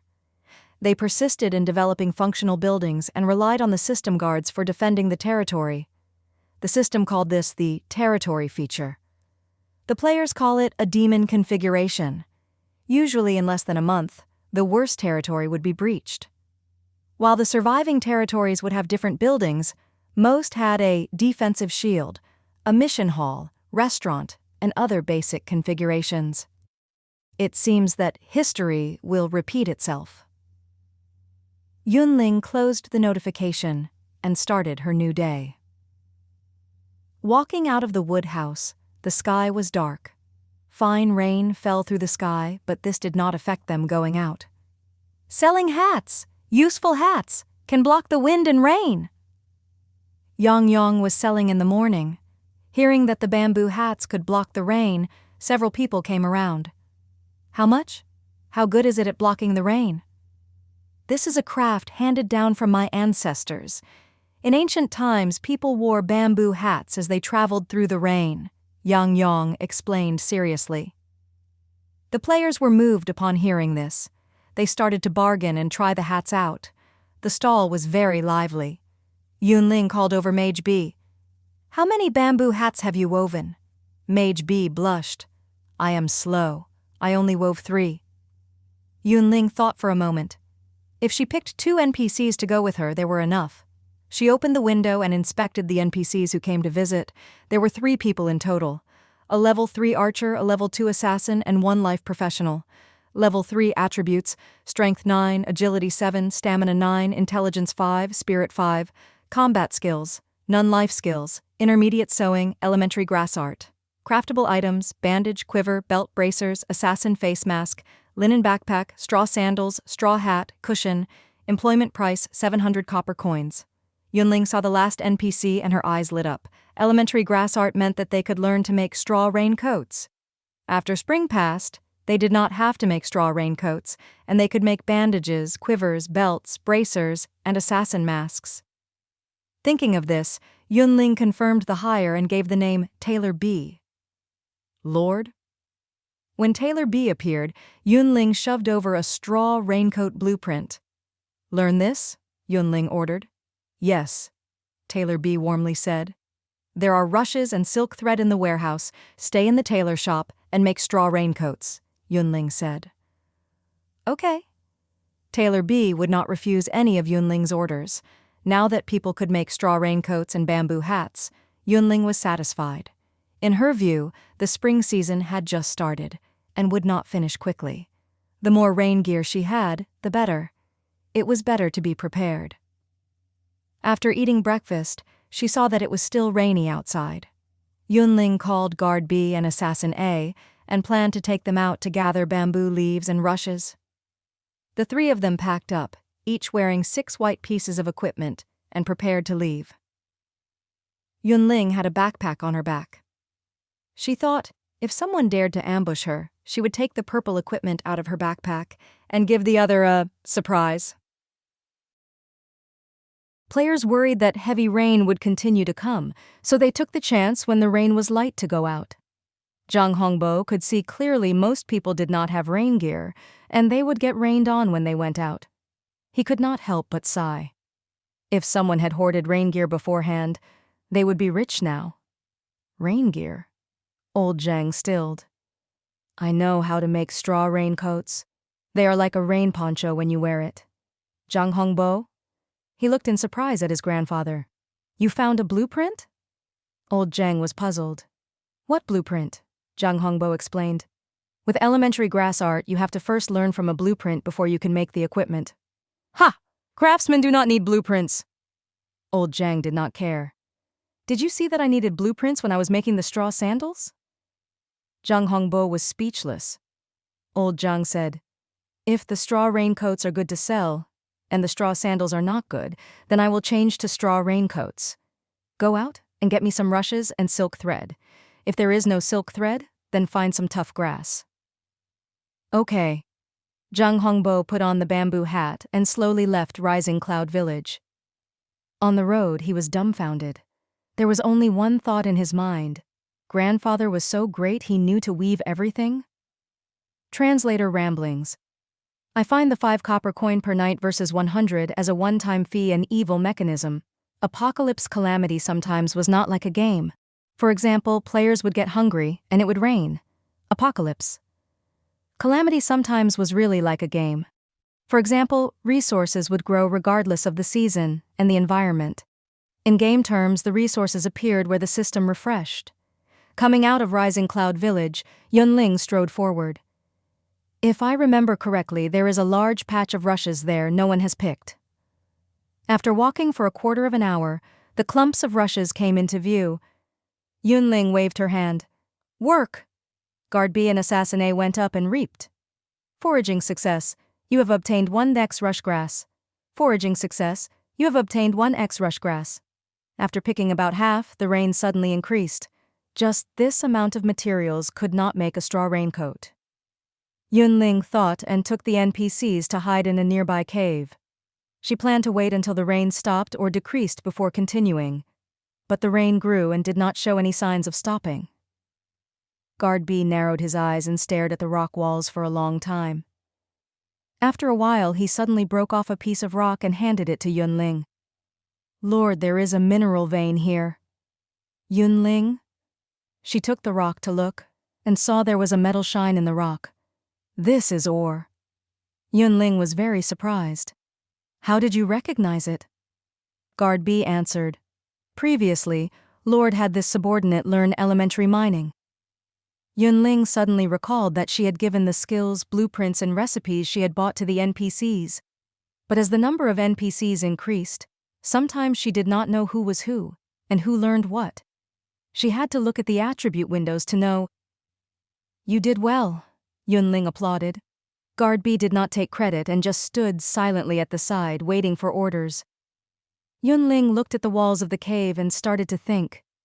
After finding a mineral vein, she first had to gather people to mine. After digging out the ore, it had to be smelted. The smelted ore would become weapons in the end after being forged by a blacksmith. Right now, Rising Cloud Village did not have enough people to mine, or a blacksmith shop with professional tools for smelting, much less a blacksmith to forge. What Yun Ling could do was remember the position of the vein and come back to mine after the conditions were right. After an hour, the rain gradually stopped. Yun Ling had the NPCs follow. Hurry up. We need more rushes to bring back. Were the bamboo hats effective? Without going out in the rain, no one could confirm.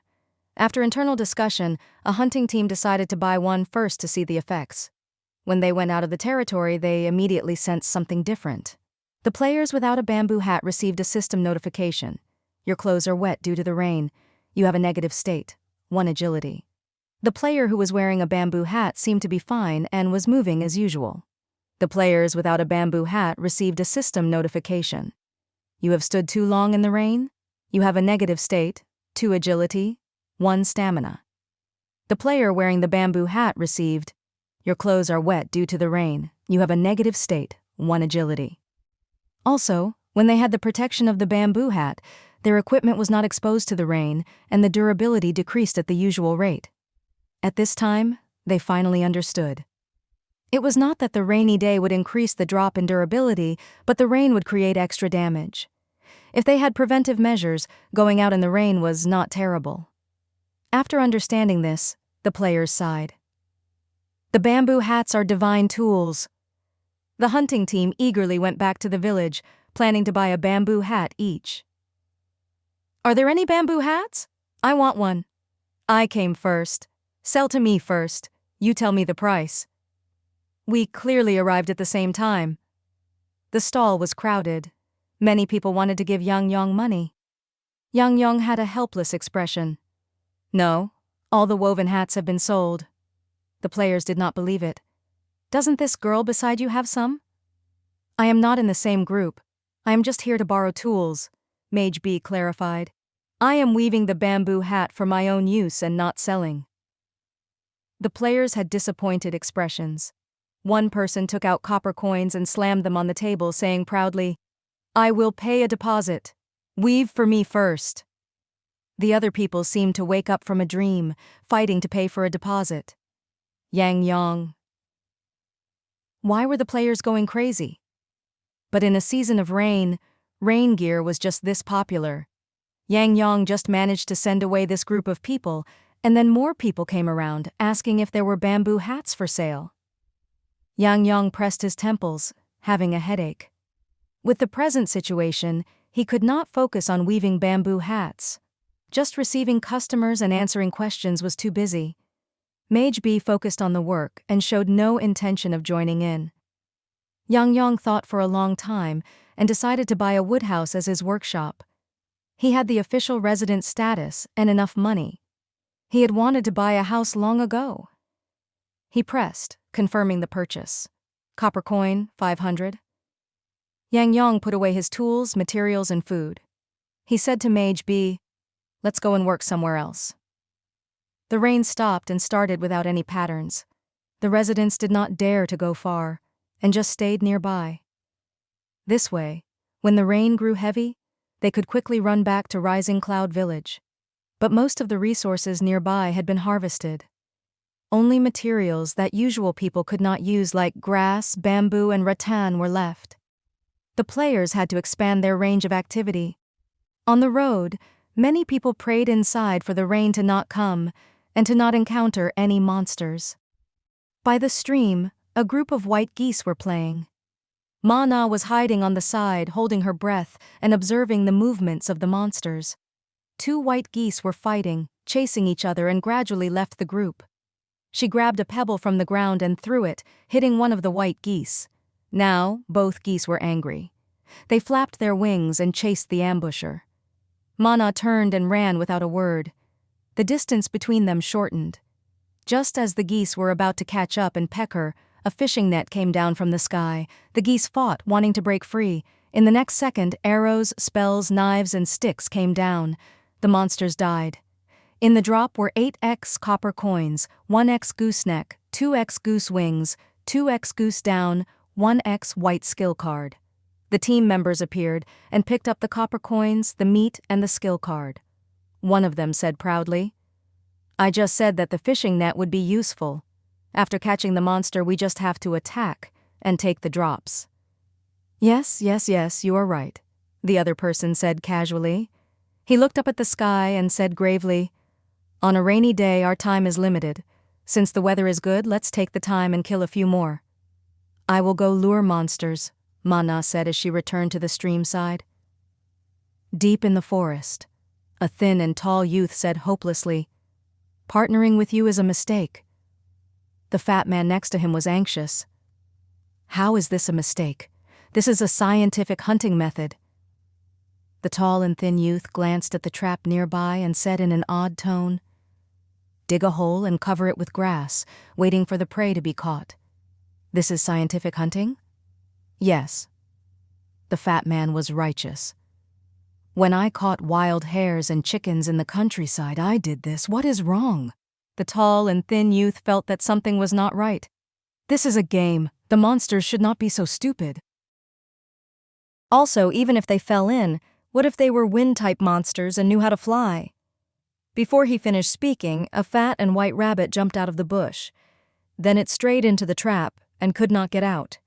The tall and thin youth— Sorry, he should not have overestimated the intelligence of the monsters.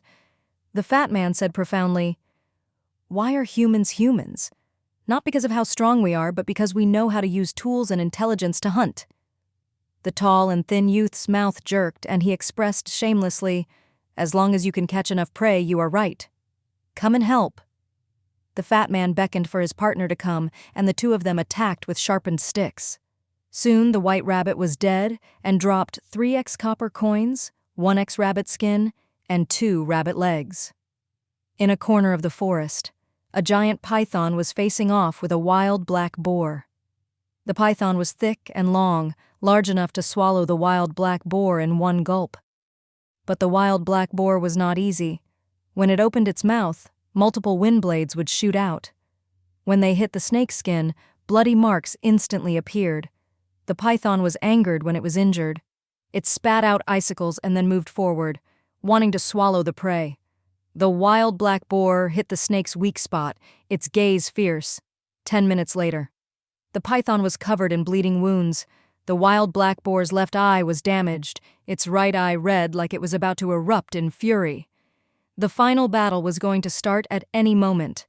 At this time, 2 voices sounded at the same time. "Confinement! Freeze!" Both the python and the wild black boar lost the ability to move. The players hiding in the surroundings came out. Some attacked the python, and some attacked the wild black boar. Soon, both were dead, and items dropped to the ground. "The crane and the clam fight, the fishermen benefit," Jiling Feng said coolly. Including him, all 16 members of the team were official residents of Rising Cloud Village and enjoyed the buffs. With their power, even if they had to face the python and the wild black boar at the start, they could win. "Let's go somewhere else." Picking up all the items, Jiling Feng ordered and then left first. The teammates exchanged smiles and quickly followed. The rain stopped and started, affecting the players when they were hunting, gathering, and exploring. But compared to the deluge yesterday, when everyone was trapped in the village and unable to take a step out, today was much better. At least the residents could gather wild vegetables and mushrooms and hunt. They did not have to consume their hoarded food. In the afternoon, when her backpack was about full, Yun Ling led the NPCs back to the village. Ex-Mage B had woven 2 more bamboo hats. After putting them on, more NPCs could come with her. The straw raincoats were complex to make. Even though Tailor B was experienced, it took a long time to make one. Yun Ling tried the raincoat on and found the straw raincoat was very large, and she was completely covered. If she wore the straw raincoat out in the rain, her equipment would not get wet at all. "This is good, make a few more," Yun Ling ordered. "Yes," Tailor B acknowledged. Near evening. The players returned to the village, drank ginger soup and felt much better when they were by the fires. Nearby, some women were busy cooking. Soon the smell of food spread. Spicy rabbit, grilled steak, mushrooms and braised duck, braised geese wings, mutton noodles, pork belly stewed with wild vegetables. Some people smelled the scent and drooled, wanting to eat immediately. Yun Ling had picked up a new fishing rod when fighting monsters. Seeing that there were still 40 minutes until dark, she went to the river to fish. There were several residents sitting by the river, old and young. They also held fishing rods, hooks, and fishing lines, trying to fish by the river. Seeing Yun Ling's face, they were very shocked. "You are young. Why come here to fish?" While there were not clear rules usually, the young adults went out to hunt, while the old, weak, and children foraged, wove, and cooked. Fishing needed skill, and those who were not experts did not dare to try, fearing wasting time. There were only a few in the village that knew how to fish. They met each other daily, and knew each other. The fishing friends were surprised seeing an unfamiliar face come. Yun Ling smiled and just said, "I want to eat fish." Before, she had not had a fishing rod, and if she had too many fish, they were inconvenient to preserve, so she did not care. Now she had a fishing pole and had an appetite. The fishing friends thought the girl just got a fishing pole and came to see if she could get lucky. After a few questions, they did not care anymore and focused on their fishing. "Coming to fish for the first time?" A kind uncle came to urge Yun Ling. "If you are not lucky, stop as soon as possible. You can always get something to eat if you go foraging. Not with fishing." "Yes, I know," Yun Ling responded with a smile. She threw out the bait, and then the only thing to do was wait. After a while, bean-sized raindrops came from the sky. "Why is it starting again?" The fishermen hurriedly put their coats on their heads to block the rain. The rain caused ripples on the surface of the river. An experienced fisherman looked into the river, and his expression turned to one of helplessness. "Never mind, return, there is nothing today." When the rain created a lot of movement as it fell, the fish would avoid it. At this time, their desire to eat the bait was low, so it was generally hard to catch fish on rainy days. As everyone was packing up, Yun Ling was focused on the river surface, completely motionless. "We should go," a person kindly reminded her, fearing that she had not heard. Yun Ling put her index finger to her lips and made a shushing motion. It was raining. What was she fishing for?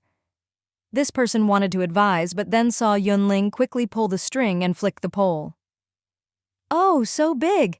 Must be 6 pounds or so?" Everyone was in an uproar, looking at the large catfish. Yun Ling pulled the fish up, and then hung it from her hand using a straw string she had prepared in advance. She said happily, "It is raining. Let's go back." The fishermen were silent. Knowing that they could fish large catfish on rainy days, they did not want to leave. Restaurant. Yun Ling snuck into the kitchen with the catfish. In the kitchen, there were all the tools. On the side was a large water tank filled with clear river water. On a rainy day, one should eat spicy grilled fish, Yun Ling said as she used a wood scoop to get water from the tank. Then she washed and cleaned the catfish. Delicious grilled fish had to be marinated first, then grilled and then stewed. Other than fresh fish, one had to put in side dishes like potatoes, wide noodles, and tofu. Then, simmer at a low fire. When it was time, the fish soup was delicious and thick. Just thinking about it, Yun Ling felt hungry, and her movements became faster. After half an hour, Yun Ling took out the secret spicy sauce, poured it over the fish, and the spicy grilled fish was finished. What about the used tools? Do it clean it myself? It was Yun Ling's first time in the restaurant's kitchen, and she did not know the rules of the game. Put the used items in the trough, Chef A answered. They will automatically be cleaned after 5 minutes. This saved trouble. Yun Ling put the kitchen knives and cutting board into the trough and then left with her plate. What are we eating tonight? Jung Mingyue asked. After being busy an entire day, he wanted to eat something warm. Yu Ching-won held paper and pen, frowning. We have food in stock, but I am wondering if we should eat our own food or go to the restaurant. You mean? Jung Mingyue reacted. Yu Ching-won sighed. The present situation is not clear. No one can say what the future will be like. Seeing our food decrease, I am so worried I cannot sleep at night. Since we are official residents of Rising Cloud Village, we do not have to worry about the overnight fee. Maybe we can spend a few copper coins and go eat at the restaurant. In the future, when there is not enough food and the restaurant does not provide food, we will eat our own. Jung Mingyue thought, what is there to worry about? They were not the best, but better than the worst. They were living well. Also, the game did not support buying houses together. Due to this, when they got enough money, he chose to have his girlfriend buy a house first. After this, the two of them lived together and worked together. In the future, when they saved 500 copper coins, they would buy another in his name, and then the two of them would have more private space to hoard food. They had planned their future and were just slowly saving money. Honestly speaking, thinking that they had to spend money to eat, Jung Mingyue felt reluctant. But he knew that Ching-won's worries were justified. The food in the house belonged to them. The food sold in the restaurant had to provide for all people in the village.